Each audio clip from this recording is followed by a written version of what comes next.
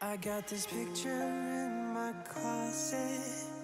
It's gathering dust right now, and the edges have been folded once or twice.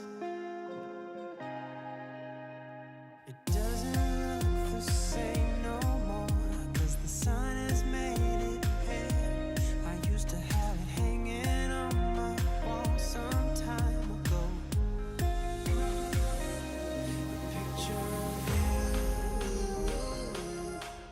A picture of you, a picture of you, a picture of you, a picture of you, a picture of you, a picture of you.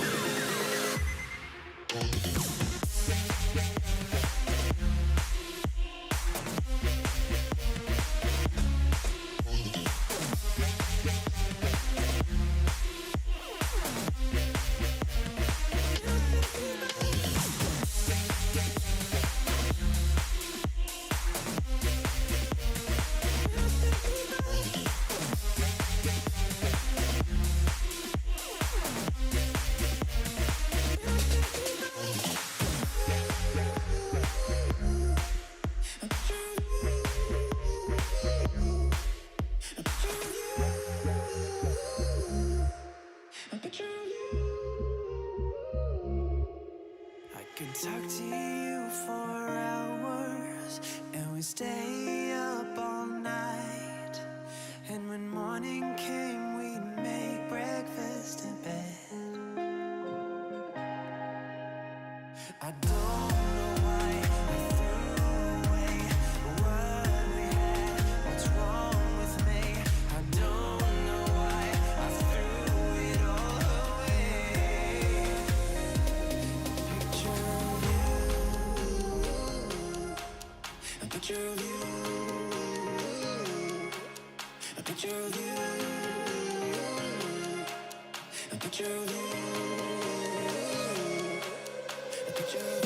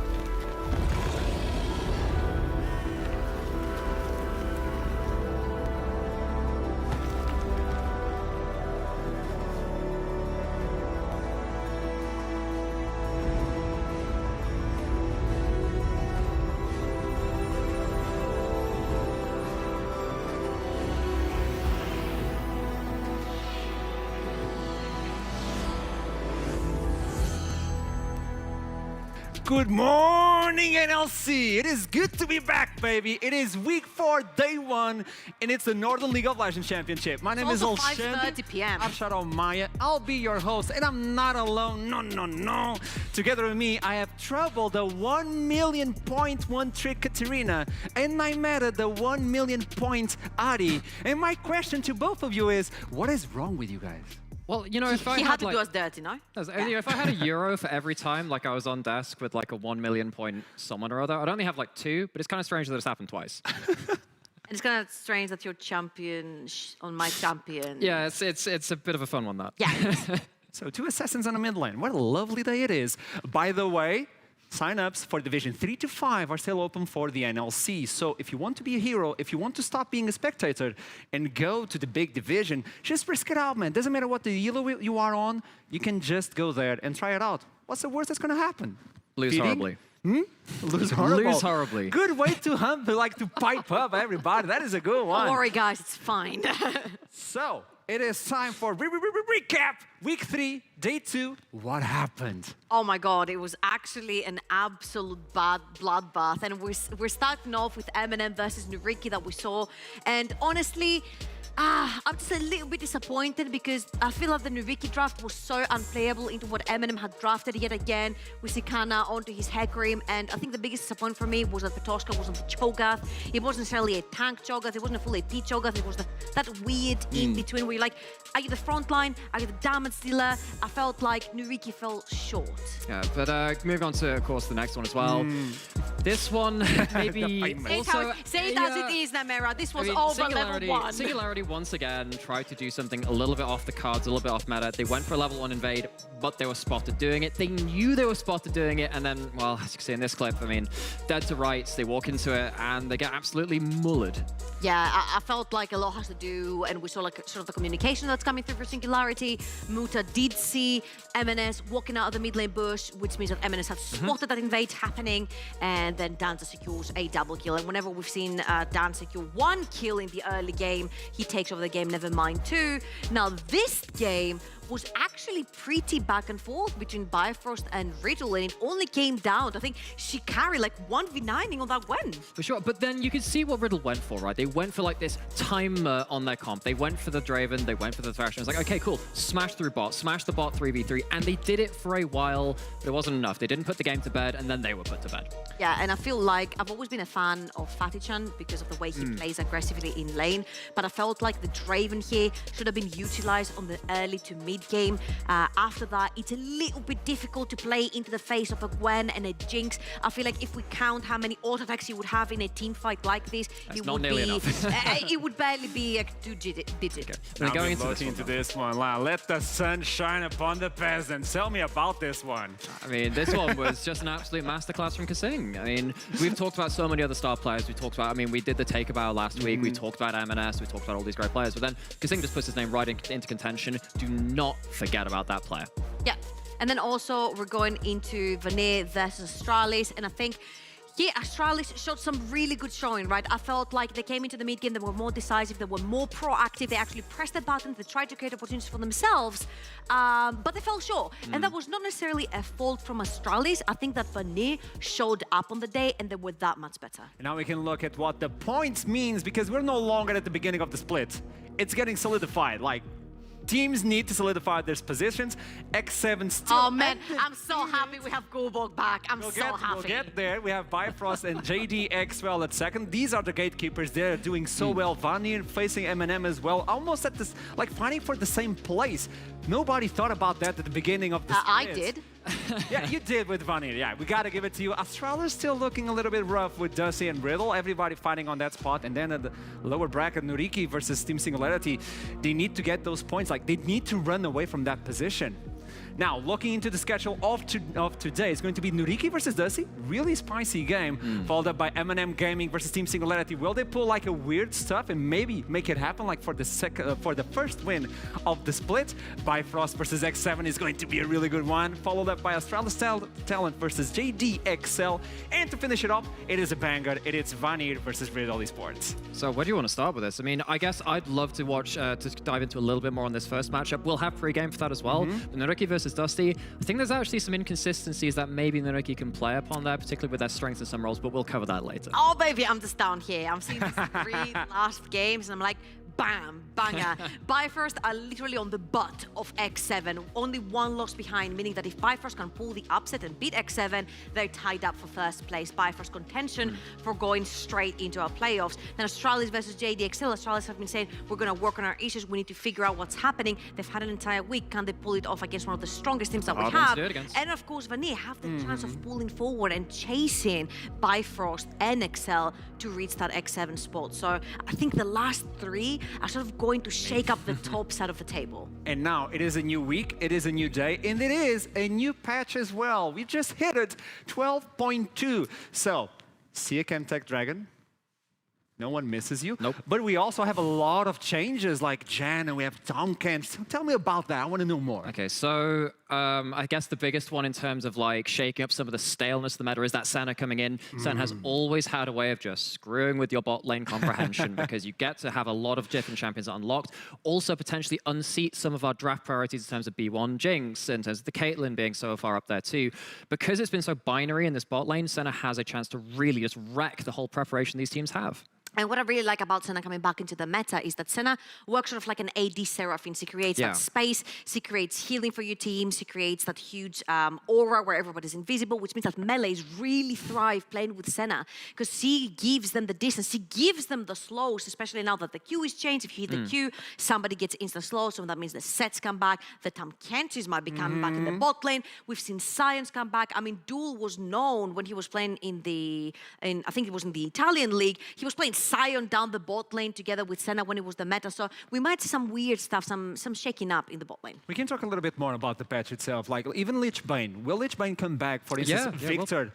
Tell me about that. So obviously Lich Bane's been changed a little bit in terms of the AP ratio. It has the ability haste back on it too. And when you think of champions which really synergize with that, well, one of them which is highly meta already is someone like Victor. And it just gives them build diversity. If they didn't have answers to everything, now they've got even more. It's like an absolute shopping mall for Victor at this point. He can do whatever he wants and he's got every option available to him. Yeah, but have I talked to you about a Lord and Savior, Janna? should I just leave now? I'm done. Because it's coming back, and apparently there's this weird technique where people are playing it top with Smite and Flash, and you just permanently roam around the map. You're being a complete nuisance to the opponent jungler together with your jungler. You smite away camps, you smite away the Scuttle Crab, and you just perma-roam. And now, together with the speed that they've given her in her Tornado, together with the Glacial Augment, you can be so annoying in fights. Did anyone remember that Smite Singe support a couple of seasons back that got heavy flamed? Just saying, it's a little bit on the same lines. Let's not bring the Singe back, but let's look into the top lane as well. What about the Chem tank Akali? Is she gone? Will she stay? Not completely. It's just not as overbearing as it was, right? Because now you can't just stack up on the wave as you used to. You just hit your Q. In that case, this also affects Gragas as well. You can't just keep hitting the minion wave and getting that auto attack empowered every single wave. It's a little bit less powerful in there. In the fights, you're still going to have similar kind of pressure, though. Expect it to be around, just to a lesser amount. Now looking to the other side of the map, what about the support-wise? I would like to know if like a big thing is going to happen. Lethal tempo though for the AD carries was a little bit swapped. Like it's a little bit nerfed, let's call it this way. Early game. Will it impact it enough? Yeah, I think it doesn't matter too much because it was touched in the early game. And I think at this point where the meta is all about scaling AD carries, 3 to 4 items, you've got the Jinx, you've got the Aphelios, you've got the Caitlyn's. I don't think it's going to impact too much the early game. It matters to someone like Aphelios because you're now probably going to see even more press the attack, even more conquerors. There's a couple of micro things like that, but is it going to change the face of the bot lane? Not nearly as much as something like Senna. It's likely to change the melee lethal tempo chain takers rather than the AD carries. That is fine. They still go Conqueror. Yeah, they still got that. It's a valid option. I would like to know your opinion now regarding this patch. Will we have a change on the jungle, or it's still the same? Did it impact at all? We already had a pretty wide jungle pool thinking about it. You know, we had the Diana and the Hecarim's, and of course they've been really big in our league. I mean, Canna on Eminem is just always going to pick that regardless, right? What I'm interested in seeing is, because actually if anyone's been watching over to the LCS, we actually saw a Nude there. We've seen some Gwen jungle coming back, a bit of the more run-at-you junglers. I've got a sneaking suspicion that we might see some teams brave enough to bring some of the just hyper-speed, walk-at-you junglers. I just think it's very important to bring back a lot of the flexes, right? Because bringing back the Gwen, they're like, is it top? Is it jungle? Back when Gwen first came out, it was, is it mid? Is it jungle? Or is it top? It was like a triple flex. Spotlight with Yumi. Same as said, is he top? Is he jungle? Is he mid? Or is he support? It was a quadruple flex. So I really like the fact that champions like Senna are coming back because that means that you can reshuffle the map and you can play around those double or triple flexes. Throw a curveball. Now we should look into the sun. We should look into a player that can shine on a team that is made out of stars. It is time to get the casino proved. What is happening with that guy? Well, what's happening with him? Well, I mean, what more is there to be said? He descended upon our mortal realm and said, do not, actually, no, let's not do this, do not be afraid stuff. Be afraid, look at what he's doing to all of these teams. He's taking them around the park, he's taking them for a walk. I think what is very important to note about Kasing is the caliber of the player he is and the experience he brings into every single team that he joins. He's a guy that has played back in the EU LCS, he has played in the LEC, he's played here in the NLC, he's played in the LVP, he's played in so many different ERLs, in so many leagues, in so many levels of leagues with different AD carries, different metas, different teams face different opponents, and I think this is what he brings back to every single team. But what's extremely admirable about him, other than of course his high skills, is how he can adapt to every single team that he plays in. If he needs to be the carry, he will be the carry. He will play the Leona, he will be cocky if you will, and he will build the hourglass. But if he has to, and he has an ADC that he needs to stand behind, he will pull out the Yume and he will pull out the Lulu, and he knows how to prioritize and where to prioritize his team. And then you think of all of the great players across many regions which have played for so long. We've seen Bjergsen come back in the LCS. We've seen Faker continue to have his own streak of form as well. Having that experience allows you to go through different kinds of metas as well. Learn about actually teleport always used to work this kind of way. We teleport to tower rather than the wave effect and this kind of things. That level of longevity has a lot of these hidden factors, and then you have the not so hidden factors like that. This is for supports alone. These stats are for support, even though on the map, like on the entire scene, it's still really high, by the way. But look at that. KDA, co-participation, and depth. Like, it doesn't die at all. I think the KDA must be super high overall in the league as well, because 8.8 is absolutely massive, especially when you're playing support. But the thing about Kasing is that even when he plays the Lulus and the Yumis and the very squishy supports, he very rarely dies. And yes, that has to do with also the caliber of the team that he has behind him, but also speaks miles for his positioning, his experience, and how he plays on the Rift. And supposedly, he was talking on an interview that his strength on the team should be the experience, should be leader-wise, and he's getting these performance. And again, we talk about X7 and the idea that every single member of the team can shine on any single game. So if you camp one, the other will shine. How can you defeat the team like this? By being really, really good at League of Legends, I suppose, in a very vague way. I mean, the thing is, like, it's not just one thing, right? A lot of the time when people talk, what can I do to improve in my solo queue as a professional player? It's always these small edges which you need to build up in pieces incrementally, and eventually it'll start to overcome that. But when you're facing someone like Kasing who has that star power behind him on a roster with so much star power, it's a long way to climb. Now, I do believe it is time to play a game. You want to play a game? You want to play a game? We're getting a lot of these segments of getting games, and if you guys are enjoying, drop by on our social media and tell us what games are you enjoying, what would you like to see more. It is time to play a new one. It is time to play Haiku. Haiku? Yeah. Okay. So, let me explain the rules. It's quite Not simple. what we're doing, but let's do it. This is a Japanese poem, Okay. It is 3 lines, 5 syllables on the first one, Okay. 7 on the second, and 5 on the third. Okay, 575. There we go. I'm going to lay out the poem, and you guys have to guess which team it is. Whoa. I know we're like past the dating stage in the NLC with these teams. I didn't know we were writing like poetry to each other now. It's all a bit fast. This was really hard to do, by the way. Props to the person that helped me so much doing these poems, because I'm so bad at this, by the way. Okay, so it's not about who answers first. Okay. You guys can debate and talk about who do you think it is. Are you ready? We need to team up. I've got to say, like, we've had our differences in these games. We're gonna nail this. We got By the going. way, so far, Trouble has won almost every single game so far. In I the NLC. won one. He won the I previous answered the one. other, but I won one. Let's see that. Bring Goldball back so I can win more. So, first one is bot and mid pop off, LEC support in top. No. Highest He says kills. don't ban Needly. No, wait, And please leave her They open. changed it. So it's going to be don't ban Nidalee. No, wait, please leave her open. GG, guys. Go next. I mean, That was so easy, though. okay, you guys work really hard on that one. I This is appreciate an it. easy one. Don't Okay. ban Italy. Don't ban. No, wait. Who plays Needle? Oh, no. I can't believe there's one There's no one way it team. could be someone from Riddle, right? There's no team with a coach called Don't Wait. Ban Nidda. Wait, and I think the jungler has like 2 letters as his name. Something like that. It's JD. MG. MD, MC. MC. It's MC. Oh, it has to be Riddle then, right? Yeah, okay, it is. It has to be Riddle. I mean, I do appreciate, though, how this is a haiku, and that it's a puzzle, and that it's a riddle. It's a riddle. He got it. Okay, at least he got it. Good job. At We least did it. that. So it is Yay. Riddle. You guys got it. Okay, correct. it's Riddle. This was like a giveaway, a dead Yeah, it giveaway. really okay? was. Let's get the second one, and I need to look. Okay, there we go. Started from the back. Nobody believed in us. Playoffs, here we come.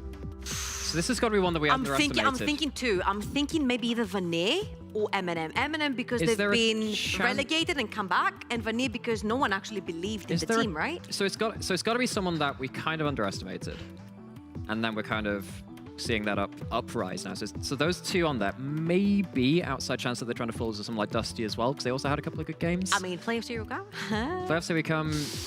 I mean, they did say, okay, Viking did say on a good day they're Yeah, top well three. that's what's throwing it for a loop a little bit.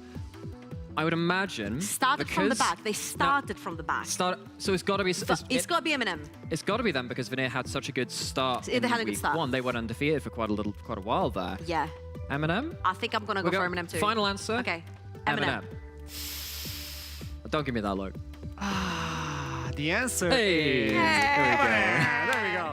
They're working together. I mean, You can try to Unstoppable. fool us. before side this, I was confused. I thought they were just going to maul each other, and you guys are working together. What is happening with the We've desk? broken the game. I'm sorry. I apologize to everyone behind this. I'm not apologizing. I want to win. I want to win. We're gonna win. Okay, last one. Bot and mid pop off. LEC support and top. Highest kills per game. Wait. Hang Good on. luck.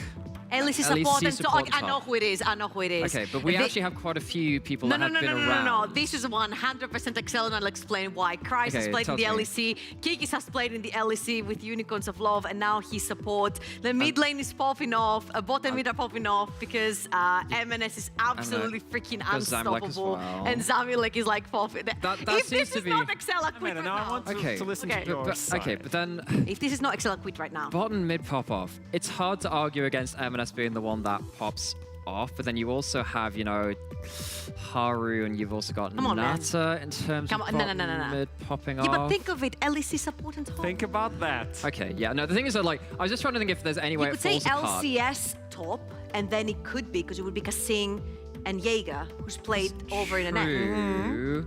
But that's not LEC. I have a feeling it is going to be XL. I have a feeling it's going to be that. feeling? And I do really want to win. So, I think... Just take my hand and go I with think Excel. Final answer? Let's go into the sunset, into XL. And yes, it is. Yay! It is Do I really get my hard. prize this time? You No, promised me a no, prize last no. time. Oh, you copied my homework. Do we get a prize this No, time? if you guys are working together, there's no prize. He copied my homework. Well, you decided to work together. It's not me. We could share it. It is really hard to do this, move and that back. means like Go so Windows. straightforward. It's really, really hard, by the way. I love these games. Me too. That was I like actually this really game. fun. That was I hope good, we I can like get that. more in the I like future. that. Yeah. But you know different. what? I'm missing something. It does feel like I someone's miss him. someone's missing. I It's don't. not complete. I mean, I don't. there's like a guess lack sometimes- of No. hear him. blonde No, hair. no. You know, the swag, No. the style, the heart that doesn't falter when Ah, everybody fine, falters. fine. There's only one person missing on the mean? studio so far. It is the one. It is the only. It is the majestic Goldberg. Give it up, man.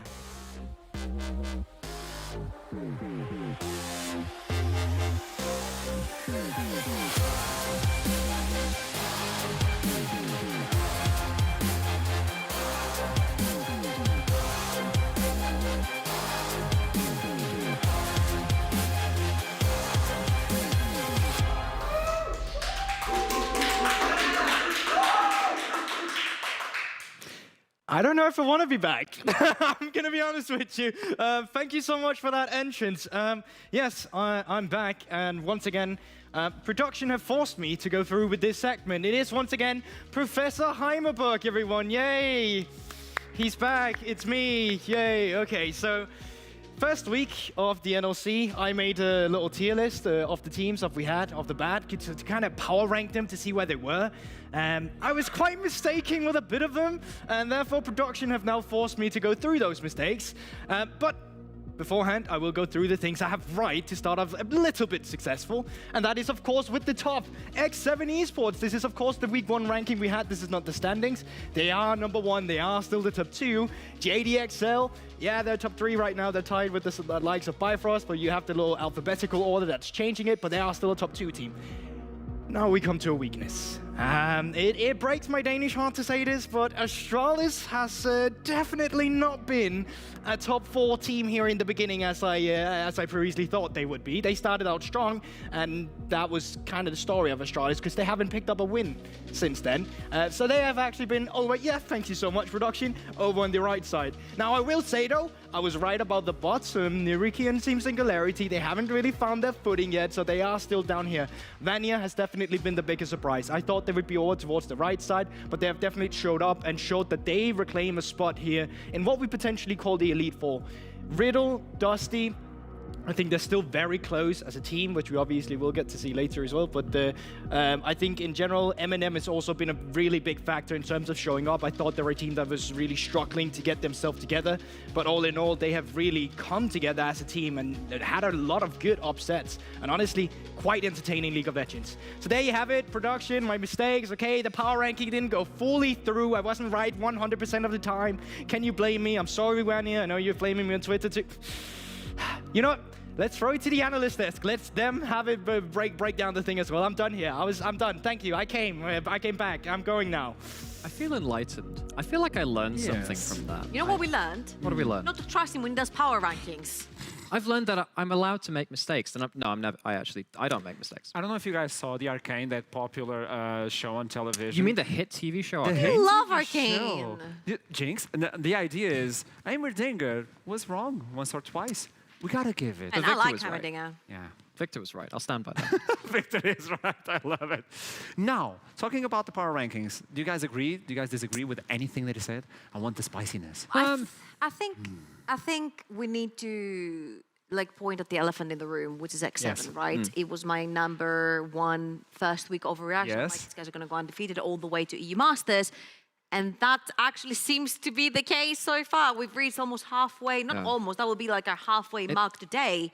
And they're still undefeated. And on the other hand, Vanir started really strong. We're like, yeah, it was just off schedule, but they're still continuing pretty strong and they have a pretty good showing. And I think the really impressive thing is that it's not like they have been pushed. They have been pushed hard, and they've still pulled it through. Yeah. Somehow, some way, you put them into the late game scenario, and they just clutch it. They just somehow clutch it. You can have so many of these players with that star power, when if one of them is given the chance to catch a half throw, they'll wrench it out your hands.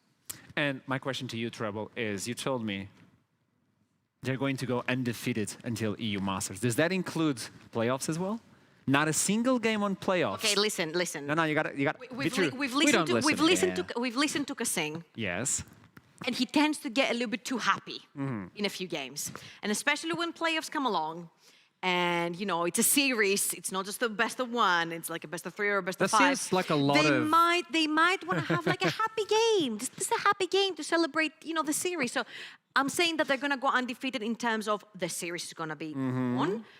Might drop a game, but that doesn't matter. They're still undefeated. You don't believe on them. That is such a cop-out. I expected better from you. Exactly. you got to go all the way. Either they're going undefeated all games. Undefeated. Win your happy games as well, please. Because I betted my hair on the EU Masters, so I've yet someone to has make to a bet. support me. I'm completely clean on this. Maybe we'll Wait, sort what that was in it a few about your hair? weeks. If they don't win EU Masters, If they don't? I'll dye my hair white. And I regret everything. I used Talking to have about blonde The hair. regrets. British flag? Wasn't it the British flag? Talking about regret, we should look into the predictions of the casters. And there we go. And not only that, but Goldberg So just what- talked about Astralis, and what is happening? Jamada is trying to anti-curse. I don't know what is happening with Whoa, Jamada. whoa. This is exactly what Jamada has done for the entire split, though, of course. You know, he's still repping his boys Eminem. He's trying to give them the best possible shot. In fact, actually, when he did vote against them before, it had worked for them. It started that winning streak. And yeah, we do have a bit of a Danish flag down there, don't we? I like the idea that ever since Goldberg left, Astralis has He been... didn't learn. Yeah, no. Left, The but fact is, didn't learn. when he left, Astralis lost, but he's back. No, Is that the Astralis mojo? were losing when he was On here. the No, I was dawn trying of to the do fourth something. I week, was look trying, to but it doesn't work. But like on the dawn of the fourth week, look to the west. Gonna have like the riders of not quite the Rohirrim. I would like to see Gober like long white hair riding a I dig horse. that, I dig that. I would like to see that, but we need to see the first game, which is Noriki versus Dusty. This is a good one. Tell me. And I'd love to jump in right here. Expectations. So we saw very mixed predictions there. And I think if you came into week one with this, we wouldn't have seen that. I think that Noriki were coming in with less expectations. They do typically have a weaker start to the split. We're getting to the point now where they're probably getting a little more settled. We've seen some of those stats come out, and yes, early split stats are not something which I tend to use a lot of. It's very hard with that kind of sample size. But even very early into that, Azator was looking incredible. We saw a lot of other stats kind of around the place which are saying, actually, maybe there's something in this. And Dusty, while they have had some very explosive games, they've had some weaker games too. Viking was talking about some of the good games, some of the bad games. And someone like Venza, who gets very involved in the game, huge DPM compared to a lot of other AD carries too, dies a lot as well. If you are going to play like that, very involved, but very riskily, not very responsible with your lead, I think that actually Noriki could take this and go for a bit of a bot lane crushing defeat. I think stylistically the two teams are very different. You have, as Nemera mentioned, you have Azator on one side from the side of Noriki being an extremely dominant early bot side of the map. But also on the other side for Noriki, you have Petoshka, who if you put this guy on a carry, like we're seeing he's Riven perma-banned every single time. If you put this guy on a carry, he won on the Jax as well. Then they can translate their early game victory into a mid-game victory and then finish the game, as we saw last week as well. But then you jump onto the other side where it's Dusty, and I think that their core strong point is Viking. If Viking is on a good day, whether it's his Rek'Sai, which is his most prominent champion because he loves playing that one, but like any other champion that is in his hands, if he's on a good day, the team looks good. Now, what's a head scratcher for me from the side of Dusty is that usually when you have like a really, really strong jungle, you usually look to place around him complementary You play champions. through someone, right? Yeah, exactly. Like you have the mid-jungle synergy, and I have just not seen this from Dusty. I'd like to see a Syndra. I'd like to see a LeBlanc together with the Rek'Sai. Something that will complement the pick and will allow anything that's aggressive in the hands of Viking to get ahead early. Those 2 points to me are perfect. I want to debate that. The early game from the jungle, Viking, with a mid laner, if that's going to happen, and the early game of the bot lane of Noriki. Yeah, but the thing about the early game of Noriki is, yes, the bot lane's good, but actually they've been struggling in some of their rotations outside of that. Yeah. We saw against even Singularity, they fell behind in that early game. They had a bit of a quote-unquote disrespectful draft where they knew that if they came online eventually, they would start popping off. Now Okay, they've done that. we scale. But they tried that again, kind of versus Eminem, and they got crushed in the early game. Now the question is, can you do that versus Dusty? Because I know we were talking about it in the B-roll and the recap and stuff like that. It was very, very hard to play once they got behind. There was a window where maybe the Ezreal with the Yuumi could start really, really 1v9ing, but it didn't happen because the team fell far behind. And someone like Dusty, like you're saying, playing through Viking, playing through dominant early game through basically brute force and individual players rather than necessarily the cohesion between them. There's a lot to be played for here, and that early game, all eyes on it. And I think that now that we mentioned early game, it's like really important to mention also what champions really create that early game for Dusty. Because I think Who can brawl early? Because I think Rek'Sai should definitely be out of the question in the hands of Viking. We're looking at the likes of Hecarim, we're looking at the likes of Olaf, we're looking at these very early game skirmish-heavy champions like the Viegos, the Zinzaos, the Lee Sins, all these AD bruisers that can play in your face. Yet again, I want to see mid lane from Dusty also have an aggressive pick. Syndra, a LeBlanc, even something more complemental like an Orianna, I don't mind, just something to play together with Viking. So they have to look into the champion pool of Viking, but you allow the Riven to go through if you ban all of the Viking. I mean, okay, I'm not saying it's going to be 3 jungle bans here, because I think Riven will definitely be perma-banned against Alongside with Rek'Sai, leaves you one. But pivoting off of that, because you're talking about the mid lane pool and stuff like that, actually it's been a thing about the meta in general, and this is what I think really applies to a lot of LEC teams too, is they're into draft. Actually, the amount of meta mids which can brawl early, like the old Lucian mid, Silas, they're not as highly prioritized. We have more of the Victor, we have more of the Corki. So if we are looking for that early brawling, we might have to see a bit more of a sideline take on the meta and go towards some of these picks which can fight level 3, level 4. So far, it's a stable one. Gwen should be banned. Come on, Gwen is immune. Gwen is I'm immune. done with that. So Non-means for the bans. at least get her there on the bans. What do you would like to see more ban as well, Treble? All right, With so the prediction. I would definitely like from the side of Dusty, you ban out the Riven, even though I think that Aelif has been having a pretty decent showing great in the one-ups. top lane, especially when he played the Gragas. So I don't necessarily think he should worry too much about their even, especially if he doesn't get out of laning phase, because Viking can play towards the top side of the map. And they have right side for Dusty, so it could be very easily counterpicked from the pool of Aleph. But that means you're playing towards top side for Dusty. And do you want to let Azitor and Abagnale run away with your game? You're going to have to wait and see. So Rek'Sai possibly the last ban from the side of Noriki. And from Dusty, we could still even see the Riven if you don't want to deal with it. There is that as well, but then of course, if you with something like the Rek'Sai picking up and also in the Riven in the other way, like if you have had a bit of time off and you have hyper prepped for it, then maybe you can bait it and say, sure, pick your main. See what happens with that. We know that Noriki has had a bit more Gandhi and Orthodox kind of thing to it. Singularity have done the same. Now with stuff like the Janna, maybe we're going to see something like that coming out. So the Javan ban right here tells me that Noriki want to play an absolutely immobile bot side of the map. My eyes fall straight into the Aphelios, they fall straight into the Jinx, they fall straight into possibly the Varus. We've seen Zamulek pull it out a lot of times. It's been played in the LEC as well from Unforgiven. So yeah, I think this is what the Javan ban signals for me at this point. And also seeing the scaling mid lane, I'm like...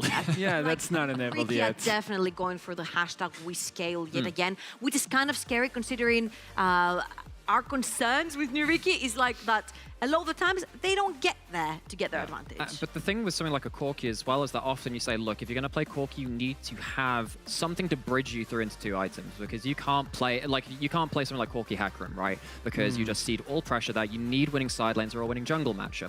Now playing into the Jinx, that's kind of rough. You're losing the mid lane matchup with the early on, at least with the Victor coming in. If you're aggressive as that Victor, Corki doesn't get to assist at all in brawling in the mid jungle 2v2. So that can be very important on Dusty's side too, as you're talking in terms of like getting back on something to back up Viking. Question is, Noriki, you need to have somewhere winning on the map now. That's what really killed you in Eminem. That early game was not playable because you had 3 losing lanes. This can help. Aphelios Lulu does help. It also takes the Lulu away from the Jinx. Aphelios Braum is not bad either, but that's less about winning the lane. That's more about just surviving. Yeah. Lulu was tweaked, by the way. Remember that. So Janna could be the pick here for the Aphelios, no? I think it's still a very powerful pick towards the bot side of the map. Even though the W is like a larger cooldown right now, I think it still does wonders. That attack speed that you can give, the shield The that movement you can speed give. importantly too. And You need right the extra now, mobility for someone like Aphelios. And right now, you don't just have one carry, you have 2 carries. You can give that all these buffs towards the Corki, but we're talking absolute smack because the Rakan provides a lot of shielding, healing, peeling, and engage. So I was talking about this a little bit with my brother, Initialize, who's over there. Hi Sam, how's it going? But the thing about Aphelios is that if you are good enough on that champion, and Azator is damn good at it, you can just win by very good weapon management and understanding the absolute outplays that you can have. And we've seen some wonderful ones from a lot of players, Nata being one of them in our league as well. The Rakan is not going to help you pull off your own stunts. You're going to need a bit of a stunt double to help you up here. You're not your own stunt man. And against the Jinx Lulu, I just feel like Vence has been given so much of an easier time to do this. Again, it is Azitor and Abagnale, the winning condition or the power duo So on the far team from of what we've seen, Noriki, yes. yeah. And they're putting themselves a little bit behind versus Dusty. And if Viking is capable of assisting the bot lane, shutting down Noriki, that could be the winning factor. So here's the thing right here. You have to ban out the Hecarim if you're Noriki, because you have an extremely immobile And you're losing the backline, jungle too, 'cause you have a Corki. especially with the Aphelios. And thank you. And because Dusty have the first pick right there, they could absolutely like decimate Aphelios, because the Rakan will go in, he will try to create the engage. And also if you leave it open and you don't pick it, then Noriki have a really good engage tool together with the Rakan and the Hecarim. Now another champion that can create these engages for you would be Vex, but both of the mid laners haven't picked. And I'm thinking, what else do you have in store? Because we could see potentially something like a Camille go through. Renekton is not being played, is not being banned out yet. And I'm thinking that with the Fiora ban, Aleph might be thinking going towards something like the Camille, jumping into the backline. Sion on Camille, those are the 3 which I'm thinking of from the top lane. Now, we briefly mentioned it in the patch rundown and kind of looking about the place too. Maybe you can pick a run at you jungler with the Lulu and just put the Whimsy on them, run at you. Maybe Udyr is a bit far out there, I don't know. Rek'Sai is available. Rek'Sai is available, and Olaf's out there too. And yes, you do have an enchanter. Olaf is very bad without speed ups, and we were talking about in terms of the mobility of the AD carries, very much helping out with that.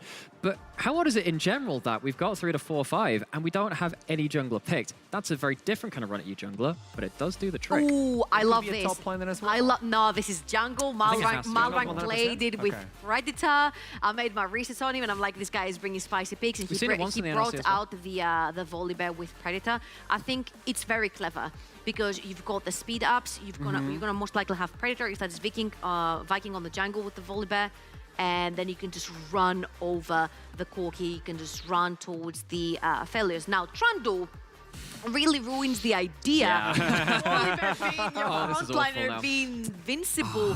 And Noriki, all in all, I think have built a very well-rounded composition. They've got their engage, they've got their disengage. They took away the gangplank, which I think was something that possibly Dust should have taken for themselves. Instead of prioritizing the Volibear for Viking, we could have seen a GP. I still don't mind the On. I think both compositions are very well-rounded. I will favor a little bit the side of Noriki just because they have a little bit more ease in engaging and reaching the backline with the Gangplank ultimate and with the Rakan. And now look at this now, because now you don't just have the package and you have the Rakan engage to be worried about. You now have the Trundle pillar making that much easier, forcing out flashes, forcing out everything else. Trundle ult is already good against tanks, and Volibear is a tank that doesn't scale. We've seen the Volibear once in the NLC and actually went for the press the attack because the Zillion came in for the speed up, which meant it was like, okay, maybe you don't need both. I think that either build is fine here. Just get into the lanes early with something like a Predator could be very, very valuable. Either way, you have the Luli to help you with that, but the Trundle is going to make your life living hell.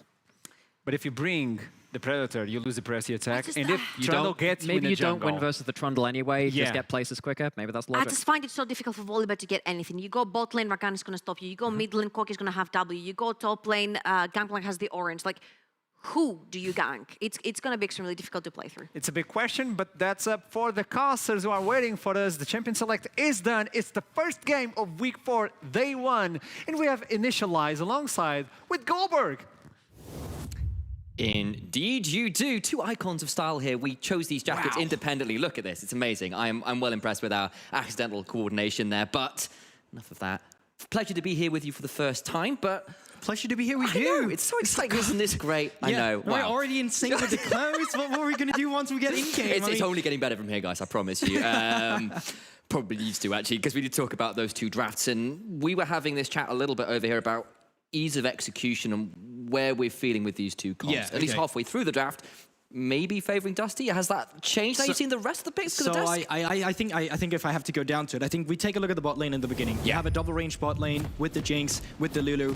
Against the Rakan, he doesn't do all too much in the early game. If you go in, you don't have the highest burst of damage, right? And I think the fact that Jinx is able to outrange the Aphelios when he doesn't have the Calibrum does give you a bit of extra pressure down in that bot side from the side of Dusty. So I think there's going to be a lot of pressure to work for. Then you take that up to the mid lane, and you have Victor into Corki. How many times have we seen a Victor solo kill Corki level 2? Like, there's a lot of pressure to come out in the early game from a Victor too. So I think if you want to be successful from the side of Dusty, it's about playing around with this pressure, starting to rotate a little bit, see if you can stack up some early objectives for the Volibear. Because I don't actually think Viking's shop necessarily needs to be go for a gank in the beginning. I think it's just get priority from those 2 early lanes at the beginning. And then I think the Trundle kind of saved the draft a little bit because it's pretty good against the On that you picked in there. Yeah, it is. But I will say my biggest what do you say, scare from the side I have with Noriki is that they don't have really solid engage. The Rakan is your only solid form of engage, and we've seen how many times that Rakan can get blown up just when he walks in there. So I think it's going to be curious to have a look at how they play around this engage, because there is a lot of pressure on Abagnale to get that through. Okay, and we'll see whether he can pull it off. And of course, what Noriki do have in place of engage is a lot of zone control between barrels and turrets and pillars and cannon barrage and rocket. You know, if you can force Dusty to come into you, and you know, when you've got an On and a sped up Volibear coming into you, that's probably what's going to happen. You got to hope for Dusty's sake they're ready to run through that sort of massive line of defenses. We've got a bit of a weird level 1 start, maybe. Okay, so not pulling the trigger with the grand entrance from the Rakan there, so they are just going to be trading a few blows, so nothing more than that. That's boring. I was hoping for something quite exciting off the start. You know, I was like, you said, wait a minute. I was like, here we go. That's rather boring. I know, right? A bit disappointing. But, you know, we've got to keep our eyes on it, and I have got a few numbers here for you for Azator versus Venza, because it's been mentioned on the desk, it's been mentioned multiple times, particularly around Noriki, that Azator has been one of those big performers for this team, even if it hasn't translated to victory, because he's got amazing laning stats. Like, he's first in the league in terms of CS per minute for AD carries, he's like 9.5, he's first in damage share, highest in DPM, highest in CSD at 50. Like, he's got amazing laning stats, and then on the side of Venza, it's like, decent damage share, all the rest of it, good CS numbers and damage numbers, but he's been struggling a little bit in terms of dying a lot. He falls down to First Blood 50% of games. Yeah, it's more like the fact that Venzer is incredibly greedy with his positioning as well. I think if we had a forward percentage in the league, Venzer would probably be one of the leading AD carries. Absolutely. Just because he loves to be in front of your face. He loves to be the one just pushing you down under the turret, even going for dives himself where he just literally died while he was diving as an AD carry. Who would have thought? But this is kind of how the bot lane down towards well, funnily enough, the bot side is supposed to go. Once you have a double range bot lane, once you go against melee and the Rakan and one ranged AD carry, you usually just get the priority. And one thing to notice is that both bot laners are actually pathing down here, but no vision from the side of Noriki, not even in the tri-bush. I think mostly Viking, though, he is just here to shadow, make sure that they can crash the wave, go for a cheetah recall if that's what they like to, and then he can just go for the scuttle himself. So I don't think we'll be having too much action here in the early game until we start looking at the first Drake. Yeah, Trundle has gone for that full clear. When Viking did skip out on the Krugs, he skipped out on the Wolves. He's going to get onto that Scuttle Crab first, as you called out, Goldborg, but was just looking to see whether there was maybe an angle towards bot side, just shadowing his lane to make sure that Enchanter lane does get to keep the shove in, doesn't get ganked, which is always a bit of a disaster in those early levels. Hence the Caitlyn ganks every time we see that. Oh yeah, it's definitely a champion that demands priority down towards the bot side of the map. Now, if we take a look on towards the top side, we can see that Prochaska actually putting himself in a position where he was able to shove in the waves. He's picked up a Sheen for himself. Now, in this laning phase itself, it's not going to do much. But if it comes to a point where you want to cross map up towards the package with a Corki and you have a Trundle as well, taking away the resistances of your own kind of just neutralizes him as a champion and makes sure that you can pull off some of these dives. So if you ever catch him off guard with a bad wave stave, as you can see right now, it's going to be slow pushing into the side of the GP. You can actually capitalize on it, but I think that's only when we get to level 6 on towards the Trundle. And speaking of resets, you can see both junglers have just gone off the resets as well, come out with pretty much identical items. Exactly that. That's a Sheen across the board for both those sides, looking to go towards the Divine Sunderer. Nothing super excited to happen yet, and kind of shows in the lane states and the gold right now. Is all quiet on the home front. I'm probably waiting for some of those bigger ticket ultimates, as you called out, as maybe when the dragons start spawning as well. And of course that 8-minute mark when Herald spawns and everybody suddenly drops everything to go murder people. Hold the phone, though. To see it through. He was thinking about it. He was thinking about it, and a good kid pillar can make you force away the flash, but Corki with a tier and a null-magic mantle at the moment does not have the highest amount of damage. Yeah, you see the missing pings there as well from Desidero. Just wondering where Viking is trying to scout him out. And now, of course, he's on a ward towards that top side brush. We'll know where he is. And that gives a little bit more license for the rest of the map to know what's going on, because tracking that jungler is so important. Sabin now finds a pretty nice little engage there at the stop. Gets the heal out of Venzer, which I'm not sure was all that needed, all things said and done. No, it seems like they just got a little bit scared of getting dove there. But okay, so the initial play you want to go for Stosty is here. You want to push this wave in because you know your jungler is pathing down towards the bot side. So if you can push the enemy jungler in, come back with an item advantage, you should totally have it. And Azathoth's going low. So low! And Venzi, he's so aggro. FGG goes down for first blood. I actually apologize. It's FGG who gets that one onto his name.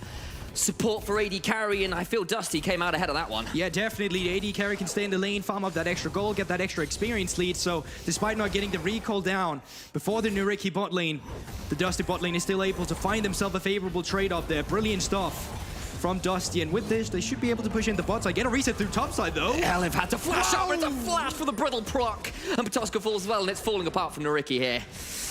And that's definitely not how that lane should go. It's the Ornn that's forced to slow push into the GP, and all of a sudden, you get caught off guard. Level 6 for Alif, and Patoska, he's just not ready for it. Who needs your jungler to get involved when you can do it all yourself?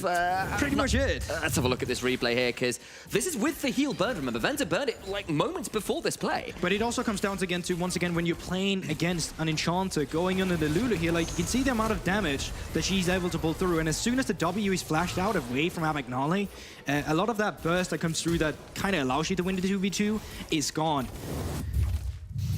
There we go. Every summoner burned in the bot lane. Both junglers now eyeing that one with some very hungry eyes. Of course, Jinx Lulu without flash, significantly less safe than the Rakan in particular, but definitely an angle, and you mentioned it before, but Victor definitely using those early levels to get a little bit of a shove in on Aero as well, who's been forced back a little bit, and what this has led to with our lane pressure and boss sides is an early Drake. And this was kind of what I mentioned when we were talking about the nature of the draft, because not too much should happen in the early game and lane should just be pushed in. That should allow Viking to just start this objective stacking for themselves. I would love for Dusty as well to once again get the priority down there with the bot lane and then move that bot lane up towards Herald once we reach that 8-minute mark. Because when you are playing around with lanes with priority in the early game, that's where you really want to utilize the most of it, because the desk was talking about it. There is still some late game threats on the side of Noriki's composition. Yeah, Corki at 3 items, Aphelios at 3 items, GP at 3 items. All of those things do disgusting levels of damage. I think anybody who's seen Corki at all heard the LCK commentators literally start like falling apart over it. It's probably seen what this champion You know, who can blame them? Who can blame them for what they have to go through? That's not best of once. That's best of three with Corkis all the time. My days. It's like, it's a 0-0 Corki that's just doing horrific things to both the mental and health bars of everybody involved. Still, got ourselves a little bit of something here with gold relatively even, but nice early plays from Dusty. And here's the thing, once again, have a look at the minimap. We just saw the bot lane of Dusty, moved into the mid lane. It's going to be picking up this wave, so got the bot lane priority, moved into the mid lane. That's a little rotate here, and now they're starting up the Herald. So once again, this is exactly what we want to see from a team who's drafting winning lanes in the early game. Question is, does Noriki feel comfortable trying to contest this one now? They're going to step in and give it a go. Viking has started it up. Nut is a level 6 now on FGG, and that is a call of the Forge God. Zidway knocked up. He's gone down. Backlund gets that one, but now the turnaround damage starting to fall through. Viking has a wild growth, though, on top of the Stormcaller. Keeps him alive, and that Cannon Barrage won't do enough work. But Aero is here with a lot of rockets, and maybe with the health bars so low, they don't feel comfortable finishing this one up, and it's 1 kill, but no Herald secured. No Herald secured. Luckily, for the side of Dusty, they can always just go for a play like this again if they're patient enough with it. But also from the side of Noriki, like, they're still completely dead even in gold. So despite them being pushed in a lot, and despite them being down in the kills right now, they're by no means out of the game. But once again, brilliant fight from the side of Dusty, and a little bit of a mistake from Desidera, flashing in a straight line to only get hit by the Arnold again, and I think we'll have a look at it. And this is the replay, and there's the call of the Forge God, and suddenly you're in a lot of trouble as Desidera there, even with the flash. Yeah, it's just not a very good flash. It's straight up in a straight line, funnily enough. It's like trying to dodge your hook and just flashing in a line as well. You never want to see it. Oh, but I'll tell you now, Viking got very close to going down because he was walking across a very nice red carpet courtesy of the package there. Always a dangerous point to be fighting over, but now that's not available, and everyone is back here, and we're going for round 2. 4 members strong, both AD carries still on the bot side, but Zidro just gets knocked up and knocked straight down. It's a repeat of the same play right over again. So what's the definition of insanity once again? I believe it's tried the same play multiple times. Backlund does get chunked out, but it's just not enough kill pressure, and that now is Herald over to Dusty, but no, I say that not. they're just backing off again. Okay, this is very interesting. I'm pretty sure Viking could just be soloing this one out, but I think it's a jungler's mentality of, hey guys, I haven't cleared my bot side. My camps are going to get behind in XP if I don't clear it now, so I'm not going for the objective. We're clearing the waves. I'm going to clear my camps instead. So that's pretty much what we're going to be doing. But once again, it's still a winning play for Dusty. Now he can pick up the blue buff for Backlund, and as soon as he has this blue buff, he can keep Aero pushed in under the waves all the time. If you want to make matters worse for Noriki now, what you want to do is, oh, I love it already. Look at the minimap. You're rotating the bot lane up now. You get prior of top lane, and now you can start invading the enemy blue buff as well. And if you can take away the blue buff from Corki, then you once again just keep up with the priority in the mid lane. This is looking really good from the rotations of Dusty. One of the most aggressive AD carry players in the league, backed up with a partner who can help him shove. Looking really good for Venza thus far early on. Of course, it has led Azator to get a couple plates in the bot side. Takes a bit of a chunk here from Elif and gets rid of the wave as well. Of course, has got Severum, so should be able to heal her a little bit. Volcanic Ruptures abound. Yeah, someone needs to tell Azator that Elif has picked up his assassin's item on this on, so you need to be careful. Flashy stuff falls. Yeah, he needs to be a little bit worried here as well. That's the charm, but of course there's a subjugate. I think Elif is going to be in a lot of trouble. Takes a lot of healing. There's the call of the Forge God. Got to try and go and make himself go unstoppable. The Ignite comes through, and he might just survive. One final Q would do it. Ignite just ticks through, and they pick it up, but that got very close. Finally got it done, and I think Aleph got a little bit greedy in terms of how tanky he actually was, but then again, Noriki invested a lot to get those kills down. But it was a shutdown, nonetheless. Unfortunately, a shutdown for your Rakan, who's now also worth a shutdown. So if this Rakan's go down in a fight, that's extra gold, and that's never what you want. As Riot's Ballington team is shedding a tear over how beautiful shutdowns are in this game. was not the reference I was expecting, but I appreciate it. It's beautiful. As is this Herald play topside, even if the plates were a little hard to take down, Herald makes that significantly easier. They return to the scene of the crime. Third time was the charm, and they did manage to secure it. As it all, though, has been able to get most of the plates down here, just not been able to secure all of it. There's a little bit of disconnect there. I'm hoping he'll be right back in and is just as well. No pauses to be dealt with, which I'm very grateful for. But Dusty, with that Herald, secured 2 whole turrets off that Herald shove. That's the thing. In the span of 2 minutes, Dusty has equalized the gold deficit to the side of Noriki, where they're now behind 2k gold.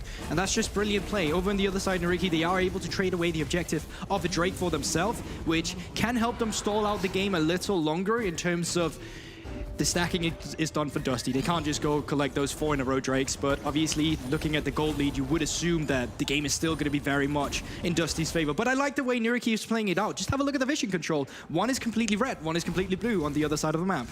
It absolutely is. That trade in vision, they've played that pretty well considering what happened with the Herald. Of course, they'll pick up this turret, that'll leave the gold up a little bit, but it's still 1,500 gold solidly in the lead for Dusty, which I expect a lot of it is on Venz's Jinx, which is a recipient of a lot of that tower gold as Aero just takes vast quantities of damage. Velefu, who's just been doing this the entire game, not afraid of anybody on this map. That's why Aelif is going to have the highest damage of the game after this one is done with the way he's playing the on, but it is obviously a strong champion, and without the Trundle around right now, taking him down with the resistance he's got in his kit, already with an old magic mantle, plated steel caps, and obviously an extra cloud armor, it is going to be a bit more difficult. Turret plating will fall in 30 seconds. There is no Herald around, so I don't expect we'll see too many plates taking down here, but if they continue with the pressure they have right now, with the on in the jungle as well, and the man advantage, they should be able to pick the turret down afterwards as well.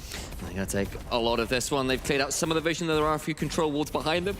Reason they were being a little bit cautious roaming down here with Viking to support, and here come the rest of Noriki, wondering whether they can defend this a little bit. They get 3 whole plates just before that. All the plates do fall, and that again is significant gold going into, guess who? Venz's pockets. I would love if we could highlight the gold difference between the 2 AD carries here as well, just so we see what the plates have done. And yeah, it's almost 1k extra for Venz, so a lot of people posturing down here. We may get a fight over for this second turret here. Everyone around, they do want to secure this second turret of the game, and Tusker has broken the freeze he sort of had around his inhibitor turret, realizing what's going on the other side, going to try and get a little pressure onto that top lane turret, but it's a little too slow, gets the wave crash in, and that's about all she wrote home. Good stuff from Dusty. My apologies. It is obviously the third turret. They picked up the 2 turrets in the top side. Now it's the third one. So Dusty just doing a phenomenal job. Only having the mid lane we're left to worry about. But this is where you start to equalize the game as Noriki as well, because it's going to become harder from the side of Dusty to take care of the turrets the further into the map it is. You have to venture further into enemy territory, which means it's easier to find a pick. The most unfortunate thing now is for Noriki's composition. Once again, there's only very limited engage in your draft, which means if the Rakan is not finding it, if it's not a very good pillar placement, well, it will be easy for the members of Dusty to navigate around the threats if they have proper vision around their priority.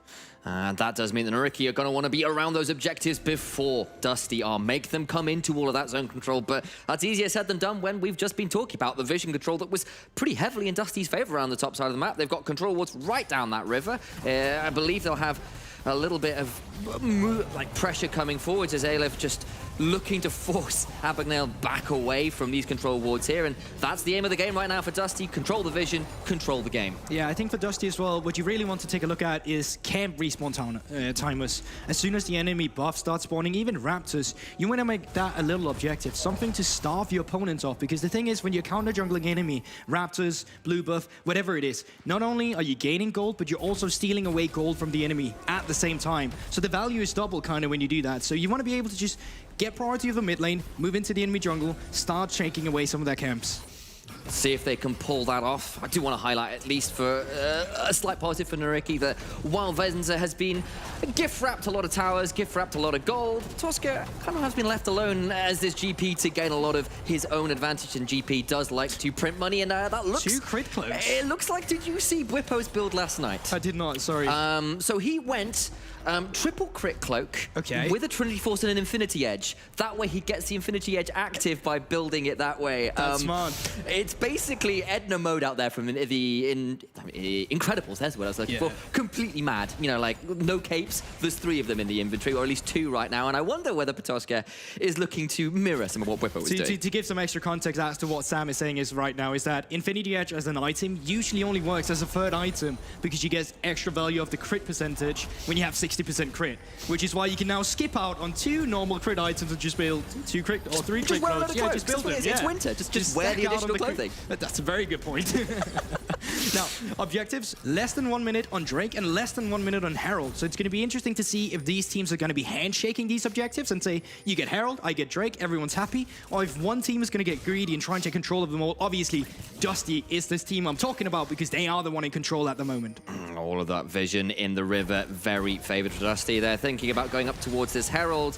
Viking starts up. Elif is just playing bodyguard, and map zooms out. That will be a teleport in, but I just don't know how easy it will be for Noriki to even think about walking in here. It's already a decent chunk of Abagnale. And the thing is, they do have a package on the Corki. The problem is he's soloing out the Drake right now. At least on the minimap, he's running back and forth for it. And there we have it. We are just ending up in a situation where objectives will be traded. Exactly that. Dusty pick up that Herald. There wasn't really much room to contest. And will they? They're thinking about maybe just dropping this Herald mid straight away because Noriki just aren't going to be there to defend. Yeah, that wouldn't be a bad issue. You can actually cut them off guard from the river here at the ramp as well. There he goes. Drop the Herald, pick up the tower. It might be another double tower push. It's not even going to need to charge it. It's got the full HP bar. And this is exactly what you love to see from Dusty here. You get the Drake's objectives. We don't care for it. We're taking control of the map. We can stop you from taking the next one. Or at least that should be the theory behind it. Package is still up, and Abagnale can look for it. Backlund did have to flash there, but it's into a cannon barrage now. In comes the package. Gonna try and blow up that Victor so low. He gets charmed up and goes down, but it's only 1 for none right now. The turnaround, though, from Viking. Stormbringer secures that. What is that? Rocket nearly deletes Venza. And that's Corki with 2 kills. That's a decent turnaround now for Noriki, who do punish at least somewhat for the shove in mid. Yeah, Venza definitely did not pay attention to his own HP bar there. He thought he got the reset and just run forward, but when Rocket was all it took, so yeah, you got a mid lane turret, you actually got 2 mid lane turrets, but Noriki, they strike back, and they keep the game close with only 1k in between the 2 teams. And that's despite 3 turrets in the advantage right now for Dusty. It looked so good, the Herald into the blocking off the entrances, getting that Herald push looks so good, and then that happens. Unfortunate side there. So just getting a little bit greedy there. Dusty finding themselves in a situation where they thought they could take the team fight. The problem is, and I see this with a lot of teams as well, is as we take a look at the replay, when you finally get the 2 turrets, you feel like, okay, we have a gold advantage now for sure. Problem is, you haven't reset yet. You haven't actually bagged to take care of this gold advantage and equalize it into items. Another thing is that the flash didn't come through from Winston in the beginning where the fight actually started. And let's take a look at his HP bar right there. He tanked the rocket, did not pay attention to it, and walked into another one. That's unfortunate, and that's a big death, and it does leave the game very, very even, and wondering, like, wow, how come with all this, you know, all these towers going down, why is it so even? I just look at the discrepancy in top lane, this Gangplank continuing to just print money for the side of Noriki. Yeah, it is obviously just a normal thing of the GP, only natural to his kit that you will have extra gold coming through as well. And now it's going to get interesting as well, because we get to this point in the game where it's going to be harder for Dusty to take care of these outer turrets, but having the mid lane trimmed pretty far back into Noriki's side, they can always just get priority of that and move their pieces around to it. So they're doing a phenomenal job with it right now. They are trading the pressure from the top side though, where you can see Aero right now. He's taking care of a turret for themselves, but the value right now is still at Dusty. They're picking up 600 gold shared between the 3 members, while Aero is only getting a little bit for himself. And remember, the game is still so close that no bounties is in place right now for these turrets. That's a Shirelius though, and in goes Abagnale. He gets on top of that target. Venza dead to rights again. No flash, no hope, and he goes down. Oh, they're looking for more though. No flash from Patoska though. And thought about it, if you get on the other side of that blast cone, it might have been different, but FGG does get out alive, and just a single pickoff. But still, once again, Venza getting caught off guard. Brilliant pickup from the side of the Sidra and Abagnale. They had the Shirelius, got the speed up through. Backlund needs to be careful as well. Abagnale is on vision. And there's no flash, remember. That'll be a step forward, though. He's going to get back into so much damage goes down. Viking flashed in for this. He's in the Chaos Storm. Desidre taking so much damage. And the tower shot is what secures it. That's a frustrating one for the side of That's what you call, Desideri. unfortunately, a little bit of an interesting step up into the turret range, just underestimating where it actually was. But once again, Noriki doing a great job at finding the pickups. They're still looking, though. Call of the Forge Gold just gets into it. There's a Sky Splitter into that strike from Viking. Shuts down the Corki, and a big pickup there. Turns it around again. That's a 40-second death timer as well. You can see there's actually pings on towards the Baron buff right now. So Venza, he is spotted out on Vision. If he can get safely to the Baron buff, this could just be Dusty trying to equalize the score, but this is Gravitum. There is Moonlight Vigil. He can be caught off guard here. Desideri is still dead. He's going to get Gravitum binding Eclipse with the flash forward. Double teleport now. That's Backland in. That's Aleph in. It's just not enough. Venza dead again. And it's Venza again. As you mentioned, it keeps being the same pattern here for Dusty. They find the team play where it looks good, but then a few individuals are just getting picked off guard. We saw Venza now 2 times in a row. Backlung as well. It's not looking good for the Dusty AD carry at this point. That could have been a potential Baron, but nice pickup once again from Noriki. And we mentioned it. It is hard for them to find these pickups, but they're doing a great job with the few tools they have. And I've got to call it out as well. Venza was like throwing down the blue trinket. He was trying to walk around. He was trying to be safe. He knew he was trying to be sensible. And he just gets flash Gravitum queued by Hazardor. I mean, what do you do at that point? I can obviously fault him that a little bit. I will say it looked like his rotation came a little earlier in the call where the team pinged Baron. He still moved down towards bottom, and then afterwards he was like, yeah, okay, I think we're doing Baron. And because of that, but that's the thing, because of just like one split moment where you're not really sure if you're going for the play or not, that is the second that actually matters. Dragon about to spawn again. Unsurprising, there's a package in Aero's inventory. And they don't look they want to start that, because Viking, of course, now has to burn the ultimate. Aleph now going to try and turn it around as well. Misses everybody. Desideri has popped the Subjugate, making some of those tanks a little less tanky, or at least I believe it was onto Aleph, so just the Ornn who was made less tanky. And big ultimates down for Dusty. That's a lot of their engage, and it's just going to give Noriki the chance to get control of this midwave and rotate to whichever objective they so choose. Yeah, they should be able to pick up the Cloud Drake for themselves. As you said, there's a lot of grounding to play around with. From the side of Noriki, you can poke with the Gangplank barrels, you can play with a Corki poke. So they should just be able to force Dusty out of this one. I don't think they can actually get something on the other side, although Baron pings are coming down. I'm not sure this is a fight you want, though. You don't have the Volibear ultimate. You don't have the Ornn ultimate. This could be a back call from Dusty. This feels like a bit of a flip, and they're taking it down pretty quickly with the damage, but Desideri is going to be around. Has got Flash, Cannon Barrage come through, and that's what makes starting Baron against Gangplank so hard. But Aleph finding an engage. That's chunks on Abagnale and Desideri. Abagnale goes in anyway, and that's a 1-for-1 support. Patoshka, Flash Trial by Fire, gets the parlay, and I tell you what, negotiations were goddamn short as Hazardor uses the passive from, or the active rather, from his Gale Force to secure another kill. Aero gets that, and now it's Baron on top for Noriki. I think they're doing it, Goldborg. I'm not too sure what Dusty's decision-making is like. They're making some very weird calls. No ultimate on the Ornn, so even trying to turn is going to be difficult. While on the other side of Noriki, they still had the Gangplank ultimate. They had so much space to play around with. Dusty was like, yeah, we had a great early game. Let's kind of throw it in the mid game. Desideri died, though. He did die.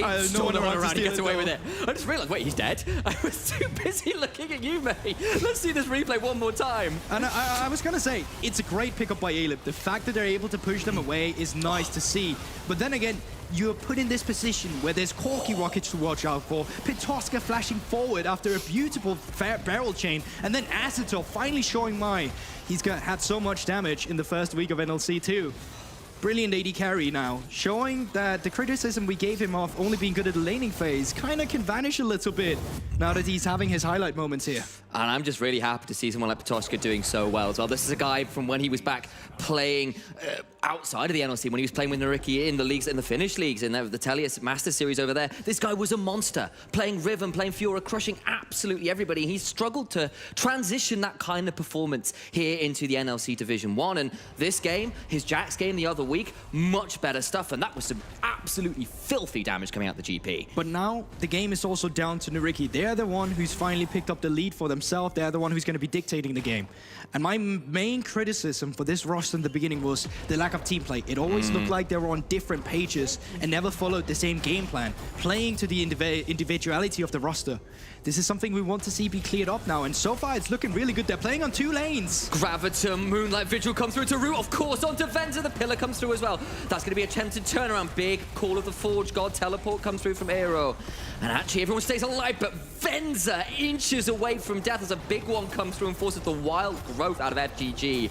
Corki just is not balanced. I love the adaptation from Aero as well, deciding to go for the AP build in this instance, because against the Victor, against the range from the Jinx, you won't get in auto-attack range. But if you start playing off your rockets instead, they won't be in range to actually target you. So it's a really good adaptation with the Corki.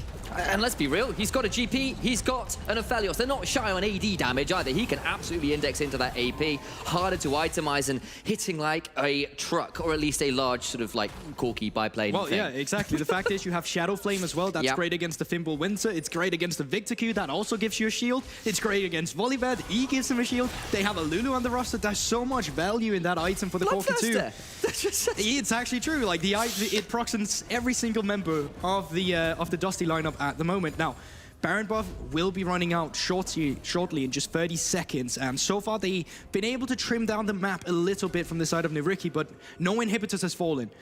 I will say though, this has given them the pressure to set up for the Drake, because the Cloud Soul is a pivotal objective for Noriki moving forward now. And when you've got someone like Trundle with Cloud Soul, Rakan with Cloud Soul, that makes that engage. It was a little bit trickier before, that much easier. Minute to go. Oh, look at Aleb. Is he spotted in the water? I think he might be. There's vision around it too. But Yeah. you can see they know as well from the side of Dusty. It's going to come down to this team fight. So far, the bot lane is completely pushed in, and there's deep vision from the side of Noriki. The river control is still in Dusty's favor, but they can only come from one point at the ramp. There's so much flank potential. And remember, Rakan is an easy champion to stop if you see where he's coming from. If Abagnale is able to get backline access from the back, oh my god, that barrel. That's going to be a different story. Pitoshka is just absolutely destroying people right now, and that's onto the support. There's no teleport, there's no way to reset. That's just going to be a Lulu at very low HP. Is Backland Oh my god. not going to spot Abagnale. He's holding his nerve. FGG needs to be so afraid he's walking onto vision. My god, there's going to be the quickness. FGG needs to be so afraid. Wildgrave comes through. Ult for ult traded. They're moving in to take away this Boober. Flash out from Viking. The pillar comes afterwards. And Insane Noriki, Wildgrove. they just chase him out. Yeah, brilliant That's it. Wildgrove there from FGG, though. He cancelled the grand entrance when he came in there. The problem is, though, once again, control is still in Nuriki's favor. And you can look at the minimap. Dusty, they forfeited this one. This is going to be Soul over to the side of Noriki. Granted, it's not an Infernal Soul, but as you mentioned yourself, these champions, there's values to this Soul for them. All right, there you go. Soul picked up.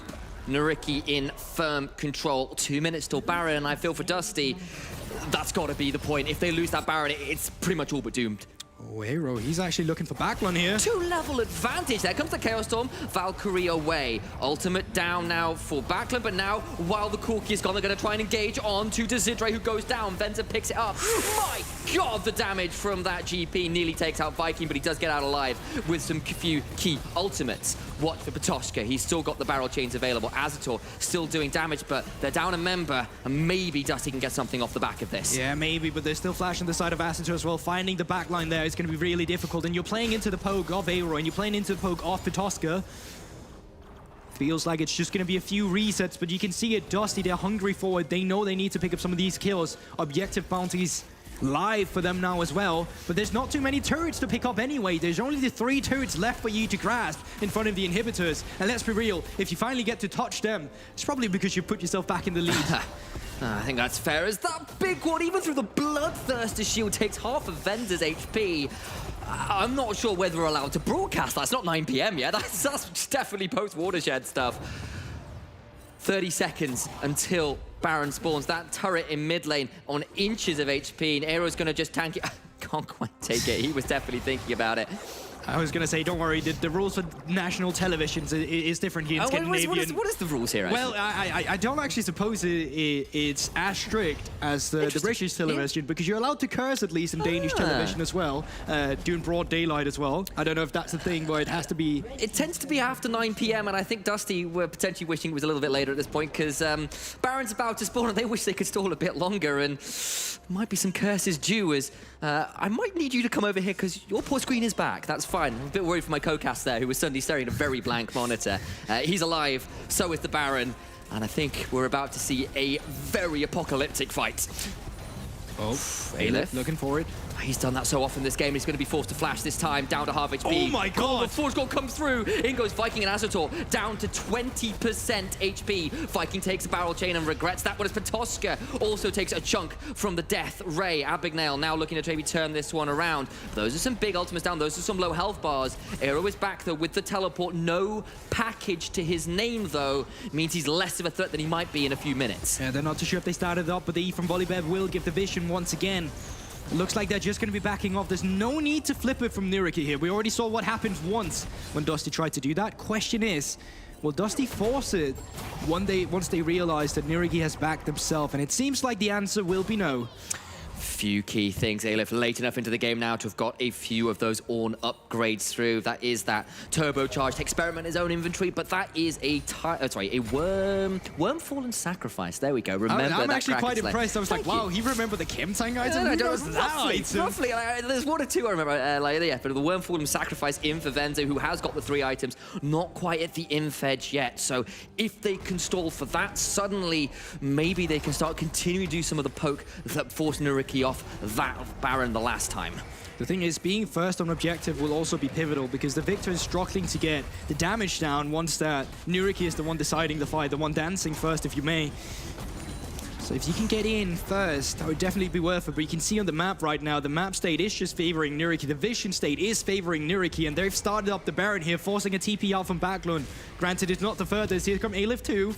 Watch for Petoska as well. The Infedge is complete for this GP. He's got enough crit codes. He's going to hit like a Drake. Abigail off. Vision going into the backside. Venza has to flash. He gets out this time, but how much damage from that quickness? He goes down. It's a 1-for-1, but I think you take support for your mid laner. Viking goes in, but he's had to go golden. The stopwatch comes through. He goes back out. That's the ult missing from Azator. The damage from Venza is just obscene. Help picks doing so much work. No rockets left for Aero. He's out of ammunition. Flashes away as well. And Dusty are holding on even down the member.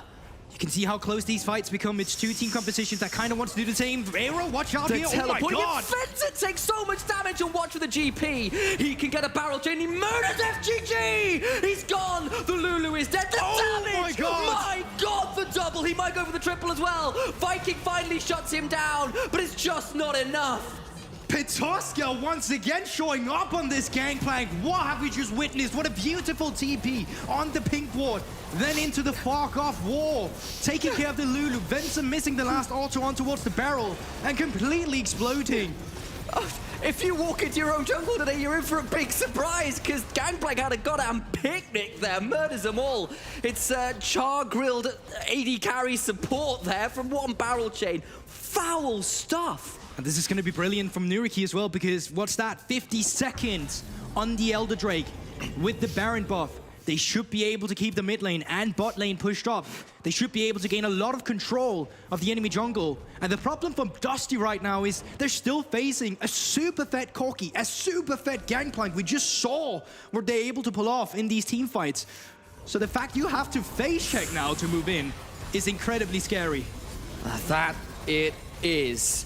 20 seconds now to Elder Drake. 20 seconds to find some way somehow to get into this river and try and keep Venza and Backlund alive. They'll go for the engage here themselves. They get onto Zidra. He's been the target and he's eviscerated. No chance, no way. That is the 7th death of the game for the jungler, who has been Dusty's target of choice. And that's the thing, no flash on the Trundle. You step up too far forward, you're still not that tanky. He's got an anathema chains, but outside of that, there's really not that many resistances in the Corki build. Aleph maybe caught off guard from a flank of Noriki. Calibrum Crescendum as the combo from Azator gets a lot of those chakrams. That's another big barrel chain into the ult. The Moonlight Vigil not quite enough for the cannon barrage.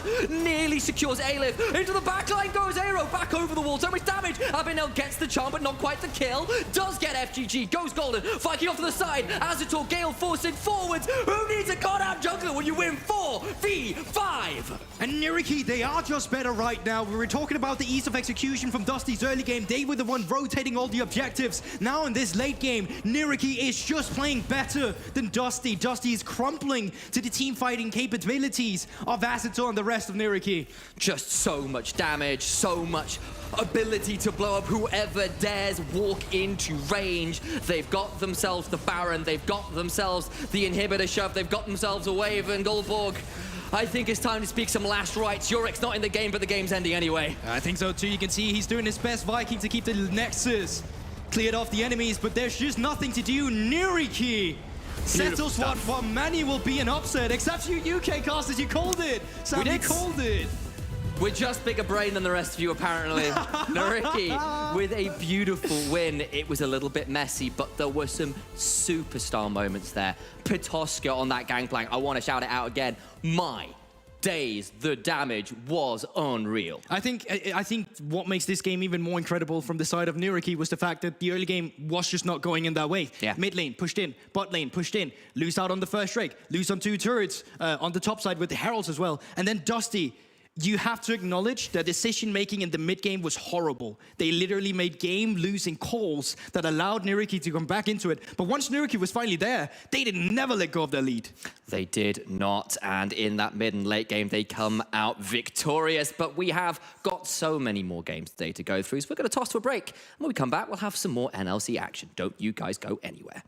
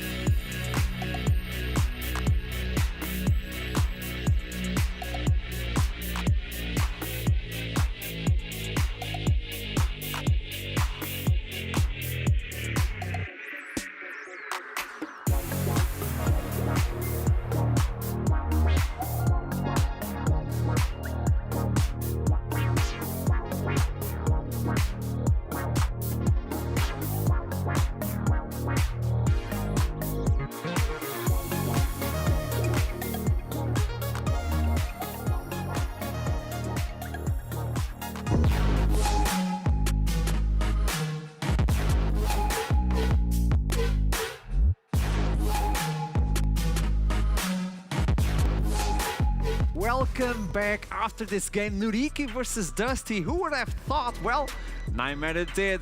This is what we're talking about. Noriki have a good team. The champion select was stellar. They had more than enough to go into the late game as long as they were capable of holding the early game. And this is exactly what they did. Then they played for Azitor on the bot lane, who's doing so well on the Aphelios. Like, I was talking with a Nightmare about this. if you want to be a good Aphelios, you need to have the control of the weapons. He did. It was amazing to see this team play. And there we go. This is a team that is on the bottom of the standings, but they might as well go into the middle of the pack. And who knows what's going to happen on the future. But I do believe I already have with me the coach from Noriki. It is Satse. Hello. Hello. Hello. It was a really good game. Like the early game, it was a little rough, I know. Yeah. But you guys picked it up. I want to talk to you about that. Let's start with the champion select.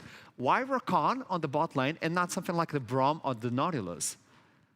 There was still like a lot of opening in the support role, and we have such good Rakan engages angles, so we prefer to go over him to secure us mid-game catch-on, knowing the fact that we had analysis over the opponent's AD carry positioning, and he dies often, let's say.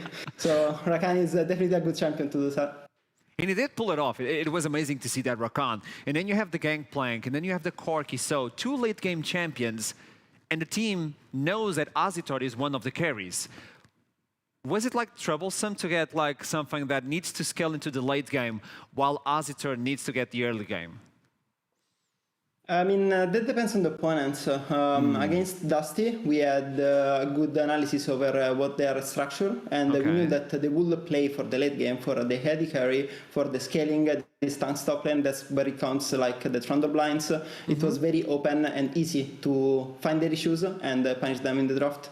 So tell me, as a coach, you were not afraid when you saw the first turret go to Jinx, all those plates, tier 2 turret going for Jinx as well. You knew that Jinx was just popping off. You were not worried at that time. You were still, okay, I got this. The team got this.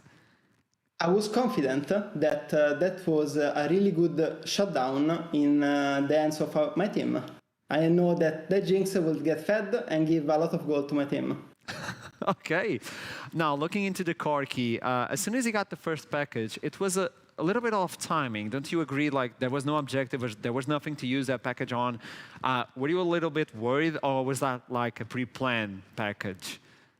We had some issues in coordinating our package. That's why we avoided the Corki early on in the season compared to other teams that jump on the hype train super early. But we were confident that even like falling behind a bit with our comp, it was very easy to punish their immobile carries, especially since they were going for non-mobile one.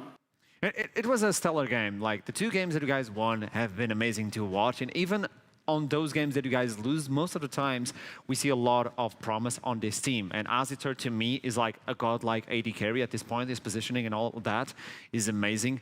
But as a coach, I need to ask you this question. Noriki, where do you see yourself at the end of the split? Because we're reaching the half of the split, and you guys are at the bottom of the standings. But you have a really good team. So, what is the plan? I mean, the plan, it was the summer. The plan was having a team that will develop throughout the spring split, but that doesn't mean that we are not aiming to get the best out of it. We are always aiming to get in the highest possible seeding, but we are preparing to strike off into the summer, knowing that we were the underdog team. So late game is always the best option. That is it. That's such a good idea. And I like when teams realize that, okay, we shouldn't go for the spring split, we should go for the summer split. We need to build up the team. We need to build up like the synergy as well. And I want to know from your side as a coach, how is the synergy between the team outside of the Rift? Oh, outside the Rift is all fine. We are all good friends, and we are a stable group. We've been playing with each other for quite a long time. I've been with Azitor for almost 3 years now, and with Abagnale and Petoska, it is over 1.5 years. So like, and the Sidere just came back from our spring split in 2021. So like, we get each other like very well. It was easy to get as a group, but obviously like in the Rift, the things changed. Thank you so much. That is really good to know that Noriki is staying together. They know their objectives, and you guys are popping off. So really good victory against Dusty. Congratulations, by the way, and thank you so much for the interview. Rock. Tudok. No one is safe from Tudok, no matter where you are, no matter where you go. Tudok will always find its way. I know you guys on chat are spamming Tudok right now. If I was on chat, I would do the same, by the way. So, this was the interview with Noriki, the winner's side, but I want to know more about Dusty as well. The team had the lead on the early game. They had everything on the Jinx. It was just perfect plan for Dusty. They had the early game, which we are always talking about, that Dusty need to find that early game, and they did find it, but it just didn't connect enough. And this is a team that it's in the middle of the pack. They can still go into the top 6, and I do know that I have Venzi with me from Dusty. Hello. Hello. It was a rough game, man. You had everything on that Jinx. I shouldn't know. I want you to tell me about this game. And we should go into the champion select. Like, you guys got everything that you needed. Then you got the volley bear. Like, is your team looking for the early game, mid game? What is the plan for Dusty right now? I mean, I think for sure we're kind of leaning towards the late game right now. But the volley bear pick, it was kind of spur of the moment. It wasn't really like planned. We just thought it was good there, so we just went for it. But yeah, I mean, the late game didn't quite work out as we planned. Okay, before we get to the late game, let's look into the early game, because you got that turret. You got the turret with the platings. You got the tier 2 as well. Everything was coming alive for you. What was wrong? Like, at what part did you feel as a Jinx player that it just crumbled to the floor? I don't know, but if there's any rioters here, I have a message. Delete Quirky. There is another question, like, why is no one banning Corki on the NLC? Actually, that is a very good question. I'm gonna start considering that question more seriously from now on. There was a point where you got a missile right on your face, and you thought, like, I should go to the front of the line. Like, what happened at that moment? Did you want to life steal from the minions? No, actually, you know what happened there? Like, I thought the rocket, like, I was looking at a different, like, I was looking forward, not at my champion, right? And the rocket, it didn't look like it hit me. And then it hit my teammates and splashed on me and did like 600 damage. And I thought I had like 800 health left, but I had like 200, and I just died to the next rocket. It was really stupid. So you got a faster recall. It happens sometimes when you need to go to base and you don't want to go through the recall. Wait, it was really fast. So yeah, it was really fast. Yeah, I can tell you that much. It was very fast recall. Trust me, I know the pain. I still don't know why people are not banning the Corki, but it's so painful. And then you were facing like a Corki, a GP. You knew that it was like a time trial for your team. What was the plan with that? Because you guys got the advantage. You knew that the late game was going to be really complicated versus Corki and GP. What happened? Yeah, I mean, I don't know. It's actually just really hard. Like, you can't really accelerate the game that much against those champs. Like, team fighting is hard, especially with our comp. Like, we have some engage, but it's hard to follow up for all the GP ult, rockets, GP barrels. I mean, I think they just had a really good draft into ours this game, so we'll play to them. But you guys are still comfortable on the standings, and we still have a few more days. We're chilling. As soon as we make the playoffs, we're winning. So you think you guys will be able to go to the playoffs, and when you get to the playoffs, it's GG? Yeah, we're just sandbagging for playoffs. You heard it here first. I like the leak, the spill as well, the tea. Thank you so much for this interview, man. And good to know that your spirits are still high, man. Yeah, no problem. Delete Quirky. Goodbye. Thank you so much. You heard it here, man. Ban Corki. Don't let it go through. But we need to go through because we have Singularity versus Eminem coming up next. It's going to be a really good one. So stick around. I'll see you soon.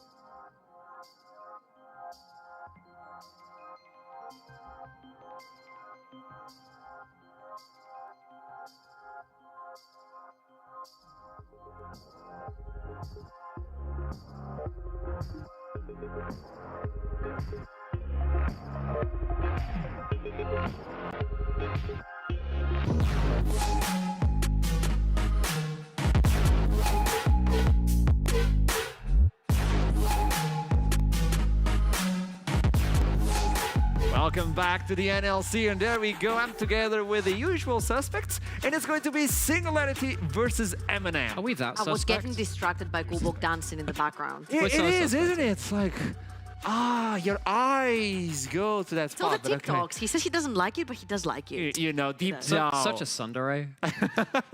Yes.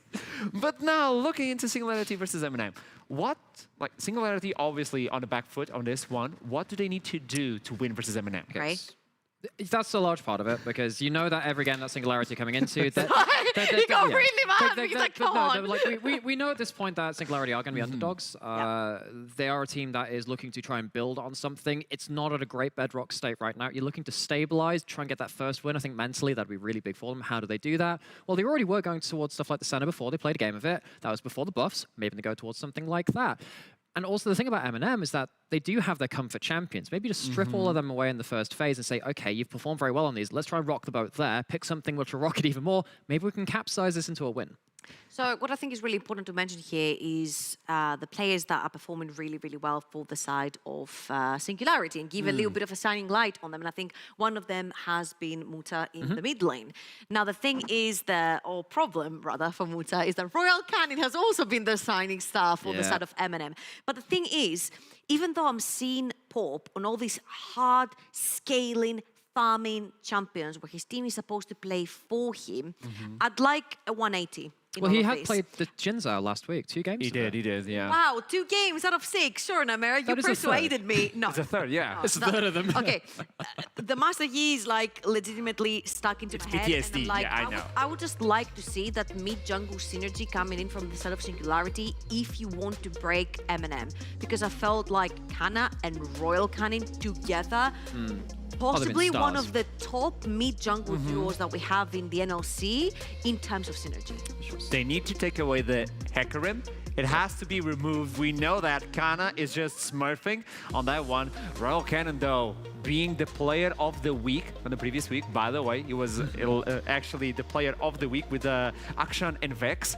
Royal Cannon was the player of the week. Like, they need to remove that as well, probably. Let's see. But then you also think down to this Ziggspan as well, because Michigu had one hell of a game on Not that just Ziggs. one, Well, not just one, the two. Ziggs. But those- maybe I was just like captivated in my mind by the one crazy one. But yes, no, he's had multiple at that point. And it just, again, it changes the way you can play through bot side. It's not the Kaelin, it's not the Jinx. It's, you go towards that Ziggs Leona and it becomes very, very difficult. And And again, I do like what Singularity are going towards that. Ban out the comfort, ban out the early game powerhouses or stabilizers. I think that's a good direction to go in. This is getting a little bit problematic. Caitlyn, Diana, Hecarim, Twisted Fate. There's so many power picks, and why I really like the fact that Singularity is leaving all of them open. They're like, okay, Eminem can only grab one of the 3 or 4 power picks that are gonna stay open, and we can grab the other 2. And I really like this because, okay, they're gonna ban the Hecarim, There we go. which is not surprisingly a power pick. We still have Caitlyn, Diana, and Twisted Fate, which get picked a lot. And if the Zinzal gets locked in right here, Singularity can take their pick. They can choose whatever they want to play. I would say we haven't necessarily seen Pop on anything like the Diana, but we know Tatooine really likes to play aggressive topside AD champions. Potentially you can lock in the Diana here, looking to play towards the top side of the map. You've got the R5 as well to help Tatooine with. I actually don't think I've ever seen Port play Diana, and I've cast him an awful lot. So it is going to be a Caitlyn on the bot side. Spike as an AD carry has really struggled in terms of the statistical side of things. Very low damage percentage, not often had any resources put into him though. So there, there are reasons for all your stats kind of being outside of the norm. This is a very different style of draft from Singularity from what we've seen in them so far. It's bot lane pressure, it's early ganking pressure, which is a little bit of what we've seen again from that last week of Singularity. I don't like it. This is the fastest Twisted Fate lock-in I've ever seen in my life.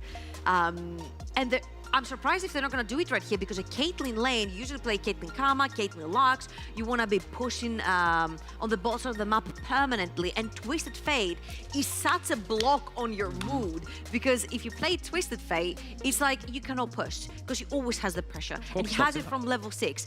I know that Corki's overpowered, we've talked about this, but I'm like, Twisted Fate breaks your push. This is spicy, this is a mage. Is it for Muta? I think it can be both, because if you lock in a really passive bot lane and you try and go towards like Mishku, going with some, not Ziggs, but the Zig-centric kind of thing, and you don't have a Nautilus, you don't have a Leona that can walk into you, this is a very high damage lane, which, I mean, as we said, Singularity have not had the resources put onto their bot side just yet. It could be there though. However, we know the mid lane matchup, it's a flex. I'm thinking that this could possibly be also an Ezreal for Mishigu. An Ezreal Karma. Ezreal Karma is like a very slippery 2 versus 2 lane. It does fairly well into any Caitlyn lane, whether it's Caitlyn with whatever champion that pokes. So even if a Xerath ends up being down in the bot lane, I don't think an Ezreal will have too much trouble with it. Yes, you've got a little bit of trouble to the point where you get pushed in and shoved in really early, but I think that you're going to be mostly fine, because you've got the Gwen that's scaling, you've got the Corki that's scaling, you kind of want to chill back. So normally I'd agree in terms of the Ezreal Karma, because that is the last like S+ spot lane. But I think if you're going to a poke war against a Kate Xerath, you're going to really suffer nothing. You want a way to close the distance. They don't think this is a Xerath bot lane. No, but it opens up the question, right? And if you are questioning it, suddenly there's like, actually, can you afford to go for the Caitlyn Karma? They get the last pick. They get to go. They get to have that last kind of pick and like have the, all according to Keikaku, translator's note, Keikaku means plan, and plan means apparently Xerath being able to be played in multiple roles. Well done. Let's see the last man. There we go. It's going to be the Jace to be removed. Now they get the opportunity to save that mid lane and then do the switcheroo. If it's a Xerath on the mid, Xerath on the bot, why are you sniffing? Why are you sniffing? That's the thing. I would go for a scaling pick. Okay, they choose to keep the Xerath as a flex still and pick the Gangplank. Yeah. I do not necessarily love the Gangplank here, because we talked about the Ezreal, and the Ezreal does not give a single S about the Gangplank ultimate, because he's so slippery, he can move around. I love the Leona. Leave the Ezreal on the bot lane. It's going to be a pushing lane for the Caitlyn anyway. Play towards the other side of the map. Get the Gwen scaling. Get the Zinzao ahead. I love this from Eminem. But then again, the problem is, like, can you afford to do that against such a good... Because let's be honest, with the meta changing the way it is, poke under tower has become very, very powerful, because you're not likely to get teleported on behind in the early game. I do think this is a good option to put that into that support. Can, of course, be flexed. Gonna see... Is this Jarvan support? Oh, it's even... We get the Janna. There we go. We get the Janna. Into the Leona. Full disengage. Let's go. I'm not that much of a fan of the Janna here, because of what Namera said. Leona into any poke support, into any Caitlyn lane is gonna absolutely massively suffer. And if she roams, then the Ezreal is in danger under tower from all the poke. And even if he's not in danger, he's gonna have to back off. A lot of plays are gonna go to the side of Caitlyn, and it's gonna snowball on the rest of the map. I think putting the Janna here is gonna take down a lot of that poke and push that a Caitlyn X whatever support, whatever poke support gives to the Caitlyn. I like the disengage towards the Leona, towards the Zinzao, yes, but do they have re-engage? They have a lot of poke. They've got the Ezreal, they've got the Corki. I'm still siding with Eminem. So, I mean, if we're going to put the microscope back on Porp, it does feel like the Jarvan is the odd one out in that composition. It's the only one which wants to be going that way, while everyone wants us to be going that way. And so who is he going to lock in? Who's he going to lock the in? Ezreal? Someone like that, yeah, lots of The people that can get Corki? outside of that. You know, lots of mobility on that front. So it does seem like Eminem have that ability to maybe, if they do get that early game lead, which we've seen from them before, play with that and just say, actually, we don't care that we're playing at range at this point. You don't have the items to punish us. If you play disengage, you don't have the goal to do that. We'll win through our early game leads. So the champion select is already done. The Stairway to Heaven by Eminem is still rising. Will Singularity be able to do anything at all? I don't know, but obviously it's going to be with the Costas initialize and Goldberg. Shh, no Stairway. Well, maybe we'll go for the highway to hell instead. I always did like AC/DC. And I've been given very specific instructions, guys. I was told to ask Goldberg one very simple question. What do you think about the draft?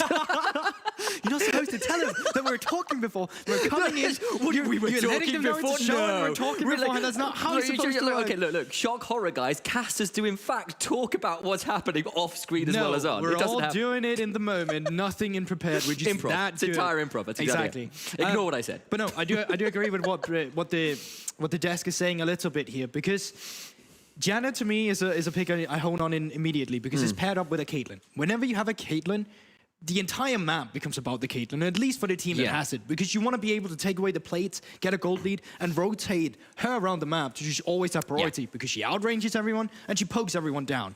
So I like the adaptation to come through instead of saying, all right, you know what, let's go for the Ezreal, we have the Corki as well, here's poke. So going for the last pick with the Janna here, I'm a bit ambivalent about it, and the reason is that Janna is a great disengage champion. Yes. But you're playing into Ezreal, and you're playing into Corki. You don't disengage those champions. They just poke. And that's why it's like, it's great into Sin and Leona, and it does create some for you there. But if you want to move around with the Caitlyn, like... Maybe you're ceding too much. No, I don't know. It's going to come down to execution. I'm just saying that it will have value in some parts of the game, and we will see where it won't have the value. Some trade-offs for that value. Exactly. Okay. So it's also going to be interesting, because it means that if Ezreal is left alone and the Leona goes out roaming, you can't really punish as much, because it's difficult to lock down the Ezreal. It's already difficult to lock down an Ezreal as it is. When the Howling Gale is your only some form of CC or Michigu screwing up by stepping on a trap, it's going to be a bit interesting. Now, I do like the mid lane matchup too. The fact that you decide, all right, let me go for Seraph. Let me try and out... poke him with the range that I have in the Seraph, get some priority, move down to the bot lane. That's great. If you're able to display that you can get mid lane priority, move with your jungle down towards the bot lane, choke away the Ezreal, I totally see a game plan for the side of Singularity. Problem is, I mean, if you don't, then this Cork, if you've already seen what he can do once, it's going to be really scary as well, because I do love the poking element of the composition of Eminem. Yeah, there's a lot of people here who do not want to eat Corki, because I don't think there's very many champions in the game right now at all. Whichever one you happen to lock in, the ones to eat Corki Rockets post about 2 items, and we'll see how it goes. And Muta with another one of those curveballs. Singularity have tried that a few times before, some better, some worse. The Master Yi game probably most notably that really didn't work out, unfortunately, for Singularity.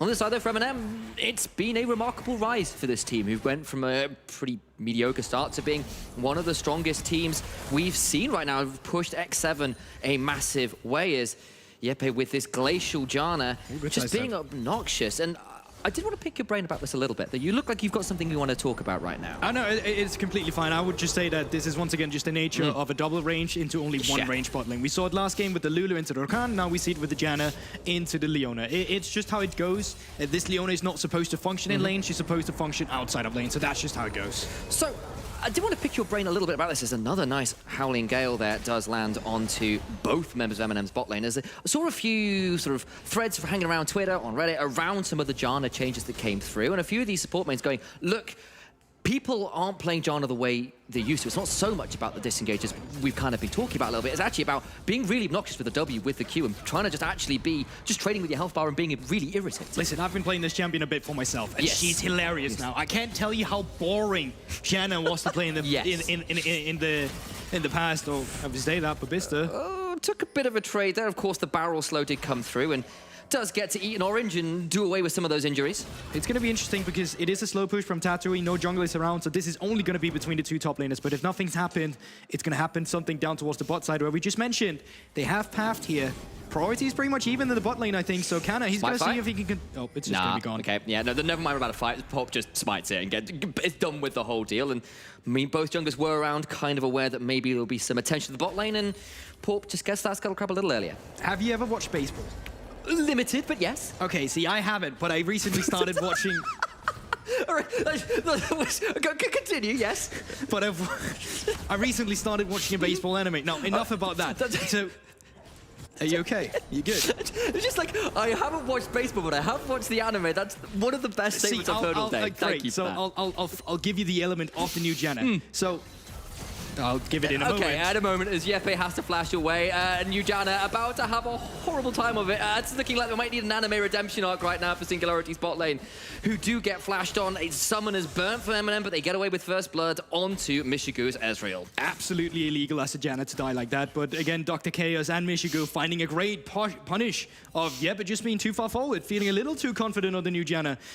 But my analogy is... Yes, I'm there now. Yeah, let's go back. So there's a pitcher in baseball, right? And you throw the ball normally. Yes. So the batters, they get used to the normal speed that you have. Yes. That is old Janna. New Janna is then what you call a change-up, where the pace is changing in the pitch. I see. So many AD carries is so used to the old Janna Q. Like, you're trying to dodge it, you expect this super slow tornado to come at you. It's super easy to dodge. But now, it's like so fast in a very limited amount of seconds of charge up. And therefore, it's even more annoying because a lot of players haven't gotten used to the new Janna yet, because so many bad habits of the old Howling Gale is still there. It's just the weather report's wrong. The wind speed's significantly higher these days, unfortunately. What is it? For only $2.99 a minute? Yeah, that's the one, exactly. You can just I will leave you breathless.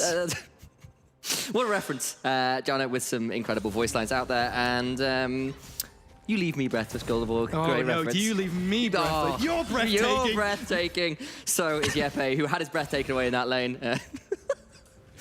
Yeah, we're having a moment here, guys. I apologize. Actually, I don't apologize for it. You guys are here for it too. It's adorable. Porp just going in there to see whether there was anything to be found. Not really, as Dr. Chaos does get into this warning. No flash. No. Remember that? Oh my days. That was very close to being troubling. And actually, he's in that bush. I wonder whether Dr. Chaos... Okay, they're both here. Both supports around and about. And there's that Howling Gale. That will reveal that Yepe is still around. He's just there to help shove away. Oh, he's got the tail and he'll get out. Surely he gets out. Yeah, he's going to walk away. Okay, enough stress. Yeah, some spider sensors was definitely ticking. But the thing is, for the SNG early game right now, you may not seem like it, but it's already going horrible, as Tatooine may be displaying as well up towards the top side. He's pushed away. He is a bit there. Does have to back off. Of course, got the orange to tack himself up, and seems all right for now. But another thing is that the Caitlyn lane is not working. No. The thing is with Caitlyn, you have to make the early game work. You have to be able to push down plates. Because if you do not get ahead of the enemy AD carry, I mean, you have mobility in the net, but it's really not going to save you when it's a poke composition on the side of Eminem. Like, you can try and dodge away as much as you want. You will just get poked down, and you're not going to be able to respond back because you're not ahead of the curve in terms of items. So it's going to be a bit more difficult to play. And so far, Pop on the Jarvan, I mean, it's a ganking jungler. You want to be able to gank before the first 7 minutes, but he's not been able to find a single lane to influence either. Did turn a bot and got that Skull Crab, but guess who was there? Kana. You know, that's the part of the problem, is if when you're kind of turning up at the same time as the other jungler, it's like, do I want this 3v3? Do I want this 2v2? And thus far, the answer has been no. It's been a quite early game, and honestly, that, as Goldborg has been saying, favors Eminem. They get the early Drake. They've managed to make this Caitlyn pretty unremarkable. Exactly, because let's talk a little bit about the expectations as well. The expectations to this Seraph was he was going to be able to contest the Corki in terms of the wave. He has not been able to do so. The expectations of the Caitlyn Janna bot lane was they were going to be able to push the Leona and Ezreal. They have not been able to do that. And because of that, Kana has just been doing a great job of just, all right, I'm just going to take the Drake. It's free real estate. Now he can move up towards the top side.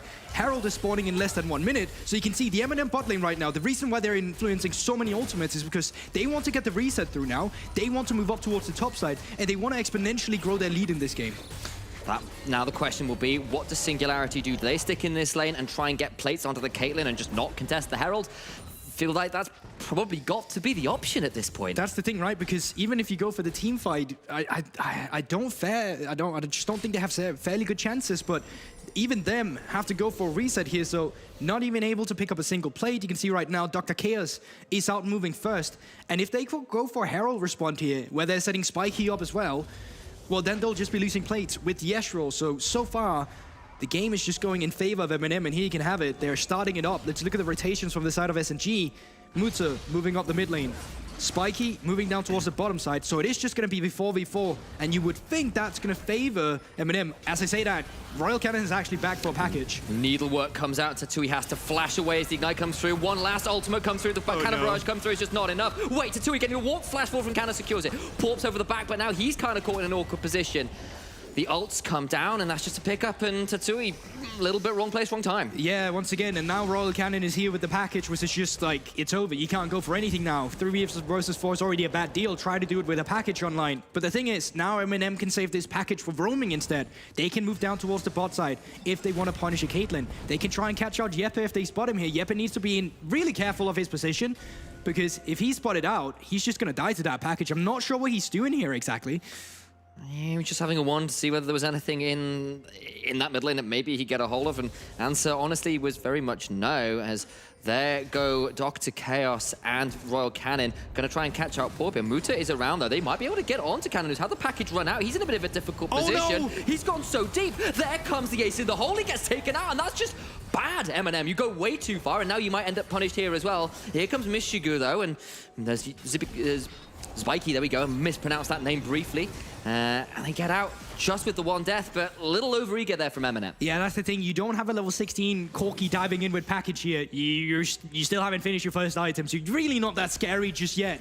So Royal Cannon feeling a bit too bold going in there, and there we'll also see the global capabilities of SNG's comp. Ace in the hole, the Arcane Barrage from Seraph as well, rather, making it a bit too difficult when you dive too far forward. And a moment there for Singularity to feel a bit happier about. Do manage to get Royal Cannon, who has been one of the best performers in the mid lane, really, for a lot of at least like in terms of the big playmaking. His Vex games when paired up with Kano's infamous Hecarim have been phenomenal.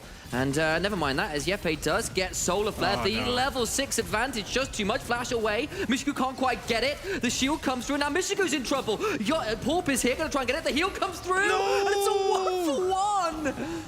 What a mess. Even when it goes right for SNG, it goes wrong. 1-for-1 being traded there. AD carries going down, and it's a good passing from Porp. They found Dr. Chaos going a bit too far forward. Yeppe able to stay alive with the extra shielding. Well, let's have a look at the replay, see what actually happened. So Yeppe haven't actually hit level 6 yet, so Chaos sees an opportunity, but Spiky doing a phenomenal job there, tanking the W and the Q from the Astral, making sure that his support stays alive. Then just taking a bit too many shots here, and the last auto attack from Mishigu is enough to at least trade even off that deal. Gets the shot off after death, a little bit of Beyond the Grave going on there, 1-for-1. And that's something, of course, Mishigu did have to burn the flash there, so that's an advantage of Spiky, but it's definitely not working out perfectly for Singularity. That's a lot of damage though. Arcane Barrage coming through. Royal Cannon does have the flash, hasn't had to use it. Dr. Chaos comes into mid lane and forces the reset of the artillery barrage. Can't hold position any longer. This is great. Royal Cannon is getting choked out immensely here, and there's 20 seconds for the Drake to spawn. The good call for Eminem there would have just been let Royal Cannon stay healthy, let him push in the mid lane, and let's go set up the Drake, because we are stronger right now. But so far down in the bot lane as well, you can see Singularity, they're actually doing a really good job at pushing away the enemy carries. Got the Herald in inventory though, does Cannon, maybe looking to cheat some of that pressure, use it as a counterweight for this dragon, which has now spawned.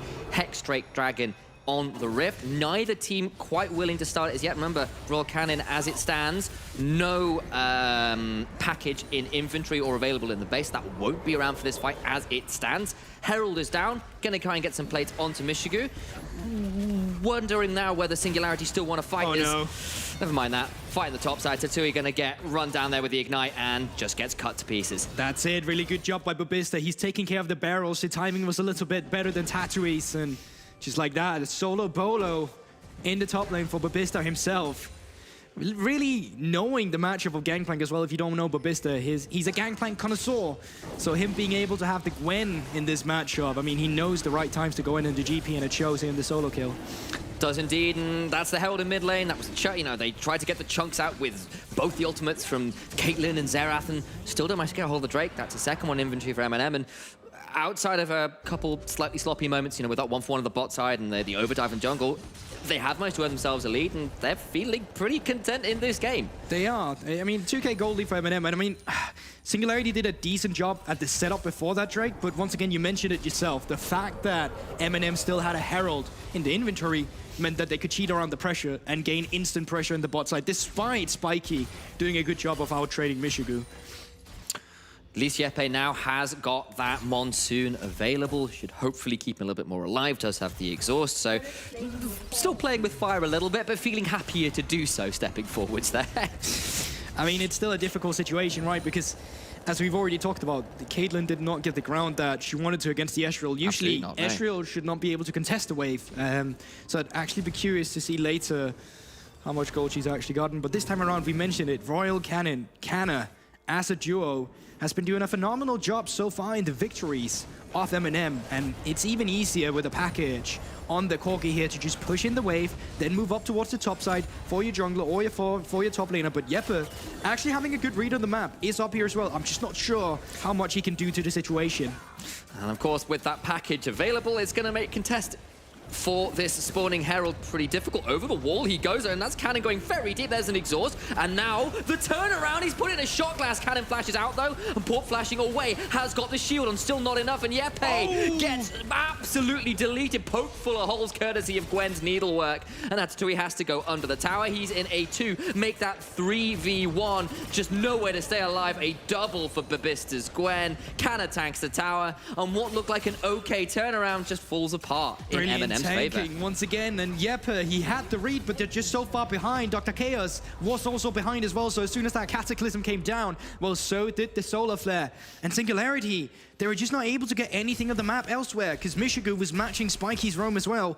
So it's just, once again, nothing's going right for Singularity, and everything's going right for Eminem, who did a phenomenal job at setting up that play with the Corki from the mid lane moving up. And here's the replay, and I honestly thought when the Cataclysm into the Xerath ultimate was coming down, I thought, yes, maybe they've got it game. Maybe Cannon's got too deep, and just turns out not to be the case. Exactly. This time around, he had the flashes. He's able to dodge out. Shielding from 4 almost seals the deal for them, and then the needlework on Yepe. Beautiful job by Babista. Tatui, you can flash body, but you can't escape these members running you down. There's no teammate to help you. You can see Muta. He's trying to make his way up there on the Seraph too, but he's not going to be able to pull anything off. Is not indeed, and now that gold lead, which was only about 2,000, extended significantly now in the favor of Eminem, up a healthy 4,000, well, 3,000 or so gold. No, 4, I can do it. I don't want to do maths on air, and that's why clearly I can't count. But see, I have the same issue. That's why I never mention it. I did it, and then I think it's, I got it right, and then I second guessed myself, which was not the right call. Every league should have it as LCS does it, where they literally just show you the deficit in numbers in between the teams. Yeah, alas, I had to do math live, and my arithmetic skills let me down. Haven't let Eminem down. I'm a dropout, so I mean, I have actually got 2 degrees, so like I should be smart. Wow, I should be able to do this. I've got a master's. I did well in it. Well, okay, I'm trying to help you here. I'm sorry. Like, there's nothing to help. You're kind of digging your own grave. No, yeah, it's all right. Babista might be digging his own grave as well. No. Okay, they walk into him. He's got a needlework, and he's got so much damage. Oh my god. Lord. I thought Gangplank was supposed to be a semi-counter. The Monsoon comes through. He's put into the Cataclysm. They just not got damage. That's just so unreal. Poor Pastorfly can drag away, and here's Dr. Chaos as a slowdown from the Howling Gale, and they get out, but they opted in for that play. Remember, that was 3 people running into Babista, doing their best to find him, and I mean, they just can't do anything. They have to use the disengage of Janna immediately after engaging. It was like, engage, engage. Abort, abort. The problem is both your damage dealers still yet to complete a mythic item. It's like, Porp's done okay, some good counter ganks and stuff, but he's just able to pull it off at these moments. And a 0-3 Gangplank versus a 3-0-2 Gwen with boots, first item, and additional items in inventory. I'm looking at that Dark Seal and thinking there might be a Medjay's sometime soon at this rate. Here's the thing. Right now, let's be real. SNG, they're not winning team fights. Nope. We're taking into the map state. Nope. They're not winning on side lanes either. We're looking at objectives. They're not winning on objectives either. The Drake's 22nd for soul point for Eminem. I mean, Eminem, they're just doing an amazing job as a team of riding the wave of the momentum that they've built up towards the later weeks. But you can see SNG, they believe they're not counted out of this game just yet. And if they find a miracle fight, a miracle pickup, finding some of these shutdowns as well, either on the Gwen or the Xin Zhao. They may get a way back into this game. They've started up the Drake themselves now. They have. They put down the Caitlyn traps as well, and before the second items are complete, Singularity can fight sort of on parity. The difference, of course, is that Ezreal with the second item completion, but Eminem just go, fine, take the dragon. We won't fight. We'll throw the Herald down in mid. We'll get another tower, get the shove in down here as well, get that tower chunked out to about a third or lower. And it ends up being a trade, and not necessarily in Singularity's favor. No, they got a turret on the top side as well, so 600 gold for the Corki. Mid lane's opened up. For Bista opening up bot lane. Dr. Chaos getting engaged on. He just turns around the Shield of Daybreak into that Solar Flare. The Cataclysm's coming through to Tui. Taken pretty low, but the Monsoon keeps him alive. For now, it's still not enough. Stunned in play. Porp goes down. It's double to Mishigo. He's flashing forwards. He's definitely feeling it at this point. No mana. That Mystic Shot goes wild. Mishigo takes a chunk from that ace in a hole. It's a lethality build for Caitlyn by doing that much damage, but he gets a double. He's 4-1-0, and this game... Royal Countess behind Why is he them. there? What are you doing? This is how many times he dived this far? He's got package as well. No. This... okay, well, he's there. He packages out of the base. But Bista started on this tier 2 and bought the tier 2 in mid fell, and Eminem, if they weren't winning before, they certainly are now. That was like a short flashback to Worlds of Jin. He's ulting from the enemy base. One Fong remains. My God. And I mean, this Corki has a shutdown with a 0-1-3 score. If that doesn't tell you how far ahead Eminem is right now, I don't know what will. And I mean, maybe this will with a 4 versus 3 situation that they're just turning around. They've locked this Xin Zhao into a Cataclysm with Crescent Strike open for the Xin Zhao, meaning that Spiky, he's not doing any damage. Hepper, I mean, he's Janna. He's not doing any damage to begin with anyway. So, yep, it's difficult. I think that's probably a fairly solid phrase for a lot of Singularity season thus far. It hasn't been easy, and unfortunately this game looking like it's going to be continuing like the rest thus far. They do have some scaling. You know, Caitlyn, Xerath, GP, if they can get some late items, you can play zone control with those picks, but they are already down over 9,000 gold, pretty much. I mean, just shy of it, but that is a lot of gold to be down at 20 minutes. They have lost every single neutral objective aside from one Infernal Dragon. Everything else has been in favor of Eminem, and even that Infernal Dragon came in trade for that play you just saw then. Exactly, that was an Infernal Drake for opening the mid lane turret, for opening the bot second turret, and opening the top second turret. So, I mean, close to 1.5 gold. Yeah, we've all seen the meme of the trade deal. Like, I think there's trade deal, and just like on one side it's just incredibly weighted to the other. You get Infernal Drake, I get every 3 turrets, a team fight, and pressure on the map once again. And I mean, it's difficult, right? Yes. Because with Singularity, I mean, at this point, let's all be real, they're just not showing up. The players know it, we know it. It's a difficult situation. We see them come in with some ideas like the Seraph to match the Corki, but even then, like, all the first 3 Ws missed in laning phase, and just like that, all of a sudden Corki gained the prio, and it's just a little bit over. Now Baron has been started from Eminem, and you can see Porp. He is in position to try and come around for it, but even them, Royal Cannon and Dr. Chaos is just looking for him. Like, they're so far ahead they can allow themselves to do this. Dr. Chaos thinking about taking the Blast Cone, teleport in from behind. GP not come over yet. Flash forward for the win, becomes lightning. Porp taken so low, so is Spiky, who goes down to Mishigu, picks up his 5th kill of the game. Cannon Barrage comes through, but that's just a 21-gun salute, and it's on the grave of Spiky, who's dead. 5v4, no ultimates available. And Babista's just 1v4ing in the mid lane. Plays your bets, plays your bets. Can he 1 versus 4? I think he can definitely go for it. He can! He's how many levels? He's at least 2 levels up onto Tui. He's 5 levels up on the Janna. Muta does no damage. It's 3,000 HP down, and now actually with that Altman coming through, might be able to get into the back end of this pit down to try and stay. He stole it! Porp, you god! It was a moment they needed, and Singularity managed to steal away the Baron, courtesy of a couple of ultimate burns. All right, now let's get credit for this deal. It was beautiful. It's great. It keeps Singularity in the game. Now let me just bring up my reality hammer real quick. Are you sure? Oh, that's a big hammer. Oh, it is, bro. Reality is quite heavy, quite often, unfortunately. There's still quite a big goal behind. There's still 3rd Drake coming up from the side of Eminem. So And even when they're pushing out like this with the Baron buff, they are still going to be playing on the back end. Like, they're still going to be playing on the back foot. So they need more of this. They need to find ways of either finding a pick in this team fight or finding a steal once again. But the thing is, when you're trying to steal Drake on red side, you don't have a wall to go over. You have to face them first before coming through. Look, okay, I'm going to continue your analogy. You've got your reality hammer, but the thing is, Singularity might be able to break new ground, find themselves a bit of a gold vein underground, get some money in that inventory with this Baron, maybe stall out, and maybe that's the reality that they can find beneath this wasteland that is the game so far. If Singularity can win this game, then that means all dreams can come true. Indeed. And you should just drop whatever you do, quit your job, and follow your dreams. Exactly it. I could hear When You Wish Upon a Star, courtesy of Disney, come flying in the background, and it would be a bit of a fairy tale come Don't true at this mention that point. name. That's true. Might get in trouble. I've said it once, but I think I got away with it. Mickey's gonna get mad. Yeah, that's certainly something. Mickey getting mad. I mean, it's not Kingdom Hearts, mate. Come on now. All right. I mean, have you seen South Park? I'm just saying. All right, we've got to bring it back. The hysteria is setting in. Eminem about to stabilize things despite the lost Baron, will pick up Infernal Soul points, though I appreciate Muta throwing down the Arcane Barrage to maybe pick up a steal. Yeah, if they stole the objective, they stole our hearts if that one came through as well, but unfortunately, Soul Point for Eminem and an Infernal Drake with an Estral and with a Corki. I mean, those Mystic Shot, those Rock hits, they're already annoying to deal with. They're just going to get even more annoying to deal with in 5 more minutes if the game is not already over by then. Yeah, of course, it's not the full poke build from Royal Cannon. He's gone towards that Immortal Shield bow, no Luden, so a little bit tanky, a little less of the nuclear warheads for an R button.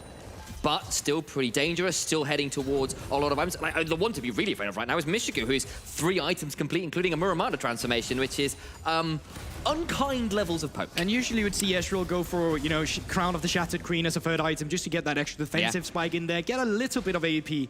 But with this, you're just like, I'm not afraid to die. I'm just going to be pulling on a ton of damage on you. And the extra slow you get now on the Mystic Shot, not only is it great for the damage with the follow-up, but it's also easier for Dr. Chaos to come in with a Senate Blade, for Kana as well with the follow-up, and for the Gwen to stick up already with the slow from the Needlework. Like, the chase potential just gets easier for Eminem. Well, the Baron has now worn off. It's allowed Singularity to stall for a little bit, but what has it bought them? 2nd items just about on the main carries.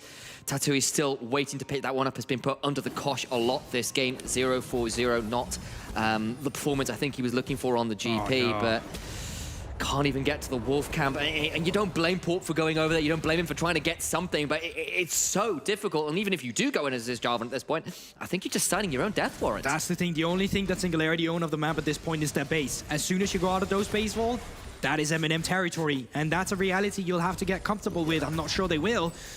I mean, like, they should be playing the Crime City screens, because it's looking like a bit of a protection racket now for Eminem, and it looks like... Is that a mobile game? I don't know. Is that the one I keep getting an ad for? But probably, you know, it's not, you know, I'm not raiding anything anytime soon. Okay. But all the same, like, he's coming, it's like knocking on the door and going, yeah, your protection's up on this, and we're going to take, you know, repo your entire base at this point. Don't even own your own property right now, and it is just feeling a little bit like bullying, like, that's the most damage you can do with Janna right now, and everyone else is like, can we hold on to these turrets? Maybe? And that's the thing, because you can turtle all you want. Eminem, they're in no rush. They can just wait the 2 minutes for the Baron. They can wait the 2 minutes and 30 seconds for the Elder Soul to come through as well. And just like that, then you pulled off the Exodia. You're ready to end the game. No one's ever been able to do that. Well, yes, they have quite a couple times, but it's still Eminem in pure domination in this game. The deepest wards that Singularity have right now are the ones they managed to place over the initial wall to the jungle on their side. That is as deep as it goes. They've got one just behind the wolf pit, and they've got one on the other side of the jungle, and that's kind of it. That's what this is costing them more than anything else. Is even if they wanted to contest, that's it. You've got one lost ward. It's not even physical. It's not even active. It's a corrupted ward. It's just like, it is there, but it's not yours. That's all they've got. They can see nothing. Anything they want to contest is just so far out of reach. It's so in the dark. Like, can you really look at that? It's a horror story. It's like those old games. It's like just playing Warcraft in the old days, where you have not enabled this map yet. You have to pad through to really know what's in there. So they're trying to pad in there now. Exactly. Should have gone to Twisted Treeline. That's where they should have been. Clearly unlocked the wrong map. That's the problem. Oh no, the memories. Bring it back. Alas. No 3v3 mode, this is a 5v5, even if it is feeling a little bit like... I hesitate to say... I thought about saying, well, unfortunately for Singularity, they are such a long way behind, and they really do need to try and hold on for another item, because they aren't playing at parity with the other champions. They're not really playing champion to champion right now, just because of the discrepancies in experience, in items. That is a death cap on Gwen. It's rough. It's definitely rough, and now you can see they're just taking care of the last zone control. Even if SNG wants to make their way in here, they'll need to find a path where they're not spotted on vision. And you can see Pop on the minimap. He's trying to come from an unconventional angle. But even then, they try push up towards the top side. The Crocs right now, he's spotted out. They know exactly where he is now. Yep, he's going to step forward. He's at half HP. Yeah, but oh my day, he just hopped before he's gone. Even with the Monsoon, he's just dead. And Porp is on vision. He doesn't know. He thinks he's off. He's trying to find a way through. But the vision might be dark for you, Singularity. It is clear as crystal for Eminem. Mishigu picks up the kill. They're going to try and steal it. They're going to knock it down pretty low, only to 1,000 HP. And Canna holds the smite. Yeah, thank you for the leash, boys. I mean, I've seen a series where GP Ultimate would come in clutch and put a team to Worlds, but this was definitely not that serious with the GP. And now with Baron being up and available, they can try and look for the end now. They can try and move down to the Infernal Soul, even if they would like it. I don't think they need it, but it's the icing on cake you can easily get. Well, it was a worthy attempt. It was the look for another miracle, but Bista's hopping in and he is immune to any attempt to Singularity. The heal is forced and maybe he's just gone too far. That's a big pickup. But even in a 5 versus 4, I don't know whether Singularity want to take it, but they get a hold of it. But Bista goes too deep and Singularity just about hold on, and Eminem just turn back to the Infernal Drake instead. Okay, so Eminem definitely not clean about it. Now they're like, oh, guess we couldn't just end with the Baron. Let's try and just get the Infernals rolled for herself, and then we'll start up the sieging again. The fact is, like, this still doesn't do anything for SNG, right? Like, they get a pickup, they get a shot down. Muta, he's looking good as well on the Seraph. 101, brilliant farm as well, considering how pushed and far back they've been shoved into their base, but it's just not going to be the difference. Oh boy, Porp takes so much damage. He goes golden cannons taken to half HP. But Mishigu, he's looking to absolutely murder anybody remaining. The Infernal Soul comes through and just crunches anything remaining. It's Muta firing off one final right of the Arcane. Dr. Chaos with a little bit of a dance spam in mid lane, and I think it's all but over for the weeping. Like a soldier at a funeral firing the last shot for his fallen comrades. Alas, poor Singularity, we knew the well. 0 and 7 is what they're looking down the barrel of in this game. The shots will fire out courtesy of Mishigu. Towers starting to fall. Muta trying to do what little he can that's remaining. But instead it's Eminem. It felt like it was theirs from the moment Caitlyn couldn't get the advantage in bot. And it's true. You know, the tools that Singularity drafted for themselves, the win conditions, they're too difficult to play. And it's not to give these players any criticism, because I feel like they're having a rough time right now. But when you then draft a composition that is factored around you having to get the Caitlyn ahead, and then later in the mid game having to play around the grounding of a Gangplank and of a Seraph, where there's no realistic engage unless you throw Jarvan in there, it becomes a very difficult composition to pilot, and I just don't think it benefits the situation that they're finding themselves in. On the other end of the coin, though, Eminem still looking really good despite a few hiccups here towards the late game. They really are, and this is a team that has gone from strength to strength. They pick up another victory, and we're going to throw it to a break. And when we come back, we've still got some more to go, so don't guys go anywhere. See you in a few.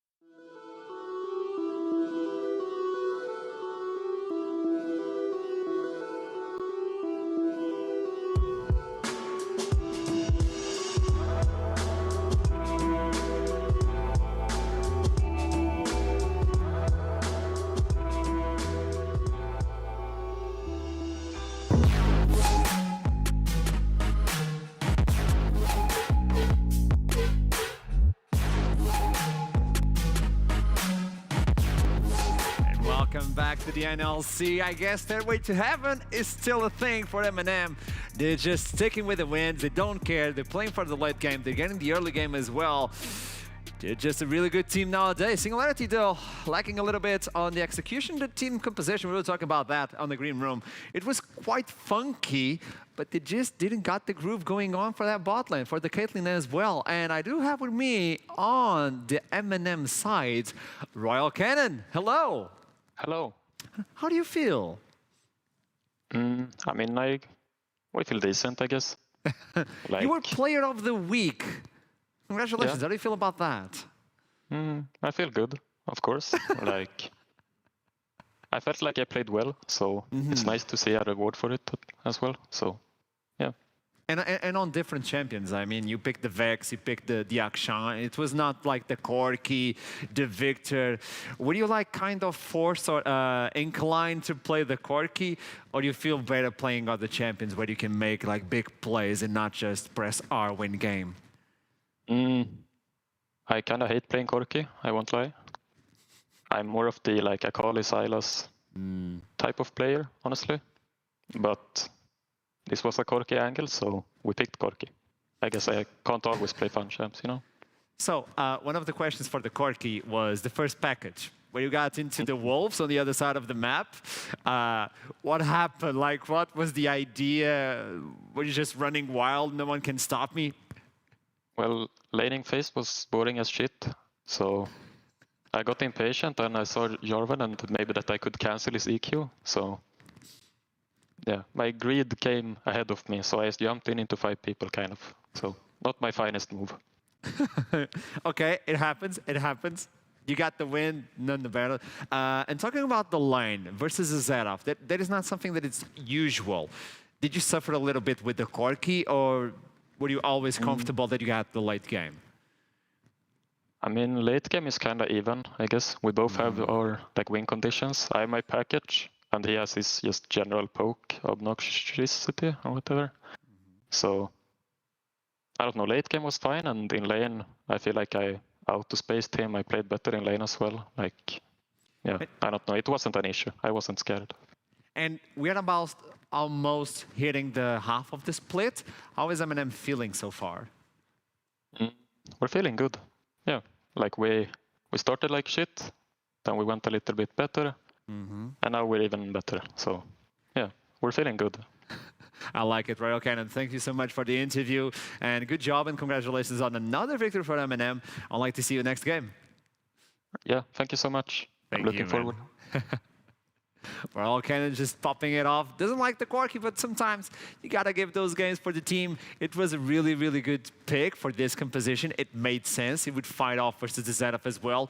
You got the poke going on. Even though Caitlyn and Xerath were supposed to play on the poking composition side alongside with the Gangplank, it just didn't happen. And when they got the lead, it was almost kind of easy to follow it up through.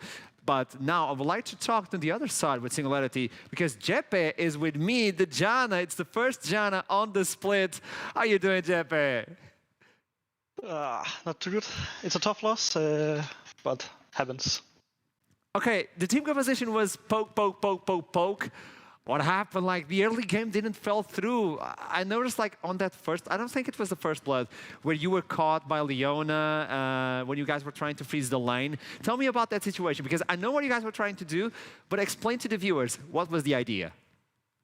Well, the idea is that we want to look to punish Leona in the lane, and because range versus melee. But I was a bit stupid, and I did the only thing that I'm not allowed to, and that's to go forward without Janna Q. Because if I always have Janna Q up, Leona can never engage. But I was a bit greedy, and I used it to get some poke down, and then I walked 1 or 2 steps too far forward, and I got punished. So we'll play to Eminem. Ever since the Janna got that upgrade on the 12.2, did you got a lot of time to play the champion, or was this like a frisk of the moment, let me just pick it up because it makes sense? I'm still not getting used to this, but I'll try to go for it. I have looked to put some practice into it, but it's definitely not like my cleanest champion yet, and so it was a little bit frisk of the moment, and we thought it was a really good pick. I think we did a bad draft. So yeah, unlucky. Where's the killing Kevin? Where's the killer Kevin? We forgot him. We accidentally picked up Spike to play today. So next game on Wednesday, Killer Kevin is activated. So Killer Kevin will be with us on Wednesday. Is that it? Yeah. We already packed him, and he's ready to fly. On Wednesday, he's gonna be here. Okay, I gotta do the tough question, man. I love you, but I gotta do it. We're reaching half of the split. You guys still don't gotta win. What is the projections for the team? Where do you see yourself at the end of the split? Tell me about it. How is the team feeling? There's some rough moments on the team right now, but I think in terms of the predicament we're in and the whole 0-7 thing, it's going fine. We have some good laughs once in a while, and it's not all downhill, but it's definitely tough. But as I said, I told my team just before I went in to do this interview, even Germany, when they were for 7-0 ahead of Brazil scored 1 goal. So on Wednesday, you have to be careful. It's the killer Kevin, it's the killer Singularity, man. Kevin. I really enjoy talking with you, man. So keep that smile up, please. I love it when you do that. And I'll see you on Wednesday. Yeah, see you. It's a deal, man. See ya.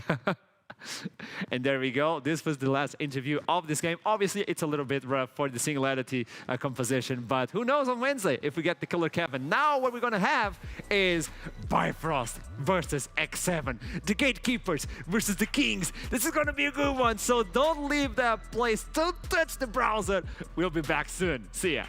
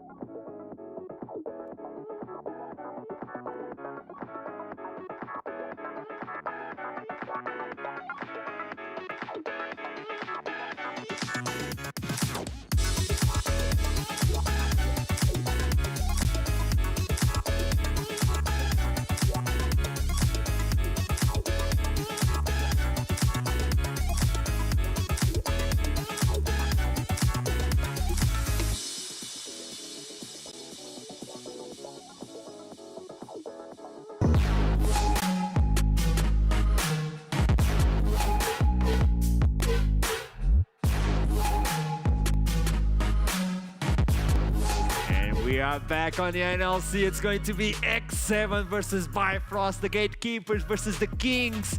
We're about to jump into the Champion Select. We still have like 1 minute, 2 minutes.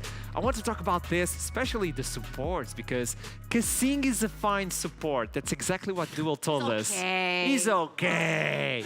Would you find him okay? He's alright. He's alright, yeah. He's alright. Fancy him, You got to appreciate that, though, right? Because, like, I like this. Because actually, you know, when you get down to like ERLs or some other regions, which have sometimes been a bit dumped on at some points, it's like, oh, they're not LCK, they're not LPL. You're not allowed to say you're going to win everything. That is exactly the mindset you should have. LCK has sort of joined X7. Little bit got that Korean connection. Yeah. They do. But yeah, that's the kind of mindset you want, right? You want to have that confidence, say, yeah, actually, no, I can go up against the best and do it. Because if you go in with a losing matchup, it's been said time after time, you're just not deserving to win at that point. You know, you need to be in the game mentally too. I think this is also going to solidify a lot of the questions that we have on the standings, right? Bifrost have lost only 1 game. X7 have lost 0 games, but now they're coming up against the Titans, you know? And Bifrost, we said that they were probably going to be the gatekeepers behind JDXL and Astralis, but so far they have proven themselves to be really good contenders for the first spot. And if they actually manage to take down X7 today, they also match them in the standings. Now, what is very important to mention here is that if Eminem, with a very simple front-to-back engaged draft, can push X7 to the limits. And on paper, you see that the roster that is in Bifrost right now is a little bit above what Eminem is sporting. You see that there are a bunch of chances for Bifrost to pull the upset. So this could be the end of your prediction at week 1. No, it's not, but you know, I'm trying to make this even. I mean, I think whether it's this game or the rematch we got in the second round robin, I think Bifrost will take one of them. I think they'll take one of them. That'll be my prediction then. I've got no actual interesting forfeit for it, but I think they'll take one of them. I don't know whether it will be today. Last week, I think actually admitted by themselves when we had some of the members on post-game interviews and stuff, it was Duel actually. I was saying actually, no, we're not on the best form right now. The games did go a bit long. In the first couple of weeks, they were a lot more explosive. The early games were a lot more concise. They were a lot more sharp. They need to return to that today. There is no kind of second chances kind of thing against a team the caliber of X7. Also with the return of the Akalis and the Chem Tanks and everything like this, Fury. Come on, we have to talk about Fury. We mentioned, yeah, okay, how his adaptability has been insane. He plays the front-to-backs, he plays the Corkies, he plays the Victors, but when this guy was on the Akali, he was able to 1v9, put the whole team in his backpack. No, he doesn't have to do that. He doesn't have to put the team in his backpack, but being able to play the Akali and having around him a team that's going to support him while doing so, I think could be a very pivotal point for them. But hot take on Fury, though, I think he had a pretty bad week last week. I think he's got to stand back up again because there was that Silas game where I was like, wow, after the draft, I was like, wow, he's got so many good ults to steal. And actually kind of made a bit of a mess of it in the mid game. Late game is very good, but needs that. Maybe you can have a bit of a stand-up moment again this game. Finally got a hold of this Champion Select. There we go. Trinamere is going to be removed. Do we fancy any picks? Trouble? Do I fancy any picks? Do you fancy any? I mean, I don't know, man. What are Tempt and Harrow are going to bring? I feel like Diana in the hands of Harrow needs to completely be taken away. It is absolutely illegal to be played. I'm thinking Harrow Hecarim is also pretty illegal to be played. Then I'm thinking Tempt Vex. Like, there's a lot of things that are going through my head, and I'm like, some of them are going to go through the pick and ban. Of course, Corki on the red side is something very normal. And I'm like, I'm looking at Bifrost and I'm like, do you want to deal with the Diana or the Hecarim? The answer is probably the Just Hecarim. no more helicopter. So, I'm so sorry. But the thing about Fury, though, is also that he's... okay, he's actually played... he's played 6 unique champions in 6 games as well. You know, we've talked about M&S playing 1 champion, a new one every game. Fury's been really hard to pin down his own champion pool as well. So if we talk about, you know, going towards comfort, well, what is comfort for the mid-jungle duo of Bifrost? They've actually been making a whistle-stop tour of a lot of different ways to play. I'd say lock in Akali. Just go with Akali. Shikari can play it. Fury is an absolutely insane Akali. You can go towards the AP path. You can go towards the tank path. Don't do this to me, man. It's the first Take big it away. fish. And it's going to be a fancy... No, but doesn't this work into the supports, the skill matchups, the everything? Great. ego pick. I love it. What do you bring You versus just wait Thresh as until a Cassie support? locks in Yumi. Yeah, I want to see that. I want to see these picks now. I want to see support versus support. This is not the usual, oh, I want to see that line, but I want this. Ooh, okay. If this gets locked in here, it's pretty huge. Because the way Haru and Tempt have been playing as well is going to be really good with something like a Senna. Tempt can play any melee he wants. Haru plays a lot of melee champion. Duh, he's playing jungle. And I think if we can see a Tam Kent, a Sion, a Set towards the bot side of the No. map. What? It's a little bit It of a is race so and good. sleep, What do you mean no? But Tom Kench is so non-interactive. It's a fasting Senna. And bitch, the Kench is so good right now with the Senna. No, clog the frog. What? Bench the Kench, clog the frog.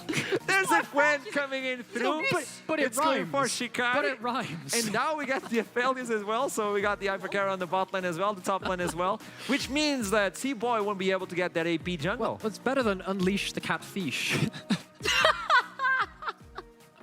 I've lost control. This is happening. Okay. Okay. Don't you point that at me. Last pick before we go to the second rotation of bans. Where are we going? Yeah, I'm Mid? thinking they're either going to... There we go. You got it. You got it. I was about to Good say, job. they're either going to Amazing. mirror the top lane matchup, and Akal does pretty okay into any matchup at the moment, especially after Bamisyntas is like super strong in lane as he gets push priority.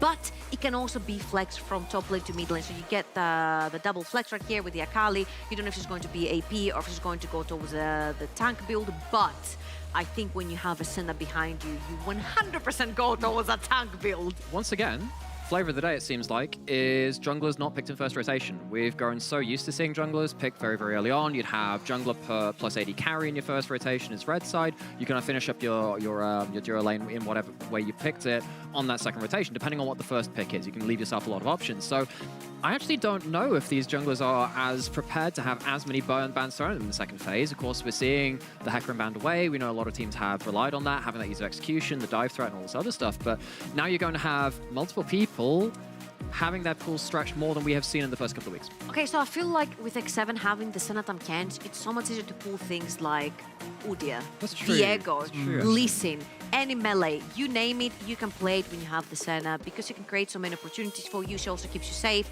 If she's not your safety layer, then you've got the Devour from Tam Kent as well. It's just, I feel like if you just build on tankiness from the set of X7, you will outscale to the gods. But then you're into an Aphelios, and then I'm suddenly like, oh. Do it, yes, yes. That's cool. I like that. But like, if you're picking very tanky and not enough playmaking, all you're doing is giving a really nice gold graph to Odie at the end of the game. That's the problem I feel. Because then you've also got one of these phony front lines. You've got the Gwen who pops the W and says, no, you can't damage with the Senna through this. The Senna can't just DPS me down. In a front to back in that sense, I think you can have a couple of issues. Oh, okay. I was expecting, I got you baited, but this Poppy makes a lot of sense in my opinion. Well, Lee Sin and Akali are kind of in jail. Yeah, absolutely. I think C-Boy is on point here, going for the Poppy, because especially you're going to be meeting that Lee Sin in the river or in skirmishes or in counter ganks, so you want to be able to keep him at arm's length. This is exactly what Poppy does. Also keeps your Aphelios pretty safe, Yes. because even if the Akali goes towards a tank build, she's more than capable of one-shotting the Aphelios if she finds him in the backline. Now with the addition of Poppy and the Thresh providing peel for that Aphelios, it becomes a little bit harder So I to kill him. Yeah, so I saw the Zillion right then, I'm like, hold on. actually, will there be any Killian in the Zillion today? But the thing is, though, the problem when you're picking up the Zillion is that if you pick that into a mage, you lose a lot. I know it's Kissing's favorite hover, but if you do pick that kind of thing, you lose out a lot of damage against mages, particularly around that 2-item mark. You really start noticing the lack of DPS. Something like a Syndra gives you the ability to unseat the Victor from his lofty perch in that laning phase quite early on. Now doing that into a Poppy, when you have that Lee Sin, it gets a bit more difficult again, but you land the right stuns, and with someone the caliber of Tempt as well, you land all those Qs early on, much like we've talked about in many laning phases, just being like, you just gotta hit your damn skill shots. If Tempt does that, Fury might be heading home early. Final thoughts. let's be honest here. I think there is not a lot of setup from the side of Bifrost unless you go towards the bot side of the map. And even if you go towards the top side of the map, there's a tank. Genji's pretty tanky. He's got shields. He's got Devour. It's going to be really hard to pin down. Whilst for X7, I think all of their playmaking is going to have to come from the top side of the map. You've got Lee Sin, you've got Syndra. That duo is unbeatable almost in a 2 versus 2. And you can also play towards your Akali top lane to stop the Gwen from scaling late game. I think X7 have got a pretty good early game in the hands. But if we're Final going to thoughts. rely on King Shikari once more, if you have that Gwen pop off and use that W to its fullest extent, this Aphelios has a shooting gallery. There's going to be a lot of damage coming out at Aphelios. If you take the front to back, you've got to make sure you don't give Gwen too many things to immune. So it's time to see this game. This is going to be a good one. We have on one side the Kings undefeated. The other side is a team that is willing to take the throne if they make one single mistake. Don't lose it. Don't blink it. This is going to be a good one. Bifrost versus X7. Kick it away, Costas. Give me the hype. Why are they not going down to the floor? I mean, who knows? The Amphibian, though, did not face Oblivion and has managed to make it in. Yes, I was prepping that one. You know it. What a draft. That was some interesting stuff. The Gwen being saved for Flex, the Akali going top. We've got Senna lanes. We've got a Thresh first pick. A lot to dissect, a lot to talk about, a lot that was kind of a lot of back and forth in that pick and ban phase there for the two teams. I think just in general, this is two teams. Sothoch. Destroyer of worlds, devourer of breadcrumbs, it most making evil creature on the it doesn't make there to any disarm you. It's to make you think it's cute and innocent. Look at those eyes. They are straight gateway into the void. That thing is here to destroy us It's all. like a goose, you know? They kind of like the appearance of a not goose quite is that kind of... Don't take it too far. Geese are like the most evil things out there. I mean, is it that That's bad? what I mean, but like, you know, they're kind of random. They're kind of, I think like when I'm looking at a goose, I'm like, I could vibe with that, but like... What's wrong with you? Don't vibe with the goose. No, but that's what I mean, because then when you do it, like it's one of the most aggressive beasts out there, and they have teeth. How much do they? They have beaks. Do they actually have teeth? Yeah, but they have teeth in their beaks. Oh, I don't think I knew that. That's horrifying. Yeah, okay, well. it's either that or the tongue. They're like, there's some horrifying fact about geese and their mouth. That's all I remember. Okay, to those brave enough to Google it, I wish you luck. I will not pretend to be an expert in the anatomy We're of geese. doing it after this game. We're Googling okay, it. I will be there Googling geese beaks with you after this Brilliant. game. But let's instead talk a little bit about maybe an interesting little level 1 start here. As that is Haru who started E first as well. Yeah, got one auto attack for one auto attack. Pretty good. But Exciting. honestly, to bring the conversation back to Yes. what you talked about, Sam, sorry so much for No bringing worries. the geese That was into the fine. I conversation. was there with you. It's fine. Yeah. I think we saw two teams here that finally shows how you adapt in a draft phase as well. Yes. Because I think initially it was some really good picks coming through from the side of X7 where they recognize they have an Aphelios. They want to play front to back. But if we take care of that back line with an Akali and now with a Lee Sin, that's going to be brilliant. We're going to take away their one win condition they have there in the carry. Obviously, there's multiple, but that was the only win condition they saw at that point. And then the adaptation to come through with the Poppy again on Bifrost's side, actually keeping the flex alive on the Poppy and the Gwen, because both can go top and jungle. And then just pairing it up with Fury on a Victor, where it's like, all right, this is safe. This gives us great zoning towards the mid game when he's finally picked up a few items. And it's going to be very nice. So it's going to come down to execution as well between these two teams, because the front to back from Bifrost, if they're successful in kiting back with Victor and Aphelios without the damage stretch from X7 to come through, they're definitely going to win the fights. But if X7 can accelerate with their roster or with their drafting in the mid or in the early game, they should be putting themselves ahead of the curve, which should make matters more difficult from the side of X7. And they do have tools to do so. I think the main one comes from the mid lane though, because the other lanes, as you can already see right now, they're struggling just a little bit. Shikari has grabbed the wave management up towards the top side. The level 1 from Gwen is better. And down towards the bot side, once again, double ranged into one range and a melee. And that does mean that Haru probably is going to want to look towards Tempt. Lee Sin, Syndra, that level 6 mark is an old talking point, but still exceptionally valued. You called it out, saying, look, if you can get things rolling there, the outplay buttons of R on Syndra and Lee Sin can definitely delete the likes of an immobile Victor, but you called it out. Shikari doing a pretty good job getting the shove in topside. The double range, sort of, between Aphelios and Thresh down there. At least the double threat from range, Exactly. I think was the way of phrasing it. Tempt on this Syndra can become Odil and Fury's worst nightmares. Yes. Because he can make sure that with one scatter of the week, you're out of the fight. I will say though, Gwen can be the shining light. They know great hook from Joel. First pick, Thresh coming out strong now. That's the flash and he's just gone. That's the moonshot coming through, and that final auto secures it. And Kasing had the exhaust available too. They just did not expect the damage on that one. Brilliant hook from Jewel to set that one up. And my word, that puts them at a deficit because that is not a fasting center. That is a farming center. They just got rid of the AD carry, cannot farm, missed a lot of waves, missed a lot of XP. And the reset is just awful. He's able to pick up a tier, or Longside, I did not see which one he picked up first. A tier. But, oh, that's definitely not what you want to see from this side of X7, especially when we were talking about this bot lane matchup. This bot lane was supposed to be neutral from the side of X7. It was, and so how well X7's bot lane has played thus far. This played great stuff from Bifrost, and considering that was a Thresh first pick as well. I made a note saying, look, I want to check in on the value of this pick in about 10-15 minutes. I don't even need to wait that long. They've got first blood off just some great play on the bot side. I was whispering that to myself as well. When I saw the first 6 bans to come out, I was like, it has to be Thresh, because if Kasing can grab it on 2, he will. And if Jewel can get it first, he definitely is the type of player to get it. And it already shows here in the game why the priority is so high. And it's not only just because it's these players, it's just Thresh as the champion right now, and also with the OPs that was already taken away. And Thresh Aphelios is a lane as old as Aphelios has been in the game, one of the first champions to pair up with the guy, and thus far, how often do you say that with a Thresh, though? Oh, Thresh Lucian when he came out. Oh, Draven, Thresh Draven. What's that, Jinx? Oh, Thresh Jinx. It's almost like Thresh is just one of the greatest support in the game. Yeah, he's pretty good. And he keeps going again. No way! The Lantern in. Main C-Boy gets the easy heroic charge afterwards. That was a slick combo. Hope we get a replay of that one. Brilliant stuff once again, and it's coming from the Bifrost bot lane this time around. C-Boy coming through the lane, I believe, to make sure that he would not get catch off guard by the vision.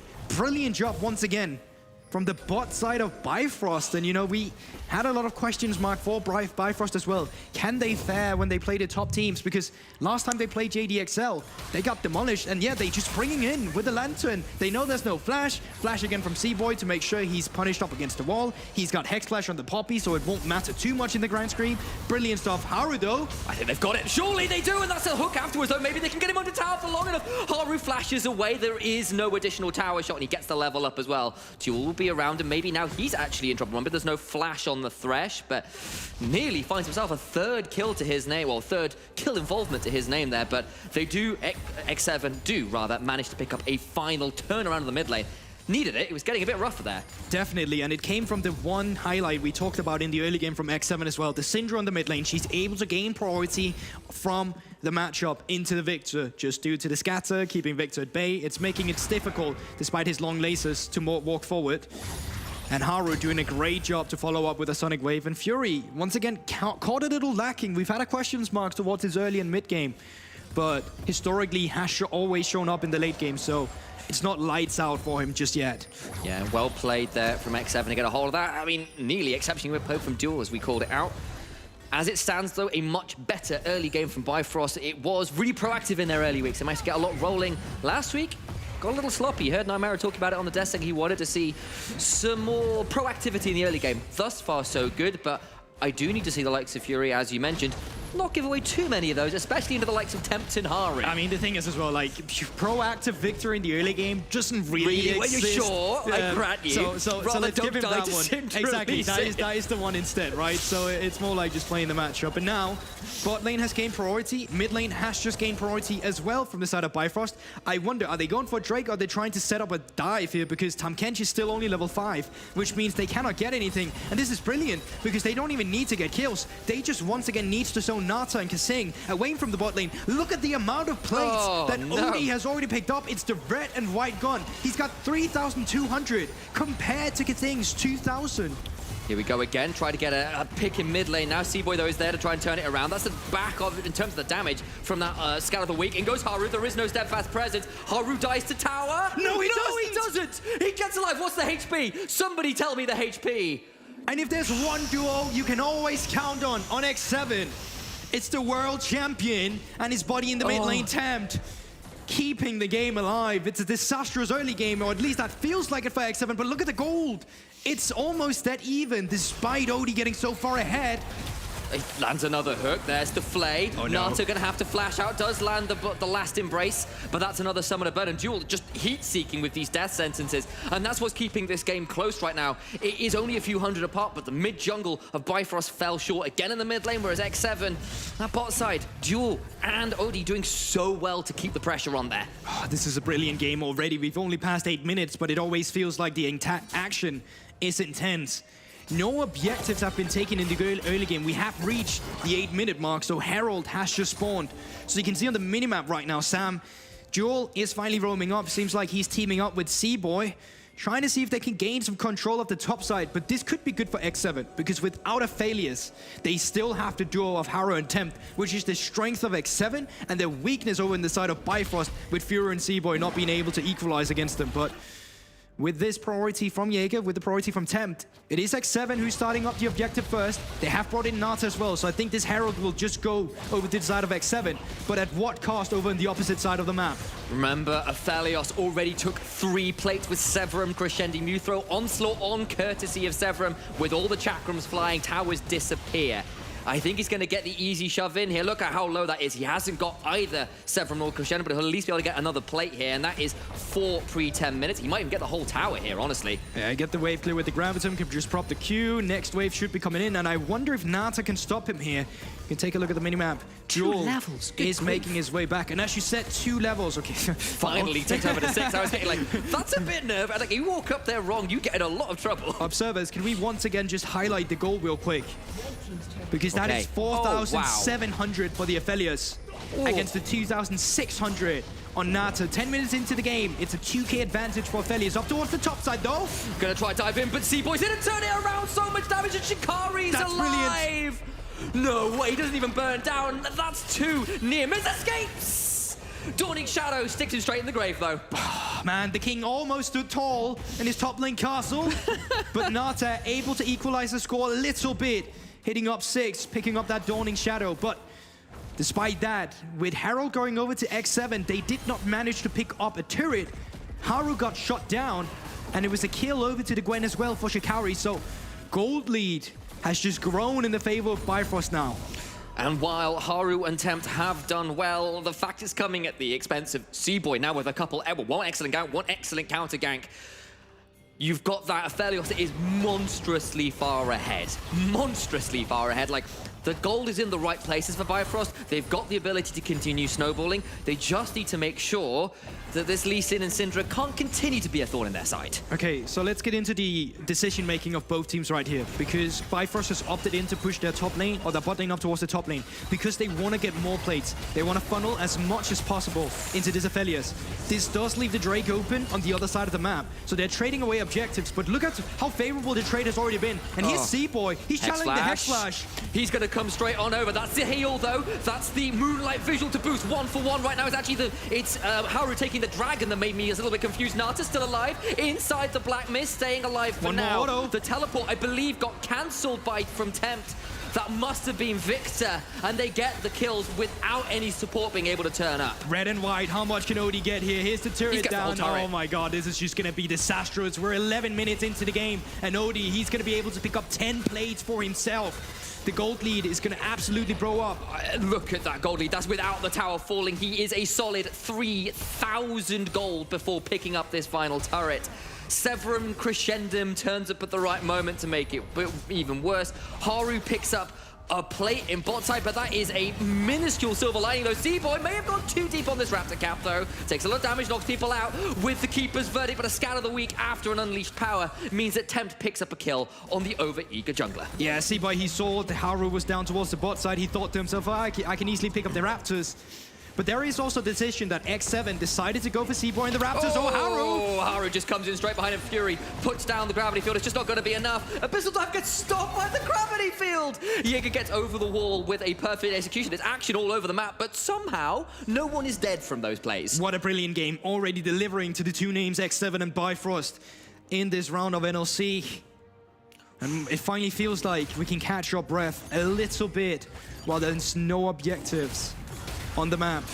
But so far, 10 plates over to Aphelios. We're 13 minutes into the game. This is usually where the first mythic item will be picked up, but Odie is on his way to his second item at this point in the game. Team fighting around this guy is going to be absolutely horrible. And remember what we talked about as well, Sam. It was important that X7 got ahead of the curve because you need to dive Odie on the backline. You need to be able to blow him up. And right now, the only member that's stopping Odie from tearing away your team is Tempt. Yeah, and he's got himself the makings of what's probably a bloodthirster. Let's be real, he's got the XP to be a little harder to kill. He's also got a Poppy, a Gwen, and a Thresh. All of you don't really want to dive into. And that's why I'm saying that Tempt is the only one, because you could argue, what about Haru, who's been doing a phenomenal job? Yeah, but realistically speaking, into the comp of a Poppy, of a Thresh, there should never be a way where he gets caught off guard. No way. No, not again. There's the Devour, though. Kasing is around, and there's a few things burned there. That's an ult down from Odie, but little else found, and nice attempt. Tempt's going to have his recall stop, though. And remember, again, Fury did manage to prevent the teleport topside, which was a nice little play. We did saw it off screen earlier, so definitely been a thought in Tempt side here and there, and it is a 3,500 gold lead right now for Bifrost. It is, and important to notice is that Jaeger as well, he's actually not going for Chem Tank. He's going there for Riftmaker Akali here. Yeah. For these fights where he knows he's going to be dealing with a front line in the beginning, but that's going to make matters a little bit more difficult in one-shotting Odie immediately, but we'll have a look at it. It is obviously still Akali. Her base numbers are through the roof when she comes down to it, but Odie and Jewel. Oh, so threatening, and they just can't force this Aphelios off the turrets. He's got Crescendum, he's got Nata down to half HP, he's up that level and a half or so still. He throws down the Sentinel turret, Haru is around, thinking about going forwards, forced to flash away from the Abyssal Dive. Now Jewel is in trouble, throws down the box, Nata gets chopped though by the wall. Seaboy is here so goddamn fast. Jaeger now coming across, does have perfect execution, but I don't think they'll find too much more. An X7 ward off the dive, they keep their mid lane turret alive, but that was a mighty tense experience for all involved. Yeah, but I feel like that was a little bit sloppy from both sides as well. You can see Joel showing that he's still human a little bit with a little bit of a Yellow Star impression there, but no, as long as dirty like that. Yellow Star's long gone, mate. Stop! He's not even here to defend himself. What is this? Hey, that's the luxury of being a caster, isn't it? But still, the silver lining for Bifrost as well is that luckily Aphelios does not go down. Objectives are on the map as well. We got second Drake and second Rift Herald. And we've been in this situation before as well, where either the teams are going to handshake it, or one team is just going to completely take over the map, and that's a flash through from Jewel. Ooh, doesn't quite land onto Tempt though. The death sentence wide. Now Jewel's in trouble. That will be Haru going forwards, down to 5% and down. Kasing picks it up. Haru gets a kick, but it's only onto Odie, who's staying alive. Nearly goes down. Got the healing from the Samurai ultimate, but is finally shut down. Of course, it's Nata, a little bit of vengeance. Seaboy rooted in place by the last embrace. Still gets taken out as Haru tries to go in and finish the kill. Can't quite. Tempt with a double scan on the wing. Fury so low. Jaeger picks it up at X7. Even when they're behind, it's just so good at finding these skirmishes and team fights. X7 just found an impossible fight. We talked about the team composition of Bifrost. There should never be allowed any backline access. But Jewel, he felt himself a little too much there. He flashed forward for Tempt, was out of range, and it enabled X7 to pick him up with no Thresh around Odie and no Poppy around either. It was easy for Haru to find his mark, and let's have a look at it again. Jewel, he gets tacked up by the Sonic Wave, no flash because he just flashed in. And the rest of Bifrost at this moment, they're too busy starting up Herald. They're so split, while the rest of X7 is in prime position to take away the carry. Shot down. Goes over to Nata, so he finally gets a little bit of resources back into the game. Haru finds himself in between a rock and a hard place, so just jumps forward. But there, you mentioned it yourself, the scatter from Tempt, standing tall on the Syndra. And what a gorgeous fight. X7 have been put behind before. Cast your mind back to that Eminem game, but they seem to be able to do this unerringly. So clutch in these mid-game fights, and it makes the game a lot more even. They are the ones with 2 dragons now. It's an ocean rift as well. They can look towards Soul Point in just about over 4 minutes. They're going to get another tower here as well, which will, well, their first tower of the game even, which will hopefully even things up even further. Bifrost at least pick up the Rift Herald, and they do still have a lead. It's just not as big as it was only a few moments ago. Oh, definitely. But now comes the problem. There's a long mid lane for X7. Odie, he's going to be able to push this one in.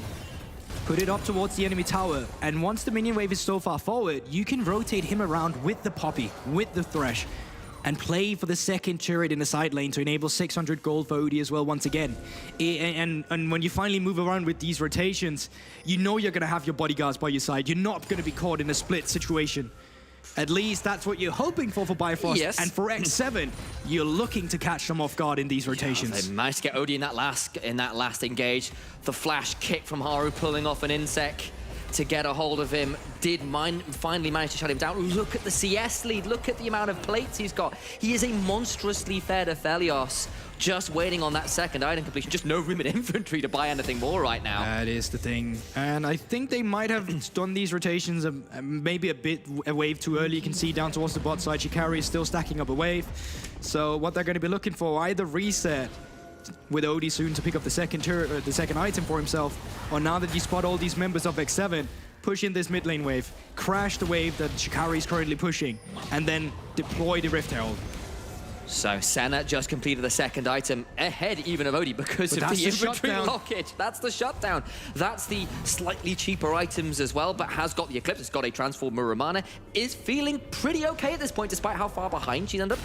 She's there. She's got enough utility at this point to be useful. She will scale as she gets more souls, and bluntly, when you've got the Akali and the Syndra with Haru as well, even at this point, still doing enough burst damage, X7 are feeling okay coming into this soul fight. That's the thing, it's not only just about the AD carries, it's also the fact that right now on the side lanes, they're actually winning out. You can see they have 2 turrets now from the side of X7. Granted, they did not get plates with these turrets, right? So not the same value.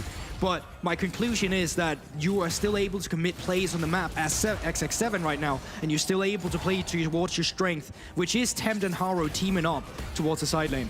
And you could see it when Tempt was pushing up in that top lane. Haru was just over the wall by that Gromp. Of course, you're a jungler, you want Gromp. It's just great. Everyone loves Gromp as a jungler. On Gromp, man. Yeah, just so much XP, you want it. And that kind of cohesion is what you want to be seeing from this duo. They've done very well thus far to keep X7 in the game. And now Fury down 2 levels, has to flash away. Scout of the Week just goes wide, and that's a minute and a half before an Ocean Soul point fight, and Fury is going to be down a very key summoner. And that's the attack we're talking about. Once again, X7, Tempt and Haru, you see them all on the time of the minimap. They're the one roaming around together. Odie this time around, he did not just wait for one item with the gold. God. He waited, I'm not sure about one. He waited for 2 long swords into a Lord Doms. That is quite the waiting time. It depends on how they're going to use this Rift Herald, but it's always 3 for... Let me start over. I'm very bad at English every now and then. Here we go.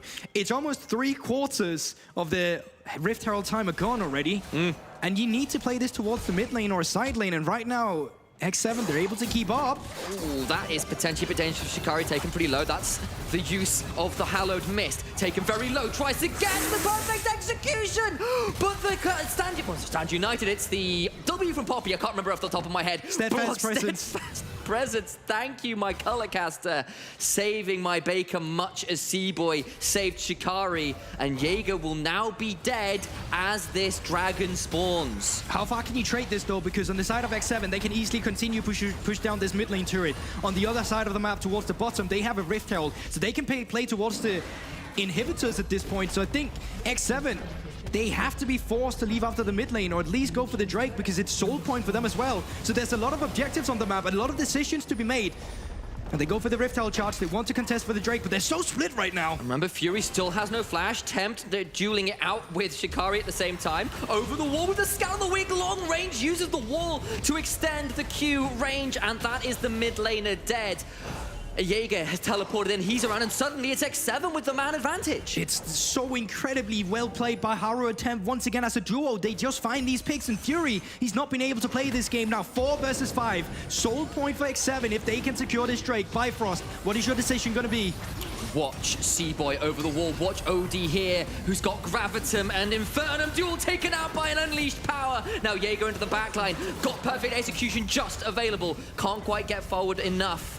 and Bifrost lose another member, they'll lose the soul point, and Shikari just teleported to the bot lane to try and get to the tower, which he does. But the decision making is so split as well, because Bifrost left this bot side to move down towards the Drake to try and contest it. But inevitably, for them, the play was still to TP Shikari into it. They could have traded the Drake for the inhibitor. Now they ended up on the worst end of that deal and only got the inhibitor turret for the soul point now for X7. So, once again, Bifrost right now have OD. X7 has a team, at least that's what it feels like. Does a bit, and yes, C-Boy has done some clutch turnarounds, some clutch saves, and he's been there. Yes, OD is so fed, but I've got to say it again, Bifrost, a little bit like Vanir in the mid-games, a little bit like Astralis in the mid-games. There have been a few mistakes.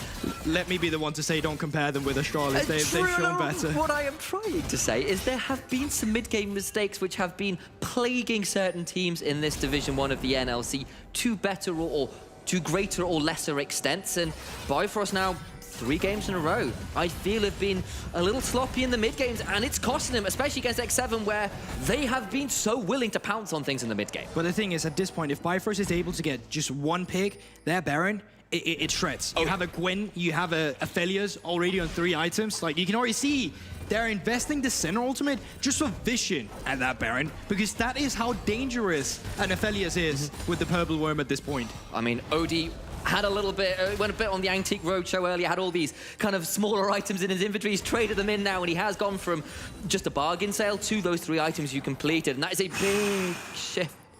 That's how Death Sentence was inches away from Duel finding another one of those picks. It's been a little bit quieter from this Thresh as the mid-game's gone on, but Bifrost still very frightening, Look especially. at Temp's position. Okay, he is spotted out on a ward. As Syndra coming from behind could have been catastrophe. Oh, yeah. And look at Temp, the man is level 15. Man alive. 60 CS up over Fury, who is 0-3-1, being bullied pretty hard by the Syndra Lee Sin, as we said. X7 would need to happen. And yes, it's a similar discrepancy for OD, but honestly, as we've said, Senna is kind of okay at this point. She can do her job. I feel Fury's a long way off being able to do his. And once again, that one thing that had to go right for X7 with the Syndra has gone right. In team fights, she's going to make Aphelios' life very difficult. The short range to play around with makes it difficult for him to walk up unless you force them to walk up. Temp currently recalling, does have TP. Haru is around. They could try and flip this. There's a lot of tools in Bifrost's kit to stop the Lee Sin from coming through. It's Calibrum Crescendo. They knock him away with the Keeper's Verdict. It's a clean Baron. There's no way to steal when you're knocked out like that by Poppy. But can X7 find anybody on the retreat? Yeah, he gets a chunk onto Duel. He throws down the box. The last embrace comes through, and he's surely dead. To rights, he does go down. But a one death for Baron on 4, absolutely worth trading every day of the week. And that was the threat we talked about here initialized, the fact that Aphelios just takes away the Baron life before. I mean, what was that, 10 seconds? Something like that. I mean, Crescendo does it. We should have started a timer just to look at the clock. See how fast you can speedrun that Baron at any percent. Clearly, it was a quick one. That's going up in the world records. Someone call Medic. He's the speedrunner among the casting community. Temp, though, off vision, gets a stun onto C-Boy. I don't think he's quite got full kill combo yet. A minute and a half until Ocean Soul will be on the table for X7. Bifrost have Baron to shove with, but they need to set up because that could be a lose condition for them. Exactly. Here's what we would like to see from Shikari and the rest of Bifrost. Shikari pushing this wave towards the top side. Recall, start playing on 2 lanes. Yeah, there we have it on the minimap. You can see it. He's recalling as well. Push in the mid lane with a unit around OD, make sure that no one's getting picked off, and then get the priority as well down towards the bot side with Shikari, with the Gwen, with the Baron buff, and then just say screw top lane. The lane is so long. Tempt. It's so close. The hook had come through. Oh my days. It is an absolute thriller out here. It's looking more like a horror movie by the second. One pick could change everything here. The Baron hasn't really achieved that much for Bifrost. It's bought them space, it's bought them time, it's bought them control in the river. As that Scout of the Week lands again, but it's not quite enough. Death Sentence just wide as well, and You can hear it in my voice. You can see it on the screen. It's tense as you like. Yeah, but when there's 30 seconds, you need to do one more wave here. You can see down towards the bottom, Shikari still pushing up towards that inhibitor. Jaeger on the top side, TPing in now to join the rest of the members. And C-Boy, he's caught off guard. What are you doing there, buddy? He's trying to buy space, has to flash away. Shikari holds his nerve. He's still shoving. He's got an open inhibitor. And Bifrost, they don't even need to start this straight necessarily. They can buy time for their top laner. Death Sentence goes wide. X7 shoving in. Shikari has left the wave. He's here to fight. They want to fight this, but look at C-Boy down to half HP. Haru is off vision behind them. There's a kick available. That control ward is going to block vision. He's still here. He's going to throw out the Sonic Wave. Dragon started by X7. Watch for Odie. Watch for C-Boy. Watch for what could be the final deciding fight of this game. Gravitum Ultimate could be a thing to set up the teammates as well. There you can see he's holding on to it. C-Boy into the back of the pit with that Hex Flash. The Keeper's Verdict coming out. Will he knock out Jaeger, who's gone into the back with the perfect execution? Who's knocked away? It is the jungler. Haru is gone. The Scout of the Week secures C-Boy in trade. It's a 1-for-1 right now as Jaeger's gone too deep. Infernum does so much damage, and that 1-for-1 absolutely favors Bifrost. They hold on for now. They're teleporting in. Remember, that inhibitor has fallen to the wave, and they're losing so much HP on this Nexus Tower to boot. Bifrost outplay it. Yeah, exactly. Great setup from the bot side there with Shikari on the waves. I will say though, Bifrost, they were really caught lacking with the mid-wave setup. When you have Baron, X7 and Temp, they should not have been able to get that. But C4, he went too far forward. Because of this, they suddenly coming into a very dire situation where X7 had a lot more room to play around with. Haru was allowed a position to flank. But as you say yourself, they trade 1-for-1. The Drake goes over to Bifrost, but this was what you were able to do with the Baron buff. Remember, it was not like you completely took over the game. Granted, now you have an inhibitor, and that's good to play for. You can leave bot lane alone now. You can play for 2 lanes instead. Keep the bot lane in the mid lane, rotate them up towards the top side afterwards. Try and take a little bit control of the game. And once again, for the love of God, keep tracking of Tempt, because he's the man that can disrupt your entire game plan. Speaking of that, man, he has been taking names all game. He'll be looking to take a few more because he's got himself a Death Note in inventory. Sorry, I mean a Medjai's. Namera's been getting to me. 10 God damn it. stacks already. That Dark Seal converted. 4 items on this Syndra. Tempt can absolutely win this game as Jaeger doesn't quite fall down to C-Boy trying to get that charge into the wall. But here comes the movement first. Bot lane pushed in mid lane. Now they're scattering control in the red side jungle here.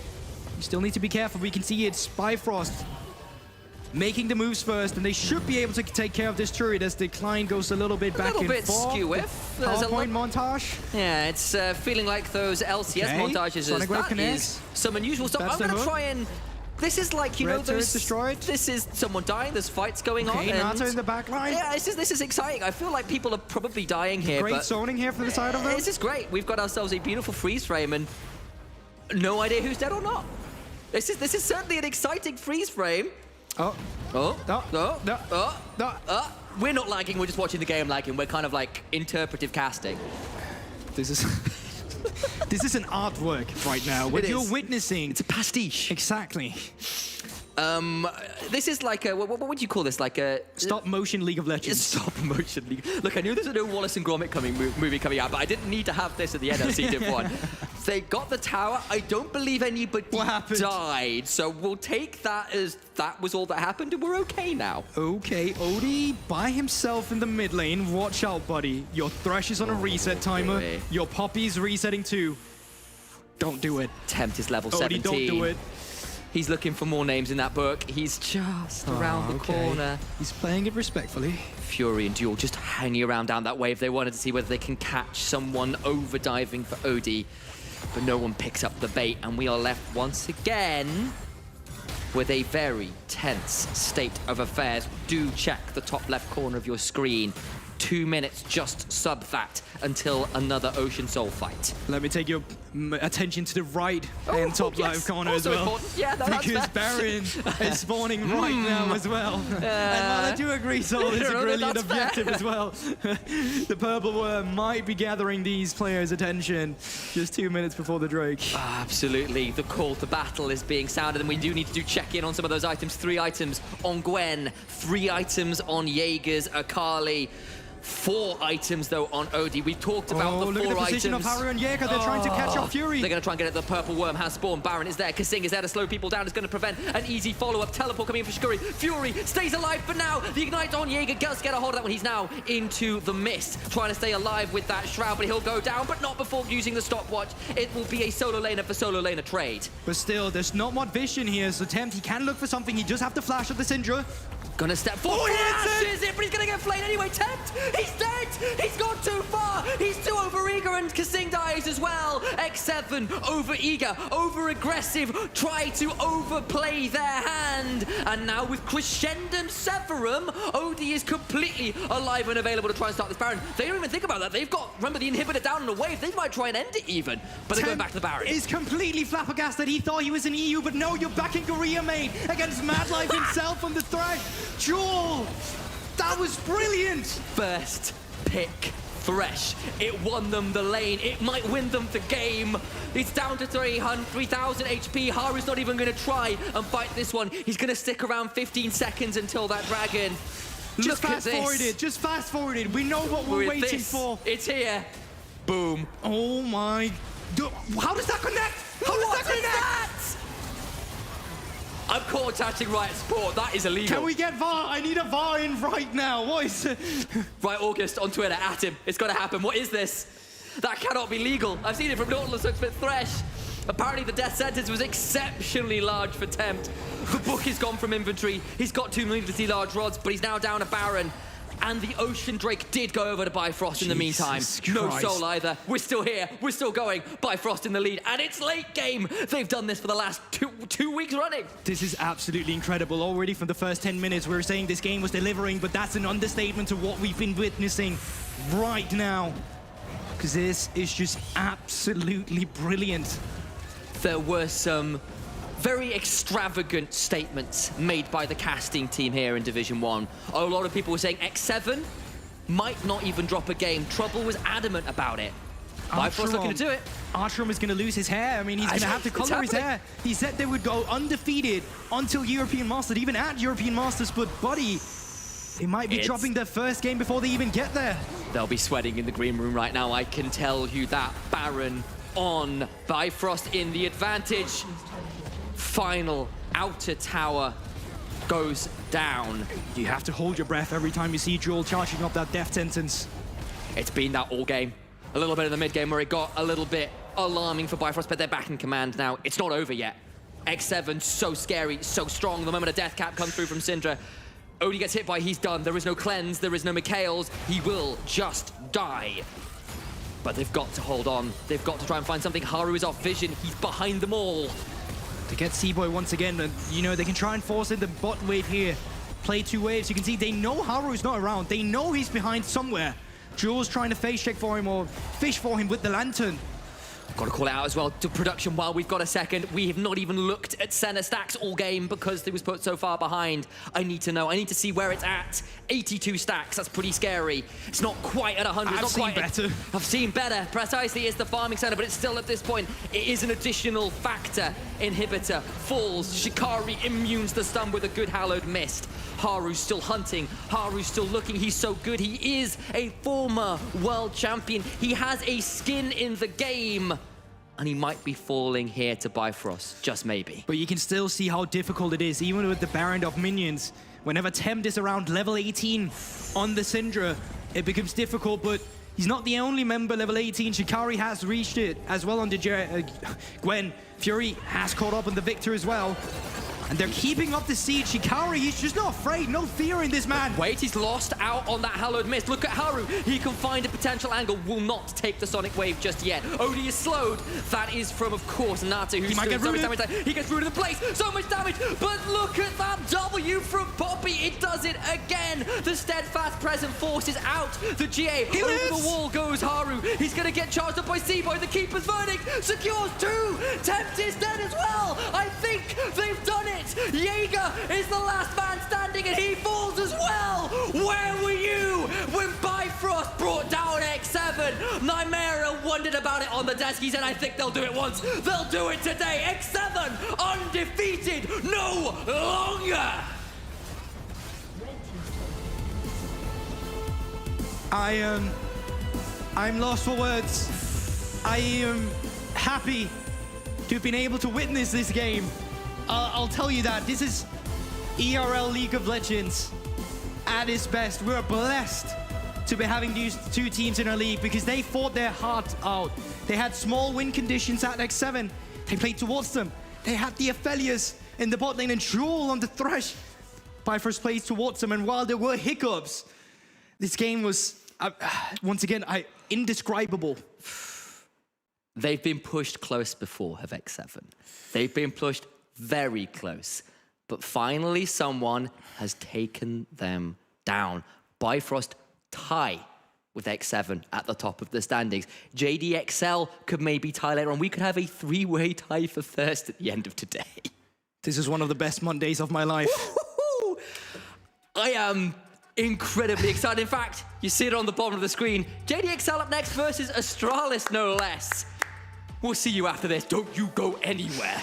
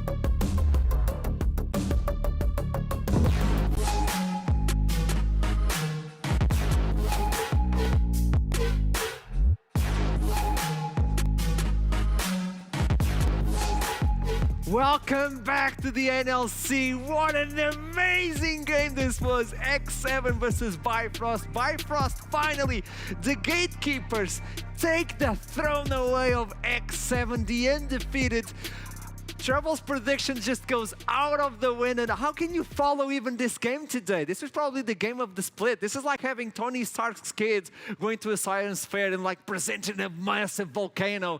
And then all of a sudden the kid comes up with a bean and like, this is not even a science project. This is amazing. This was probably the best game of the NLC so far. And we have to do the interviews. You know that. So together with me, on the winner's side, Bifrost, Fury. Hello. We are back on the winner's side. On the winner's side versus X7. Obviously, this is like the normal question, but how are you feeling? Actually, I'm not that happy about my own gameplay, but I'm happy that we won. I think for myself, I had like a lot of random deaths. I think the first one they punished well with a Syndra that the wave was bounced to me, and the other three were kind of random deaths, like some communication issues. But yeah, I mean, I'm really happy that we won against a team that has not been beaten yet. It is a tough game. It is a really tough game, especially for a control mage when the game is just oriented on the bot side or junglers just making plays. So obviously for you, it was kind of rough. But I know, I saw on Twitter, because I follow you, if you didn't got a kill, you would get benched. Did you got a kill? I have no idea. I don't think I solo killed him, but I got 2 kills, so... You know what's going to happen, don't you? No, it doesn't matter right now. You got the X7. At this point, you guys are just popping off. How do you feel about the rest of the split? Well, I'm looking forward to the upcoming games, of course. I think we have a good chance of ending top 2. I think this win was really important as well for the standings for us. So I'm looking forward to the upcoming matches. I think, yeah, there's a big chance we can end up in top 2 in this split. Spicy. And now for a follow-up spicy question. Last season, like last split, you were probably rated one of the best, if not the best mid laners on the league. And now playing on this 2022, you have to face like versus world-class mid laners. You have to face Otto. You have to face Eminem. How do you rate yourself as a mid laner? Well, I would say this split has not been the best start for me. I would say if I compare to last split, I played a lot better, but I just need to keep improving for myself. And I think like in the end, in playoffs, I will be back in form when I was last split. Is it the meta? Well, I would say the meta isn't really my style. I like to play a bit more carry champions than the majors, but I can play them as well. But I hope to play a bit more, maybe some Akali myself, or some Sylas, Aurelia, that kind of stuff I like a lot. This is something that we don't get, by the way. This is, to me, like the last question for you, so try to feed me this. We don't get to see this part of your team. I want to know what the ambience was like on the Discord call when Otto went in and you guys were able to stop him. You got the picks. You knew you got the win versus X7. How was the call? How hyped were you guys? Yeah, so when we got the Poppy, the Poppy W cancelled, of course, the Lee, and he went into GA. So I think after that, Odie had a really good ulti, followed up that I had an ulti that would zone their backline.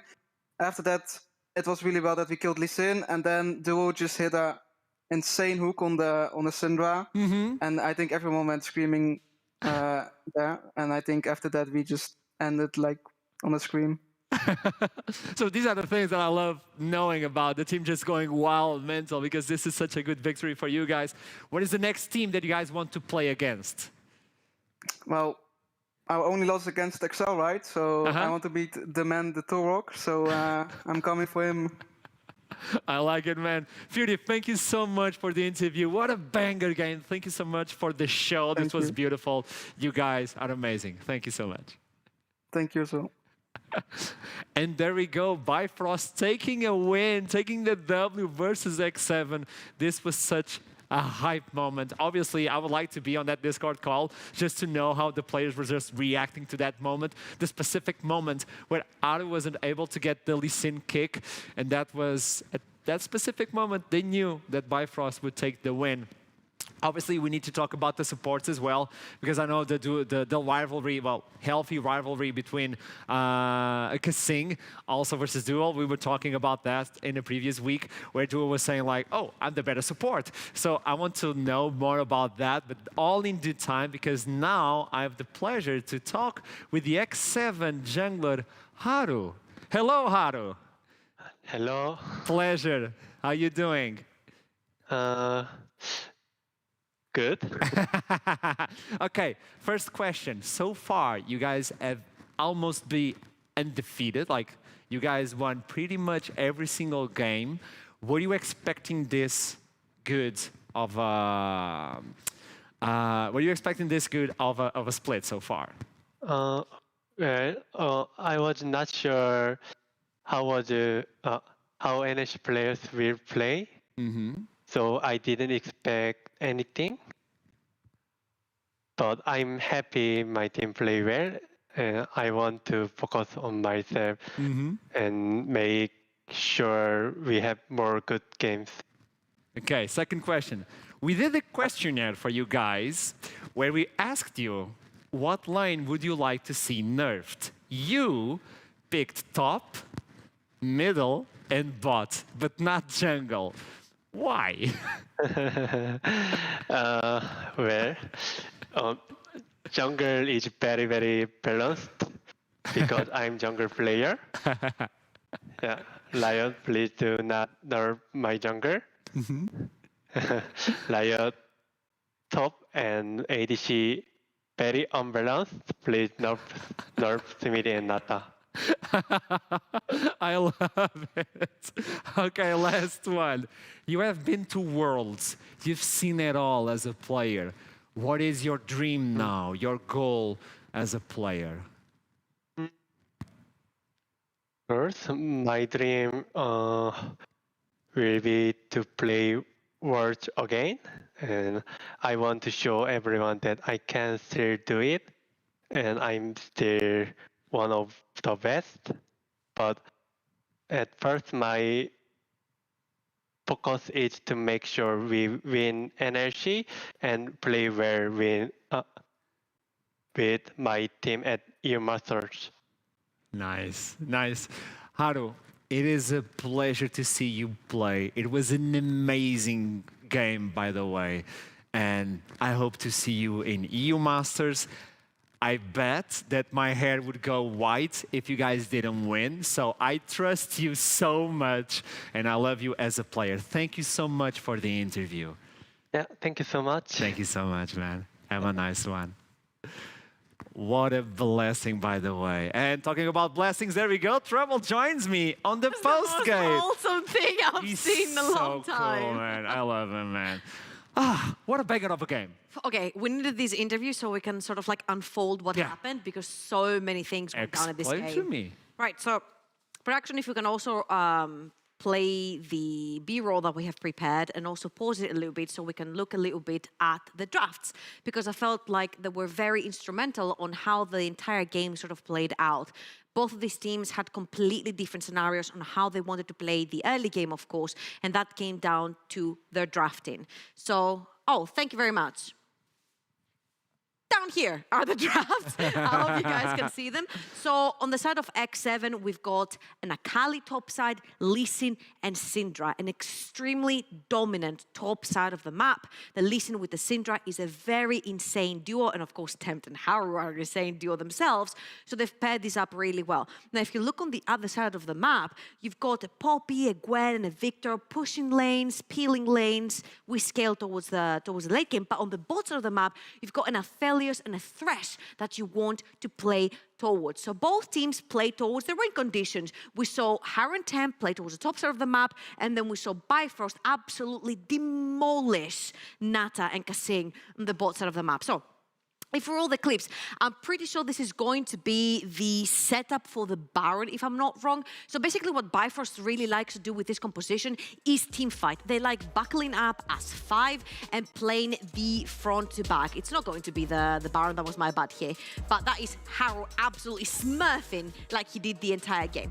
And then again, you see in a very chaotic fight where Bifrost is completely split on the map, X7 can find their picks because they're playing assassins. They have the backline access, they've got the Tamkens to save them, they've got the Senna, as we mentioned previously, to create space and room for them to play these assassins, to play the melee players.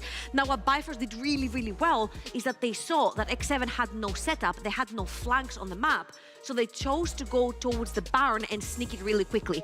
X7 cannot walk into a Victor. It's impossible, and you will see it right here. Even when they try to create a pick, Bifrost are like, we got the Baron, yoink, see you later. We're gonna put the thresh box down and you cannot follow. So all in all, I feel like X7 played to their win conditions and Bifrost played to theirs. Now, what it all came down to was this fight right here. I felt like Jaeger overextended and doing a beautiful hook predict onto Tempt, stopping the assassination right there and then. I felt Duel was so instrumental on the bot lane victory, getting that Astralis ahead, making sure he peels, getting these crucial hooks, and the whole Bifrost team came together. Now, when it comes, of course, to clutch plays, we have to give it here because, again, Haru is trying to find the flank, but don't forget the Poppy W because it is so important. It's the one thing that's going to stop the Akali and the Lee Sin, who are the two targets that are going to be going down that backline. And the Q connects onto the Aphelios, but he instantly gets destroyed from the Poppy W and no playmaking made. I mean, honestly, if you're asking me which team played the best, I can't tell.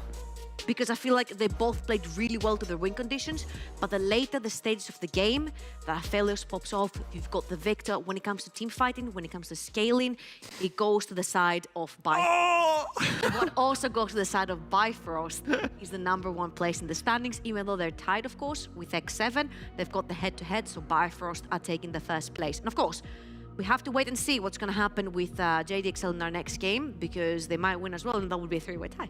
A 3-way tie. It's no longer the Elite Four. But that's really funny, because JDXL, if they win, they've beat Bifrost, but they've lost to X7. So it's a 3-way tie. No one gets the lead. This is amazing. This is exactly what we love about League of Legends. And this is why we see the NLC. This is amazing. And we're going to have the next game, which is Astralis versus JDXL. It's also a great game. JDXL tied for the first place. Are we gonna tie? Or Astralis stealing the victory. Stay tuned. We don't know. Stay tuned, man. I'll see you soon.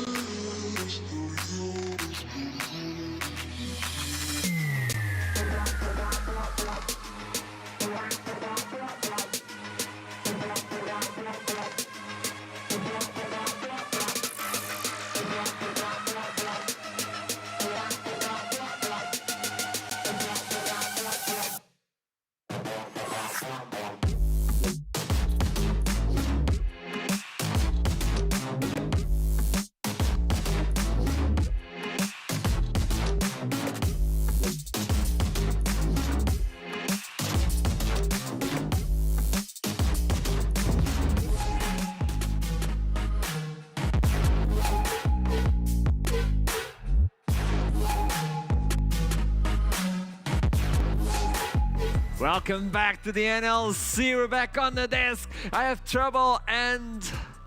Huh. Was that Astralis playing now? Astralis is gonna play! There we go! Is Astralis playing now? Have you not learned your lesson? What do you mean?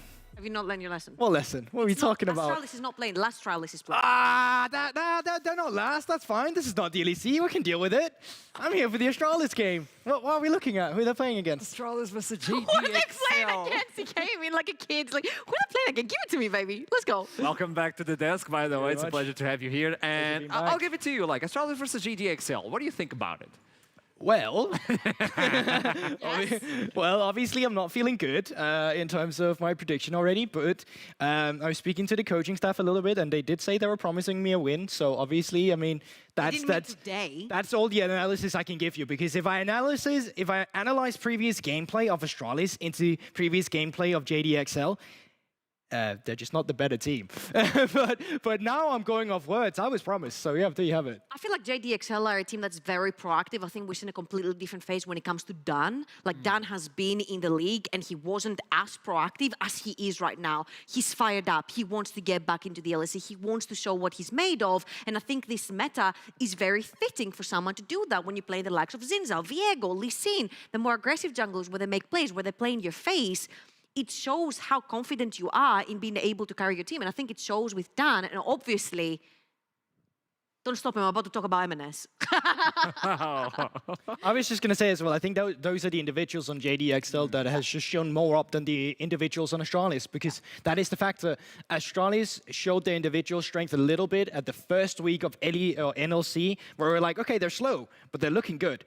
But then moving forward, it was more like, oh, they're not even looking that good as a team now, and the individuals aren't really showing up. So I think against JDXL, you have to find that motivation against these great players. You have to find a strong point to be active in the early game as well, because for the longest time ever, they just seemed like they're getting out-rotated for the most part, and then towards the mid to late game, we did see last week some hiccups, unfortunately. Yeah, Select is on, guys. Honestly, I just have to put my finger on Chris Berg. Coming in as a previous champion of the Nordics, I feel like this guy has got what it takes to carry the team. And for me, he hasn't been performing to the standards that we've held him to. And when a 16-year-old like Carlson steps in, he's like, step aside, champion, I'll carry you on my back. I'm like, that's unacceptable. I think Chris Berg needs to... TF's open. There's an open TF. Corky's gone. I'm just saying. Oh! Finally, we get the Twisted Fate. Even Nightmare is cheering for this one. He knows. I was like, guys, the TF is through. Wait. But... Power rotations are through as well. Now, the thing is, you do still have Caitlyn open up here as well, so if you want to play a map where you want to play the roam with the rest of the map, move it down towards the bottom side of the map, well, with Twisted Fate, you'll always have the movement first. You'll always be able to facilitate the Caitlyn before the enemy, but looks like they want to go for a hyper carry angle here. Kite back into Diana and Aurelia. It's not bad yet, but it depends on what it's paired up with. What I really like here is what Goldberg mentioned about if you want the TF and you want to snowball your bot lane, you can do that. But what I really like about the Twisted Fate here is that when you pick Diana, you want two strong AD lanes, your mid lane or your top lane, or even both if you want to go for both of them. Now, Twisted Fate does not allow you side lane pressure after level 6. So if that Aurelia wants to pressure you, if you stop, if that Aurelia wants to pressure you, if she's mid, you instantly shut her down with the Lee Sin Twisted Fate combo. You can already see the difference stylistic of these two composition, because you have the top side of the map that's looking very strong from JDXL, you have the Diana, you have the Aurelia, and just by getting those two locked in, JDXL is acknowledging we want a facilitating pick in the AD carry on that department as well. Now, supports from both teams are still yet to be picked, so you can prioritize that from the side of JDXL, since you already have a facilitating bot lane, you can try and get the counter pick. Well, I mean, you already have the counter pick on mid lane, actually. Just play your hand, wait for the support counter pick, and just get as many winnable lanes as possible. Honestly, I'm thinking right here for Astralis, a Gragas, an Ornn, anything that can hold his own. Most likely a Gragas for me, because a Gragas can be very undiveable in the top side of the map. And since you know that JDXL wants to play for the top side of the map, play as safe as you can, whilst having a lot of pill later on for Chris Berg on that Helios. That's the thing, because we're seeing a lot of top laners being banned out here, and I think it's to set up the Aurelia the best way possible as well, making sure that the laning phase will become easier. But the thing is as well, you are letting other supports come through that can be a problem, like disengaging supports. Like Gianna is honestly not bad with Aphelios in this setting against Aurelia and Diana. Honestly, if that Aurelia ends up in the mid lane, that is the 7th unique pick I think this is a mid lane. or MNS. I'm not sure because Kryze does play a lot of Aurelia in general, and he likes aggressive picks. But with R5 on the side of JDXL, I would expect that this Aurelia can still be flex, and they're gonna keep it a flex until the last minute possible. But again, I'm looking at MNS and I'm like, what else do you have in your pocket? You've pulled out 6 unique champions. That could be his 7th. He plays every single champion. By this point, I have no doubts on this one. I think Torque said that as well. He's like, yeah, he just opens the map of champion and he just picks one from them, you know? There's still a few champions you can play if you want a weak side as well, like Gangplank still. No, Gangplank's actually banned out, so that one's not up. You're playing against double. Are you playing against different damage from beginning? Yeah, that's like I'm like I think Ornn is the play to go here. Unironically as well. Like Gragas. It sets up some good lane control. Gragas as well for the disengage sounds super fine. You already have the Braum, but my main concern right now is that you do lack an engaging option. Right now you have the stun card. You have an insight to go off. You have Braum, but those are a bit harder to execute on. I'm still looking for the ease of execution of the side of Astralis. Now, we've already seen Carlson on a set once, and he did phenomenal back in week 1 on this champion. This can be weak side, but it can also be played for with Twisted Fate. So it's actually going to be interesting because with Twisted Fate, you can either just let him scale for free with the bot side against the Jhin, and then you can try and contest up towards the top side, out-roaming the enemy mid laner. See, I'll agree to disagree with Kulbok that Astralis need an engage because they haven't been the best team at engaging fights overall. So I do like them peeling backwards. I don't mind them peeling backwards. I don't mind them playing for Crispec. I think Crispec obviously needs to step up. This is something that I never wanted to see ever again in my life, and it's a Graves lock-in. You guys all know my hatred about Graves. But he is a pretty safe top laner when you're playing against TF. You know, TF pops ultimate, you pop the smoke screen right on him, and you actually evade him as well. And he's pretty good into melee champions too. So this is 7 consecutive unique mid lane pick for MNS. Yeah, and I think that this game is going to be very stale towards the bot lane in the beginning. That's just going to be scaling with the Aphelios. Jhin, he's going to get his value in the mid game as well. Twisted Fate against Aurelia. If MNS can catch him off guard, catch him slipping with the stun, Diana following up, that's going to be really dangerous. So whoever really tips the scale of the mid lane matchup should tip the scale of the early to mid game. Honestly, I just cannot wait to see the mid-jungle duos being completely unleashed on the map. I think it's whoever pulls the trigger first. If the gold card goes down first and a Q kick from Lee Sin can completely demolish the 2v2. But if on the other side the Diana gets the engage, this could be you know, lights out for the other side of the map. I think top side is going to decide a lot in the early game.